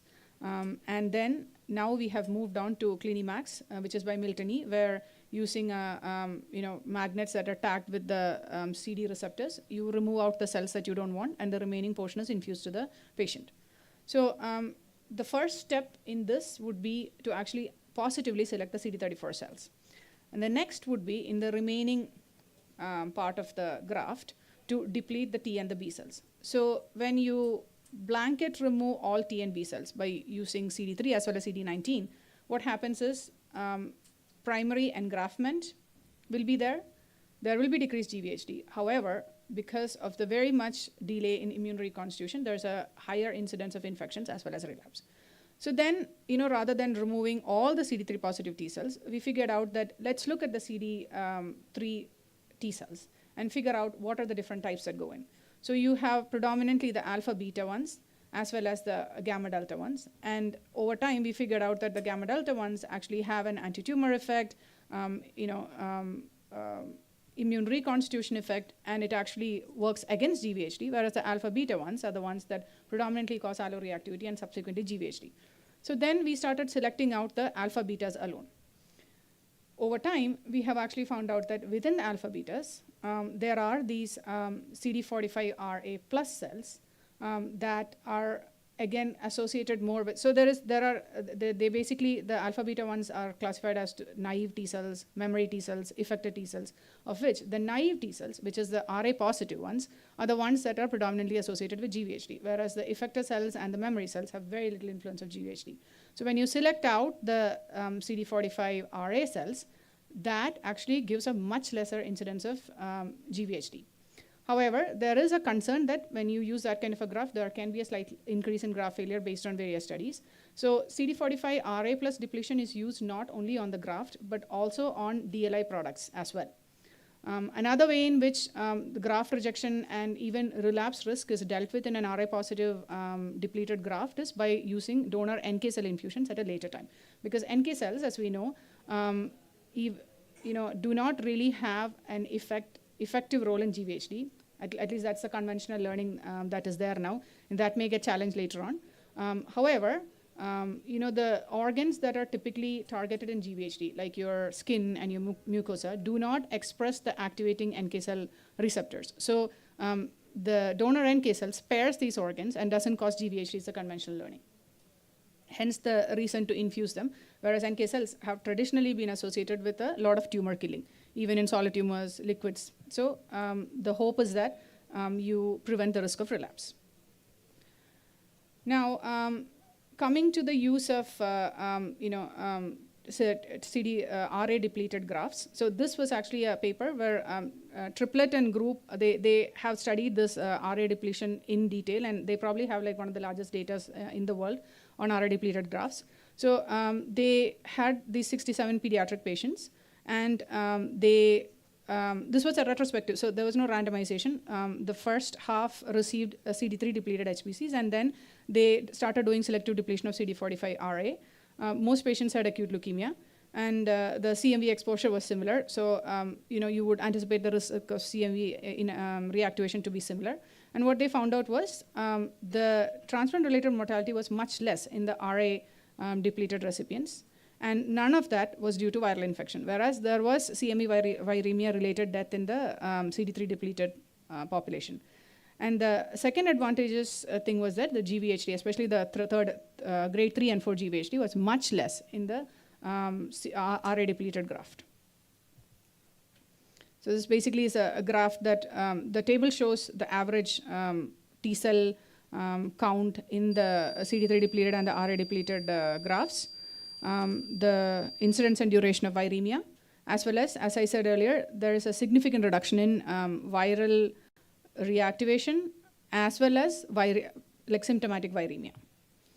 And this also shows the reconstitution of the T cell repertoire after the infusion, in which the CD45RA depleted graft actually had a faster reconstitution, which explains the lesser incidence of viral infections. Now, like I said earlier, another use of RA depletion is in DLI, where you can actually remove out the RA positive cells from your DLI. So that is, the naive T cells are removed and give only the effector and the memory T cells. This was basically, again, an adult patient group, haplo-HSCT with PTCY. And for the patients who received this CD45RA depleted DLI, what they found out was that the pathogen-specific memory T cells were able to engraft and persist for at least a month. So these are the T cells that basically react to any post-transplant infection that happens. In this case, it was mostly CMV. And there was lower incidence of viral infections and minimal GVHD. But minimal GVHD is always seen with all the alpha beta depleted cells as well. But the key here was the decreased viral inactivation. Now coming to the ex vivo depletion. So there are two techniques for ex vivo depletion that we know of. One is the Hopkins group's PTCY, and the other is the Chinese data on the GIAC, which is the GCSF intensive immunosuppression, the ATG use, as well as combined bone marrow and peripheral blood stem cells. I'll concentrate more on PTCY because that is definitely the more common ex vivo depletion that is done in our country. So the whole science behind post-transplant cyclophosphamide is that the CD34 positive stem cells are spared from the killing of cyclophosphamide due to high levels of aldehyde dehydrogenase enzyme, which metabolizes the cyclophosphamide fast, whereas the T cells are killed off by the cyclophosphamide. So you have an unmanipulated graft which contains the CD34 cells as well as the CD3 T cells that goes in. And the PTCY is typically not given for the first 48 to 72 hours so that there is a time for the incoming T cells to go inside the marrow, do what they're supposed to do, which is create some alloreactivity, have some sort of GVL effect. But before they start recognizing the host antigens and develop memory T cells and a T cell mediated immune reaction to the host antigens, the cyclophosphamide goes in and kills the T cells. And interestingly, what we also found out is that cyclophosphamide specifically selects out the more alloreactive T cells and kills them. So cells like Tregs that are sort of not that alloreactive, definitely in the first phase of infusion, are actually spared by the cyclophosphamide. So coming to the GVHD risk in PTCY, so this is a well-published data. Like we all know that the GVHD risk in PTCY is at what rate, but the next step is to actually find out, PTCY is not only PTCY, right? We do give CNIs and another layer of immunosuppression, usually MMF along with that. So how do we enhance the anti-GVHD effect of PTCY? By manipulating the timing of the CNI as well as MMF. So here, this was basically again a acute leukemia group of patients, pediatric patients, where 3 regimens were tried for concurrent immunosuppression along with PTCY. So group 1 was basically what the Hopkins did, where PTCY, then day plus 5, TAC and MMF was started. Group 2 was again PTCY plus day plus 5. Instead of TAC and MMF, it was CSA and MMF. And group 3 was CSA and MMF, but cyclosporin was actually started, or any CNI, CSA or TAC was started on day -1 or before day 0. And MMF was usually started at day +1. And in this particular data, what they found out was that the incidence of GVHD was significantly lesser in group 3. Oh, one more thing about group 3 was that the PTCY timing was also slightly changed. Instead of +3 and +4, it was +3 and +5. So this has sort of become a major discussion point among most transplanters, where even in our country, even in our institute, what we actually do is with malignant transplants, we have also started giving our CNIs earlier. Because other than just the incidence of acute GVHD, there was also a cumulative reduction in the incidence of relapse as well. So for malignant transplants, we have also started giving our CNI before the stem cell infusion. Whereas for benign transplants, again, this is not based on a solid data, but just because there's no data to disprove it, we still give our CNIs from day +5 onwards. PTCY, day +3, day +5, we still give +3, +4, but this particular group where the group 3 that showed the decreased risk of relapse and GVHD gave it on day +3 and day +5. Now, what about the dose of PTCY? So the standard dosing was 50 milligram per kilogram, day +3, day +4. For patients who cannot tolerate PTCY, as in a pediatric population, that would be children with DNA repair defects like Fanconi, we have always given PTCY at a half dose, 25 mg per kg. And there is definitely a higher incidence of GVHD if you look at all PTCY groups in children, the benign disorders, but that also is probably because the Fanconi phenotype also probably leads to some of it. However, definitely the GVHD rates were not horrendous. So groups have started, transplant groups have started adapting the similar lower dosing strategy to regular PTCY patients. So this data is actually from Mayot, Chennai, where adult patients received PTC by 25 mg per kg, and they found out was what they found out was severe GVHD rates were quite low. Mild and moderate GVHD was there, but quite controllable. There was no mortality due to GVHD, and chronic GVHD rates were actually higher. So this is based on I think 21 month or 22 months follow-up data. But their explanation was that whatever chronic GVHD was there was manageable with oral and topical medications, and a lot of these were malignant transplants. So you wonder, like some of the chronic GVHD, is it also going to help in terms of relapse? Relapse mortality and non-relapse mortality, I have showed it here, and this is how they basically gave their PTCY, as in the diagram. Now coming to the other sort of topic of discussion in haploidentical transplants is the KIR mismatches and matches. So killer immunoglobulin-like receptors or KIR receptors that are there in the NK cells incoming. There are two types of receptors. There are the activating ones and inactivating ones. There are two haplotypes, A and B. B has more activating receptors. So the traditional teaching is that if you genotype your donor NK cell receptor, you should probably select out the donor who has more activating type of receptors, which would be the B haplotype. However, what if there is like a mismatch between the KIRs of the donor as well as the recipient? So this again is a COG study that showed that mismatches actually did well. Now this doesn't specifically say the mismatches were in the activating type or the inactivating type, but any mismatches did better than a KIR match transplant. Now this data is in transplant where ATG was used. However, a similar result was not actually seen when we did a T-cell replete PTCY transplant, where the mismatches had a slightly different outcome and in fact did worse. So I would say the mismatching of KIRs, we have still not figured it out. But if you look at the EBMT donor guidelines, they actually say that for T-cell replete, you look for a KIR matched rather than a mismatch. Now, this also depends on what kind of a test you're using for the NK cell receptor typing and the matching, because a lot of the data is based on the receptor ligand testing method. So this basically shows the current platforms that are available ex vivo, in vivo T-cell depletion. And what I have highlighted here is that while the depletion, ex vivo depletion has its own advantages in our setup, we have to be really aware of the cost, because the cost of a depletion comes to almost 70% of a transplant cost. So this is the table I mentioned earlier, where EBMT still talks about a match in T-cell replete haploidentical transplant, whereas it is considered as of no value in the T-cell deplete graphs. Now, coming to other newer things that specifically in a haplo setting that can help with the prevention of relapse. One is the infusion of DLI. So DLI was a big no-no in the beginning of haplos because you have a half-matched donor. So you'll probably get horrendous GVHD was always the thought. But now with the ways that we have to deplete the T cells that we don't need in the DLI, DLI is definitely a consideration, except in certain situations like, for example, ALL, or in certain patients where you actually have a selective loss of the opposing HLA as a mechanism of development of relapse, which can be tested.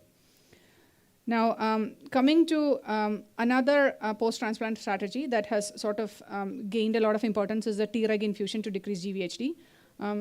Because of time shortage, I'm just going to run through this. Basically, this is based on the knowledge that regulatory T cells actually suppress the alloreactivity.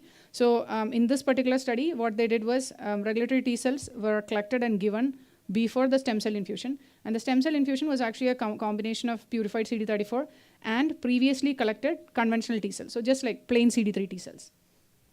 And what they found out was that, there was better T and B cell recovery, better NK cell reconstitution, and not much of mortality and GVHD. So just the last slide on some of the immunotherapies that are available specifically in a haplo setting for patients who are undergoing transplant for malignancies. So haploidentical transplant is here to stay, and the survival rate and the GVHD occurrence non-relapse mortality, relapse rates are all steadily improving. So this was a very recently published cross-sectional review on data published on pediatric leukemia as well as MDS haplotransplants. I am just going to skip the slides, but basically what I was trying to say was this is a cancer summit, so the transplant talk should be concentrating on malignancies. But as a transplanter, I feel that haploidentical transplants give you the best satisfaction when you do it in a non-malignant setting, because these were diseases that were shunned from haploidentical transplants before because, oh, you didn't want any GVHD, you didn't want any graft rejection, but then in a malignancy, a transplant is an urgency. You can't skip it, so haplodonor or full match donor, it doesn't matter. But with the improvement in transplant and supportive care strategies, now we are getting excellent, almost close to match sibling donor or a mud donor results, even in benign transplants, specifically aplastic anemias and thalassemias. But I'll skip those slides in interest of time. Thank you.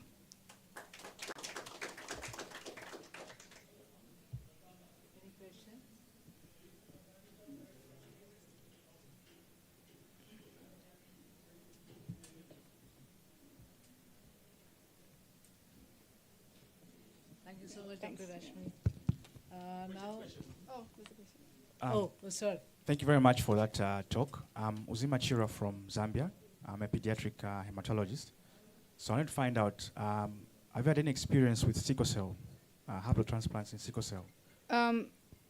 In my current institution, we have not done a haplo for sickle cell, but we have done haplos more for thalassemias. Okay. Yeah. Right. Thank you. But I think there is actually a lot of has got a fear of yeah. Okay. Yeah. All right. Because Thank he you. has actually a talk coming up on. Okay, perfect. Yeah.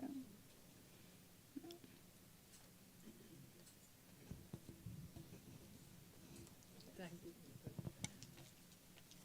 you. So the last talk for this session will be from Dr. Rahul, Challenges for and How to Establish Bone Marrow Transplant in Limerick. Dr. Rahul. Thank you. Thank you. This is the most awaited talk, I think, and that's the most passionate thing which we do. We establish bone marrow transplant where there exists none. Because conventionally, people thought that the bone marrow transplant needs huge investments. We have shattered that barriers not only in India but across. We have established in past 14 years, 14 bone marrow transplants in India and across, sneaking out of Bangladesh by doing a bone marrow transplant before the chairman could have killed us, and BMMSU in the middle of the night. And thanks to no traffic that we could catch the flight on that day, to where we stand today. And the whole idea is that if you can do 7+3 in your wards, then you can do bone marrow transplant anywhere in this world. If you are ready to do and have some sleepless nights, then you're ready for a transplant. The only thing which you require for doing a bone marrow transplant is the will, nothing else. Believe me, it's a hyped thing. There's nothing very glamorous about bone marrow transplants as we pretend, because as a hematologist, we don't have anything. We don't have Pembro, we don't have Nivolumab to pretend and show off. We only have bone marrow transplants, and that's why it has been kept like this. So vision statement was always been to have BMT centers in each state of India by 2028. We have reached 5-6 states for doing a bone marrow transplant, and we are 1.4 billion people. The problem statement is we do only 5,000 bone marrow transplant while we need 50,000 bone marrow transplants. And the reason was historically that we didn't have enough hematologists and pediatric hematologists. Now, after a decade and the government policies, now we have 640 adult hematologists, or say hematologists who does transplants, and around 250 or 300 pediatric hematologists. Out of half of them does bone marrow transplants as well. So we have got a formidable force to do that. The first thing was, there was never, the manpower problem was being taken care of. And slowly and steadily it will become that every state, every city, every district will have a hematologist. They might not have a GP, but they will have a hematologist in this country. Okay, but that's the reality. So that's how the hematologists are being produced in this country. It's good for us, good for the rest of the world, because you'll see more often us in Zambia than in Delhi or in Tanzania. Okay, so, and to improve the outcomes by use of technology innovation, and that's where the WhatsApp came by, the frugal innovations, that every single patient who gets a transplant done is on a WhatsApp group. And that continues to buzz throughout the nights. And that's how things have become easier and easier and easier. And to spread awareness about hematological diseases in BMT, in pediatrics, still people are willing to get a bone marrow transplant. In adult side, you do a bone marrow transplant, they run away. They say it's not needed. And multiple myeloma, which is commonest indication, never happens. Expanding the horizons in India for bone marrow transplant, this is where we started. After coming back from Canada, my wife went to home and I went to Medanta to join. And that's how we started our first transplant in August 2010. That's where we started. Moved to Artemis, then did transplants in various places in Bangladesh, then moved to Fortis, Gurgaon, and there the journey started and expanding. We started understanding that we were only treating the rich and the rich. Where are the last mile people? Who are the poorest of the poor goes? So this dawned upon after doing almost 700 transplants, we realized that yes, our existence cannot be defined by treating the rich and the powerful people. And that's where the first transplant in Indore came by on a doctor's duty room, which was converted into a 4-bedded transplant unit. Half of them was taken by the pediatrician, thanks to Dr. Satwani, who treated one of the IAS officer's daughter in US with a CAR T cell, and she became better. So half of it was taken by over them, and half was taken by us. So we started our first government-based sector transplant unit, which was free of cost. The transplant was done free of cost, supported by Government of India. And what was there? Beds, 4 beds, HEPA filter, the nurses, and a medicine doctor. In last year, it was converted to 10-bedded transplant unit. And I'm happy that Akshay Lohati is sitting here after doing a DM for Bhubaneswar, AIMS, has got a meaningful employment in that same unit where he's now heading. And he's doing a fantastic job on doing a bone marrow transplant. My pediatric colleague at the same time did almost 70 transplants. We could only do 20 transplants. But because the pediatricians were all getting thalassemias and so on and so forth. So Prakash Satwani did run a very tight ship and from America itself, and they were able to do transplants there. Then we moved on to various centers at Bikaner, which is in Western Rajasthan. Another similar unit, 4-bedded, 6-bedded transplant unit was established by collecting the money. What all was required in that simpler unit is Milmeterol. So one FSS, which all units have. Need not have a CD34. So from Bikaner, the overnight train used to be taken by the patient itself, used to bring the CD34 to the morning to Fortis, Gurgaon, which is like 700 kilometers overnight journey. And 9 o'clock it used to reach to the lab, and by 10:30, 11 o'clock, CD34 was ready, and the melphalan was given. So that's how Bikaner's story started. And those guys in past, after COVID, have done almost 30-35 bone marrow transplants, including haplos and matched sibling transplants, and not only transplants, multiple myeloma. Then over a drink, as in the country, as it is not important what you do, it is important whom you know. So in a party like that in 2021, Faridabad, the story is very simple. I went to an institute, telling I have to give my services. And they threw me out. They said, those are open, please go out, we don't need your services. That was ESI. After 2 months, I met a director of the ESI over a drink party, and he said, what do you want? I said, okay, let's start a transplant unit. So within 15 days, HEPA filter unit was started. And after that, 2 consecutive directors and a minister has taken a credit that for the first time, the ESI has done a bone marrow transplant. So everybody comes and every 3 months there's an inauguration of a bone marrow transplant unit again and again, because everyone wants to also take credit that they have done. And the Wikipedia page of the ESI shows that yes, the transplant which is happening for the first time in the country. And the only condition which was set was, there was previous director, who was the current director of AIMS. He had started 2 transplants in Sanagar in Hyderabad. Those 2 patients died. So my director of ESI, which was done in 21, they said, these patients should not die. If they die, you are out. And thankfully, out of 40, just lost 2. And these are the people who are the last mile. These are the laborers who gets $400 a month salary.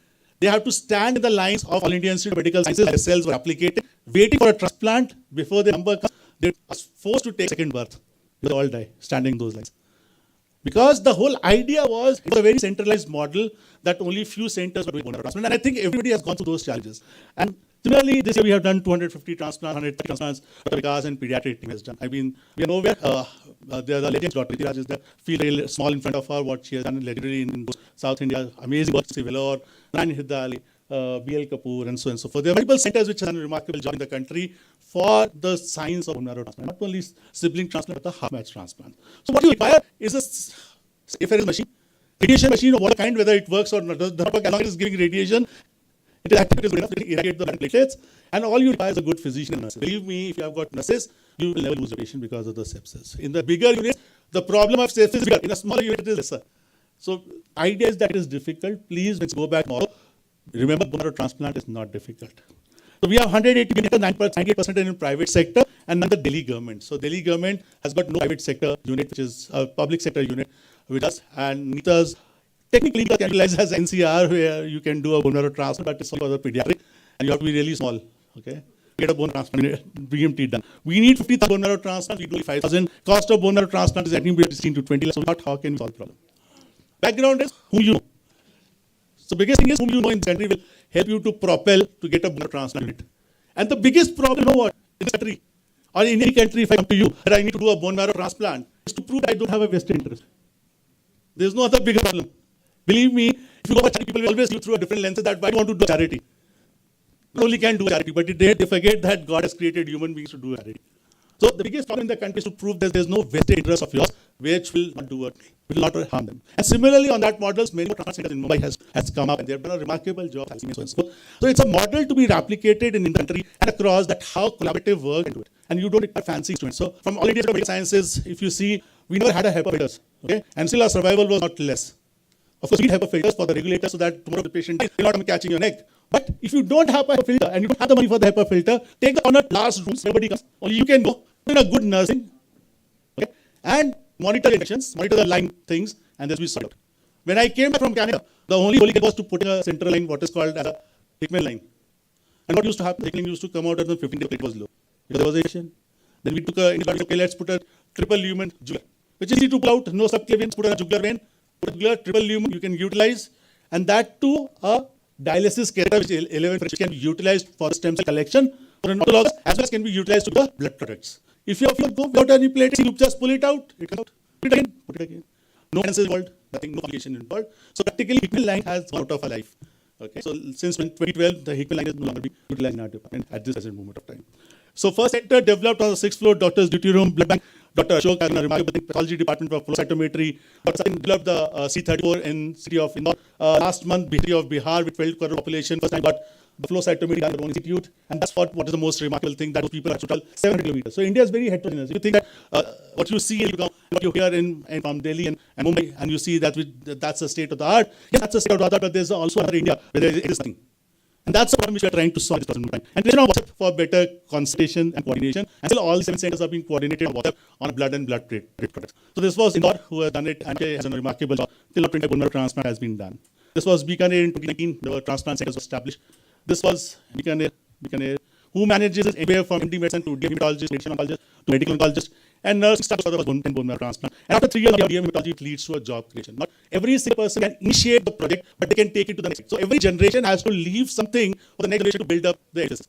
What we have done today is to develop the basement, and new generation will come at the tallest tower in the world to showcase the Indians of course. And that's what Akshay and Avinash is doing in Patna at this moment of time. So now they have done 3 bone marrow transplants there itself. On the BHU, so we knew the chancellor they could gather money and establish a bone marrow transplant in BHU, which has got the irradiator also. Not everything in house. So they could bought irradiators as well. So money is our problem in this country, if you have to really find out. August 2021 comes the ESI. The ESI officer was thrown out, and then who knew the ESI director, we could establish a bone marrow transplant center. Now 40 bone marrow transplants are done. Who had no other means to survive? They were aplastic in years, half match. And this guy had 26,000 as a DSA was positive. After we gave Daratumumab 4 cycles. He continues to stay in the ward. He said, I will die here. I will not go anywhere. After 6 months of back and forth, managing his infections, he managed his DSA for 26,000. After Daratumumab became 0, we did a transplant, and now he's 3 months post-transplant. He's a miracle. So how your actions can actually save somebody's life is what you will need to imagine at this present moment of time. So this is what Dr. Bhupendra Yadav, Honorable Minister, has inaugurated this transplant center at this present moment of time. Now, same story, the transplant goes for free. And these all centers, they get a bone marrow transplant, half match, all match, or a myeloma, they all get free. So you see, out of 120 transplants, is all free by the government. And that's the whole vision, is that we need to have one state transplant unit in each state so that those people don't have to suffer, don't have to stand the lines and the queues at this present time. So bone marrow transplant is very difficult to make them understand. Many people wear scrubs in this country, tell them this is surgery, but I will tell you, please wear your own clothes to tell people it's not a surgery. So it's not a surgery, it's just a single transfusion, and stem cell infusion is as simple as such. So model is identify the gap, search for the top-down approach, and work hard to bring change. With a simple conviction that we have been blessed by the God to stand and sit in this comfortable environment, and now it is our choice to toil hard and sweat hard to bring the change in the lives of the people who are not so fortunate. With this, when you go back home, pledge to yourself that I will see a transplant center in each country which I belong to because my people deserve that. And this is what the mission at this present time, which has to be done: accessible, affordable, innovation, improving outcomes, values, equality, accountability, transparency, empathy, trust, and making a difference. And it is all travel journey from I to E. The most difficult journey which people is not to pass the exam or acquiring the knowledge. The most difficult journey is to travel is I to V. When you stop saying I've done it and start saying we have done it, that's you, me, and God.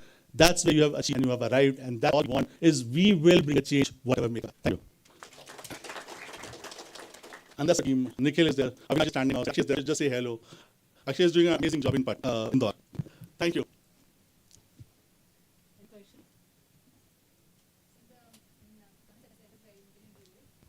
Investigations which are not done in-house, like chimerism or viral panel. Yes, so very good question. So they all get outsourced. Either the money comes from the patient or we have a contract with the labs. Government has a contract. So in Indore, that BMT center has a contract lab that they use it and they get it free. In ESI, again, there's a contract. In Bikaner, patient has to pay for something, but rest is all free. In Patna also, it's all HLA needs to be done on their own, but it's free. And we can bring more transplant centers, more transplant education in Bharat. I think Tamil Nadu also has a good system Yes. because we have the same scheme, public-private partnership. And even if come to private hospital, if they're government patients, it's a package. The patient doesn't pay anything extra. So whatever happens, happens within the package. So I think this would also be a parallel model because to start everything from scratch is difficult. So if there's a public-private partnership model also, that would work. Absolutely. I think Tamil Nadu, Karnataka, Kerala has always been ahead of their times. I think you should congratulate the people who were cognizant about the health issues, but it is now fast catching up in North. So multiple models, various models. As I say, there are many paths to reach to God. Any religion, anything we take up, there are multiple paths to reach to God. And as long as we are reaching to God in truth, everything is there. A peculiar question, right? An X-ray machine, regular X-ray machine. Inoculation. No, just a conceptualization. A regular X-ray machine and a radiation machine and a radiation machine for blood irradiation. In your experience of trying to set up, what is the radiation that we're talking about? So any radiation machine, whether it be a cobalt, so X-ray machine cannot give an irradiation with a gamma and it's a beta. So both rays are different. Second important issue is the irradiation machine, any type, whether it be cobalt, whether it be anything. Electra, variant, whichever it is which is there with you, within the town is sufficient enough to do the irradiation. So it's not everything. So don't wait for everything to be in-house. That's an ideal thing. That's an ideal situation. When we will reach, we don't know. When we reach, we will reach. It's great, we will have an ideal situation. But at the time we don't have an ideal situation, what we do? I mean, the most easier and the most affordable way of living longer in multiple myeloma is bone marrow transplant. Isn't it? I mean, of course, Daratumumab 4 injections of Daratumumab is equivalent to one bone marrow transplant. So I think it's very, very imperative to understand that we need it. We have to go out of our comfort level and think out of the box to bring these technologies to the people because they have entrusted us by we have become doctors and now it's our responsibility to give it back to them. We can afford not to sleep for 5 days because we are comfortable in our life. We can afford years to, not sleeping for 5 days is not going to make us hurt. But yes, if in those 5 days we can make the survival prolong, they might reach 2027 Tanzania might economy of 2 trillion and might have the money. Or we might have an economy where people get a Haploidentical transplant. So each passing year is beautiful. The world is recognizing the global health and trying to solve the problems. Each one is trying to solve their problems on their own. But let's understand the best practices. We are not West, where we are abundance of money. Even in West, there are people who are not insurance covered. We don't talk about that. We read papers, people have been on a trial. We do not talk about a large section of people who don't have the money if they fall sick. And you talk to taxi drivers, and if they fall sick, they don't have anything to do except to die. I think it's multiple levels, multiple emotive issues, that how strong we feel for our own people is what is going to propel us. Sorry, I just want to understand when you say the cost is free, does it include the pre and post? Everything. Okay, so little observation that we have back in our country, with the few patients that we have, those who are living far from the hospital, we feel like it's a bit of a problem for them to continue with the follow-up care because of the bus fare to travel every now and then. So what do you do to those? Do you have a hospital around to accommodate them for probably 6 to 9 months? So very quick question. In various places like Indore, Patna, people tend to stay nearby for 3 months. And when they go after 3 months, they have a WhatsApp group and they're probably educated in these 3 months to use a WhatsApp. I think the country has gone a very differential way of progress that everyone now is on Instagram, Facebook and WhatsApp. So and a UPI payment. So every single person in the country now somehow is digitalized in that sense. And if you give a time and make them explain how the WhatsApp will be utilized, they continue to send their vitals so that they can be utilized. And then nearby doctors are in touch with us in these centers who give at least if there's a fever. So we have not lost people as they have gone out. We lost more people. They were sitting in the hospital because they said, it's night, why should I come in the night? Lose motions, lose motions, what is there? I'll put in the morning. So the competency of the patient. And now that's why probably in Gurgaon we have a nurse who does a home call every night to see just on transplant people that how that. Because many people come from all across the world and they might not be that proficient enough to see how the country moves at night. They might be scared to come out. I mean, we might just be scared in going night in Nigeria if you downtown and travel. And similarly, they be worried that if they have to come out in the night at 2 o'clock, they will not come out. So that's why I think WhatsApp has played a very, very integral role in making the survival bigger. Thank you. Thanks so much, Dr. Rahul. Very inspiring talk. Now we move on to the last session for the evening. It's for the pediatric solid tumors. The first speaker is Dr. Miriam Kimpo. She's a pediatric hematologist from the Department of Pediatrics from NUH Singapore. She's a board certified hematologist. The chairpersons for the session are Dr. Revati Raj, Dr. Yogesh Kumar Gupta, and Dr. Intizar Mehdi. Dr. Miriam, please. Thank you. I would like to thank Fortis group for inviting me, and I would like to congratulate all the doctors who are here now. Listening to you all give a talk this morning, I feel that the people of India are very fortunate to have such passionate and dedicated doctors working hard to improve the rate for cancer. So I've been asked to give a talk on bilateral Wilms tumor. Probably not something that we see as often as lymphomas, but quite interesting anyway. So bilateral Wilms tumors comprise only 5 to 10% of all children with Wilms tumor. They tend to present at a very young age, much younger than those with unilateral Wilms. And the thing about bilateral Wilms tumors is that they tend to have nephrogenic as in the normal kidney tissue. However, the outcome for these patients is much more severe compared to those with unilateral Wilms tumor. So even the North American National Wilms tumor group as well as the European groups reported retrospectively that the outcome is inferior for bilateral Wilms tumor. So there could be various factors that contribute to this. One is possibly the development of macronous lesions. Some of these patients have an underlying genetic risk factor for developing Wilms tumor. There is possibly higher incidence of anaplasia in these patients, which is often missed during biopsies, or during incomplete tumor resection because of the fear of inadvertently running into renal failure during surgery. So that's incomplete staging. Most often, failure example those first patients who want to biopsy upon diagnosis. So patients in retrospect have undergone unilateral nephrectomy on the contralateral kidney, probably bilateral nephrectomies or biopsies or wide resections. All these are working into consideration, but they did not really affect survival rate. There was no impact in terms of survival. The outcome was quite inferior.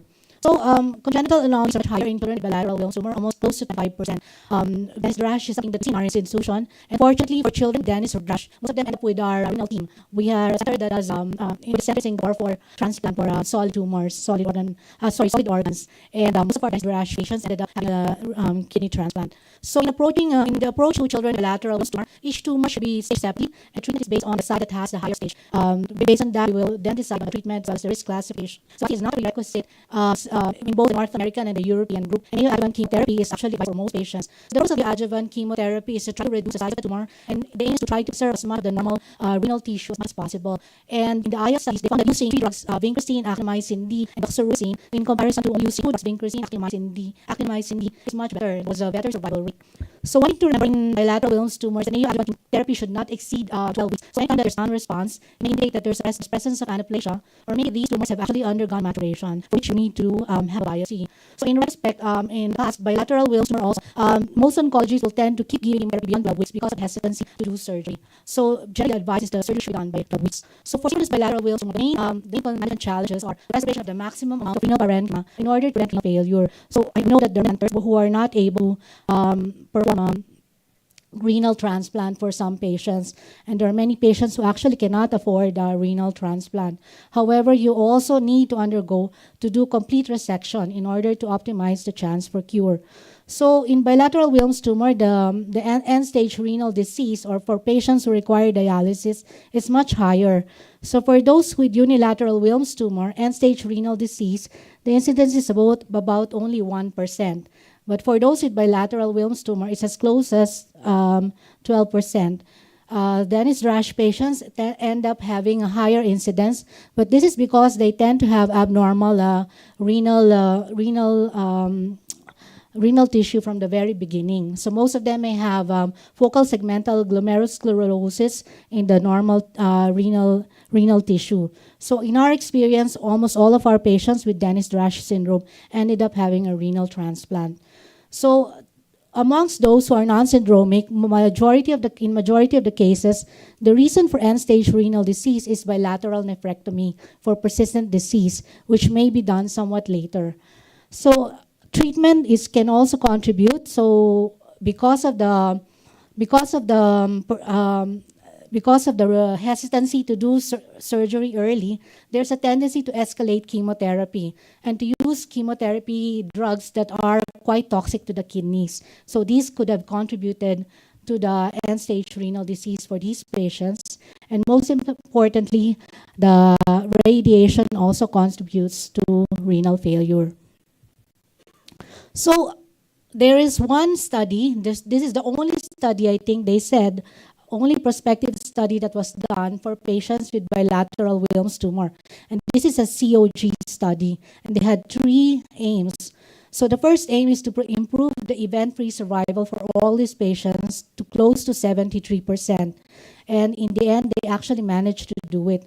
It means that for children with bilateral Wilms tumor, the survival rate equaled those of children having unilateral Wilms tumor, with an event-free survival of 82% and overall survival of 94%. So of course, survival was highest amongst those with favorable histology.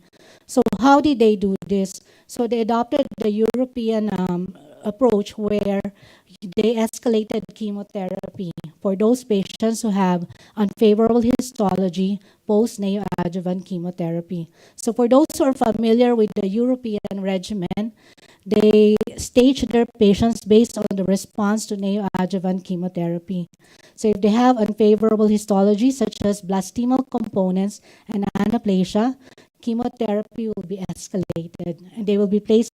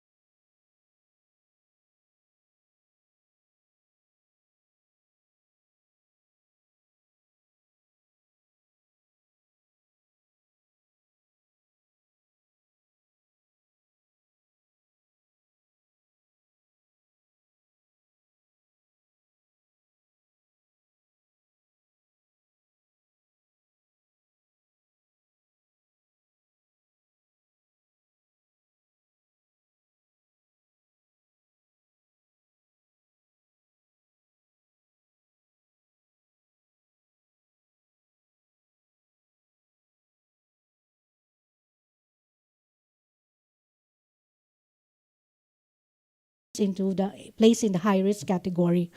Their second aim was to prevent complete removal of at least one kidney in 50% of patients by using pre-chemotherapy drugs with using 3 drugs. That means that they use VAD, vincristine, actinomycin, doxorubicin, for as most of the patients. So we had followed this up with ultrasound. And during the treatment, we noted that one of the cysts was growing in size, so which was actually a dilemma. We were wondering this was actually a cyst that had converted into a malignant Wilms tumor. And she had come back to us again for resection of the cyst. So this is a slide from our surgeon. So he mentioned about the challenges we faced at that time for the nephron sparing surgery. So you have a child whose right kidney had been removed. You have the left kidney remaining with multiple tumors, and we were quite stressed also because the tumor was quite close to the pelvic-calycial system. So we do not want to end up having to do complete nephrectomy for this kidney and have the patient end up getting dialysis. So I think this is true for most nephron sparing surgeries. So you can see that there was partial nephrectomy was done with the remaining tumor, and enucleation of the other tumor was done as well. So the only thing that we have to accept is the margins are very close. I think only 0.3 cm, 3 millimeter clear margins for these tumors. And the worry is that this patient may actually end up getting relapse because the margins were quite close. The risk factor for relapse is quite high. Should we give radiation post-operatively? But with a kidney that with a minimal remaining normal kidney tissue, we were hesitant to give radiation at that time. So the challenges that we had faced was we were operating on a child with a solitary kidney who had multifocal tumors. Her tumors were difficult to localize, and one of the strategies that our surgeons will do is to do intraoperative ultrasound in order to localize the tumors. And again, as I mentioned earlier, the tumors were quite close to the pelvic-calycial system, so the risk was very high that we may end up having to do nephrectomy. So on week 12, again, as I mentioned, she came back to us, and we were hesitant to go in again to do another surgery because because we already have a minimal remaining normal tissue. So this is a cyst that started growing, and we eventually ended up removing the cyst, and it did turn out to be just a nephrogenic rest, fortunately. So post-operatively, it was quite stressful for our renal team as well because this patient had an elevated creatinine for almost a week after the surgery, and they were worried that they may have to do dialysis, and the blood pressure was quite elevated at that time. So these are the challenges that we face post-operatively for this patient, and she has been on antihypertensive since then. Fortunately, this patient ended up having a normal blood pressure after a while, and she's now in remission 2 years after this surgery. So again, as I mentioned, it's quite challenging to do surgery for these patients, and a lot of it really depends on the expertise of the pediatric surgeon. This is something that I think we have to work with for all the surgeons who are operating for their children with Wilms tumor. So what is the role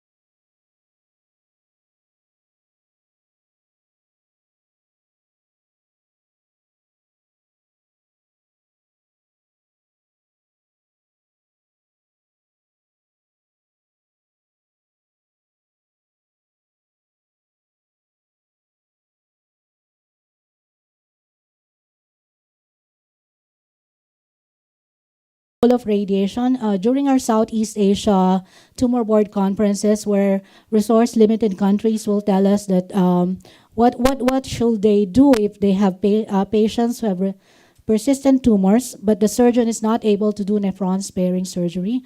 Could they give radiation? So this is one of the things that we had. If it gets even smaller, do your surgeons think that they will operate? No. They definitely will not.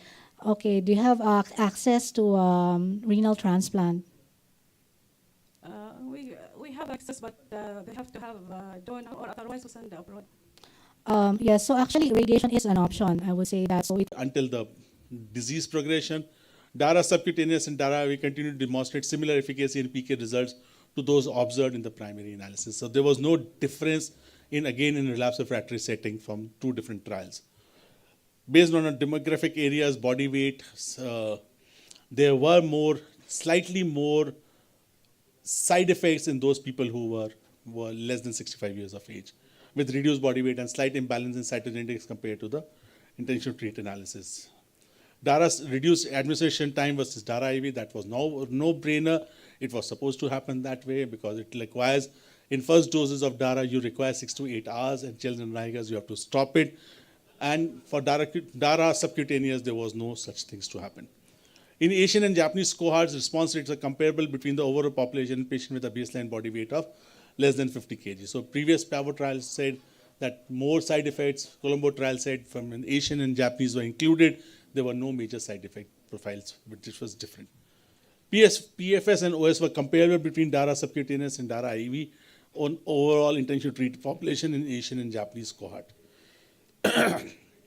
Same safety profile, no major differences between the two. No immunogenicity was found to be there in these subsets. Safety profile was comparable between Dara, subcutaneous, and IV. Was satisfied and more satisfied with cancer therapy compared to the patient because they do not need to get admitted in the hospital. So for a lower middle income group country, it is a boom for all of us that it can also be given in a subcutaneous form in these subsets. So the conclusion was the Dara subcutaneous and IV demonstrate a comparable efficacy based on the pharmacokinetic data. Response rates were almost the same. There was no major toxicity, no new indications, no major signs which came up, and this results that the use of Dara in Japanese patients was found to be efficacious. Dara VMP versus Dara RD, multiple second-line Pallidus trial.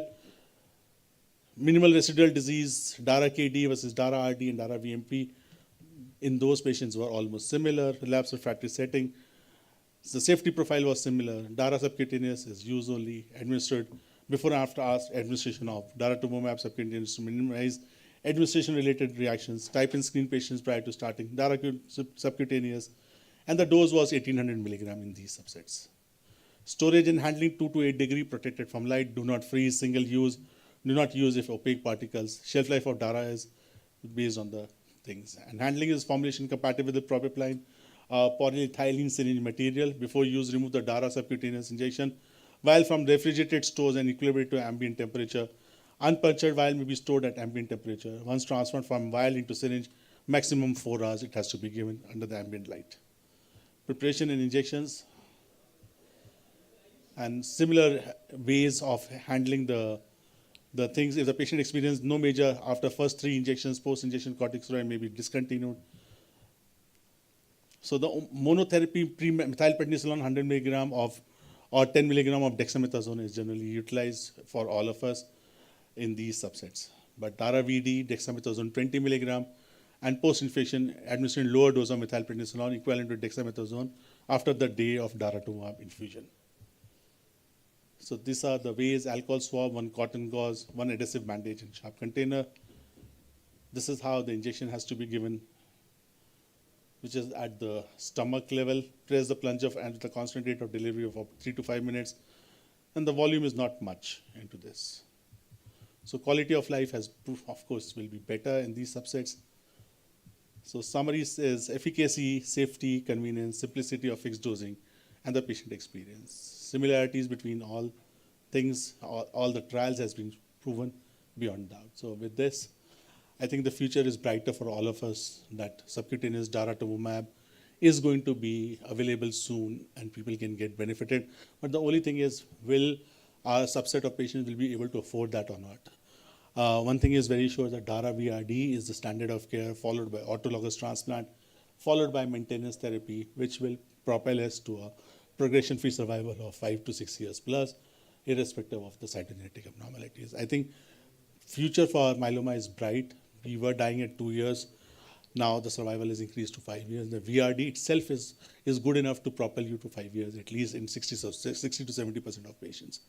If you can't afford Dara, if you can afford Dara, how we do give Dara, we give total of 12 injections and not an American way of continuously giving. Why? If you see the Griffin trial, the majority of responses happened pre-transplant with 8 to 12 injections of Daratumumab.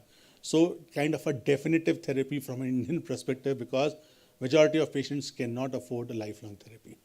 People who have received Daratumumab in induction therapy will not get benefited from the maintenance therapy, because that's what the Maya trial and that's what the Persis trial is asking. The question is, those people who got Dara at least 12 to 14 injections, will they get any benefit of the maintenance therapy?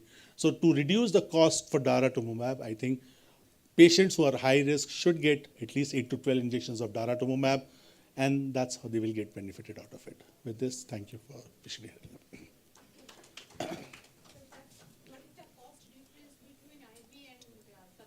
Right now, it's like 2 times. If it is Indian rupees is 1,69,000 probably. If it comes from the US, it comes at a 3 lakh per injection. Once it gets launched in India, then probably we are looking at 1,67,000 or 1,80,000 rupees. It will be available by March. That's why we are introducing the concept of subcutaneous Daratumumab. In terms of cost-benefit analysis ratio, can we get away from the hospitalizations? That's the whole idea, is that the amount of money which we have to spend in hospitalization, can that be offset by giving a subcutaneous Dara? Because the whole therapy has become subcutaneous in nature.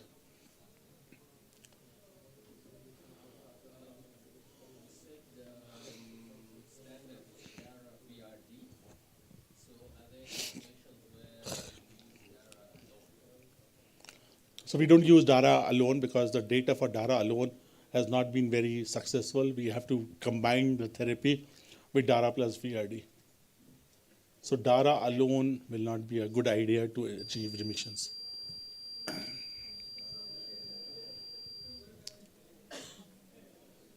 So VRD is the standard for majority of patients. But now, yes, Persis trial has shown us that randomized phase 3 trial, the Dara VRD is superior than the VRD. And the master trial does talk about Dara KRD as a definitive therapy based on the cytogenetics therapy. So interesting it is. And would Dara KRD still require transplant eventually? Yes. So still the transplant has not gone out of the system. Transplant is still very much there. So how much does transplant in India cost? Is $10,000 to $12,000, which gives you a good progression-free survival for 60 months. So 2 randomized trial between transplant versus no transplant, VRD plus transplant versus VRD, 35 months versus 63 months. So whichever way you do, whether you use Dara, whether you use Dara KRD, the transplant still remains there. So neither the CAR T cell till 2024 we are in. As we speak on 27th of January, still the transplant is very much in place. If we don't know, in February some seminal trial comes in which proves that the CAR T cell is superior than the bone marrow transplant, probably might have to change, but still the transplant remains the choice. So I think every single patient of multiple myeloma up to 65 years or 70 years of age who's fit should get a bone marrow transplant, because that's the most affordable way of living longer.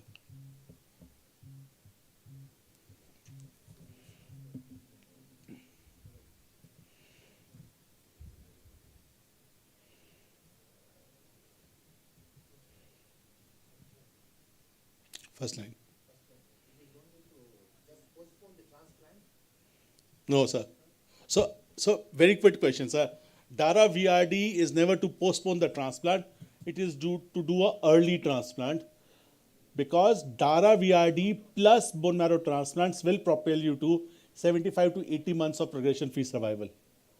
So most important is progression-free survival. We cannot cure multiple myeloma today. The whole idea is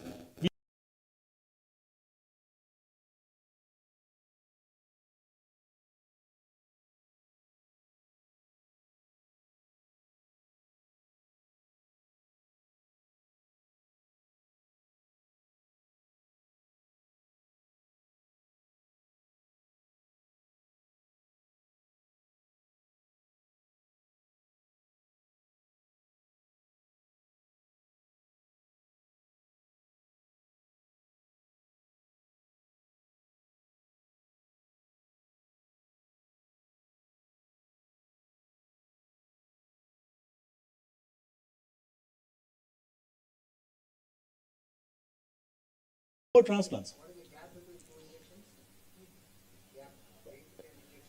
So every week for 8 weeks and then every 2 weeks. So see the Griffin trial. It is interesting that within 12 injections you got the maximum benefit. Put a bet on bone marrow transplant.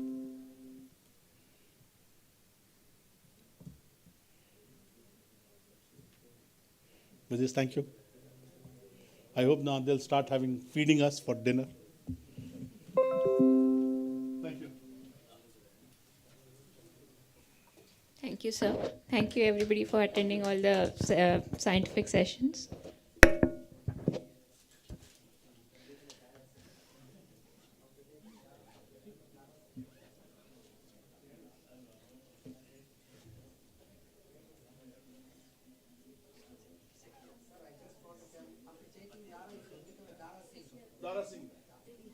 But then you can also become physically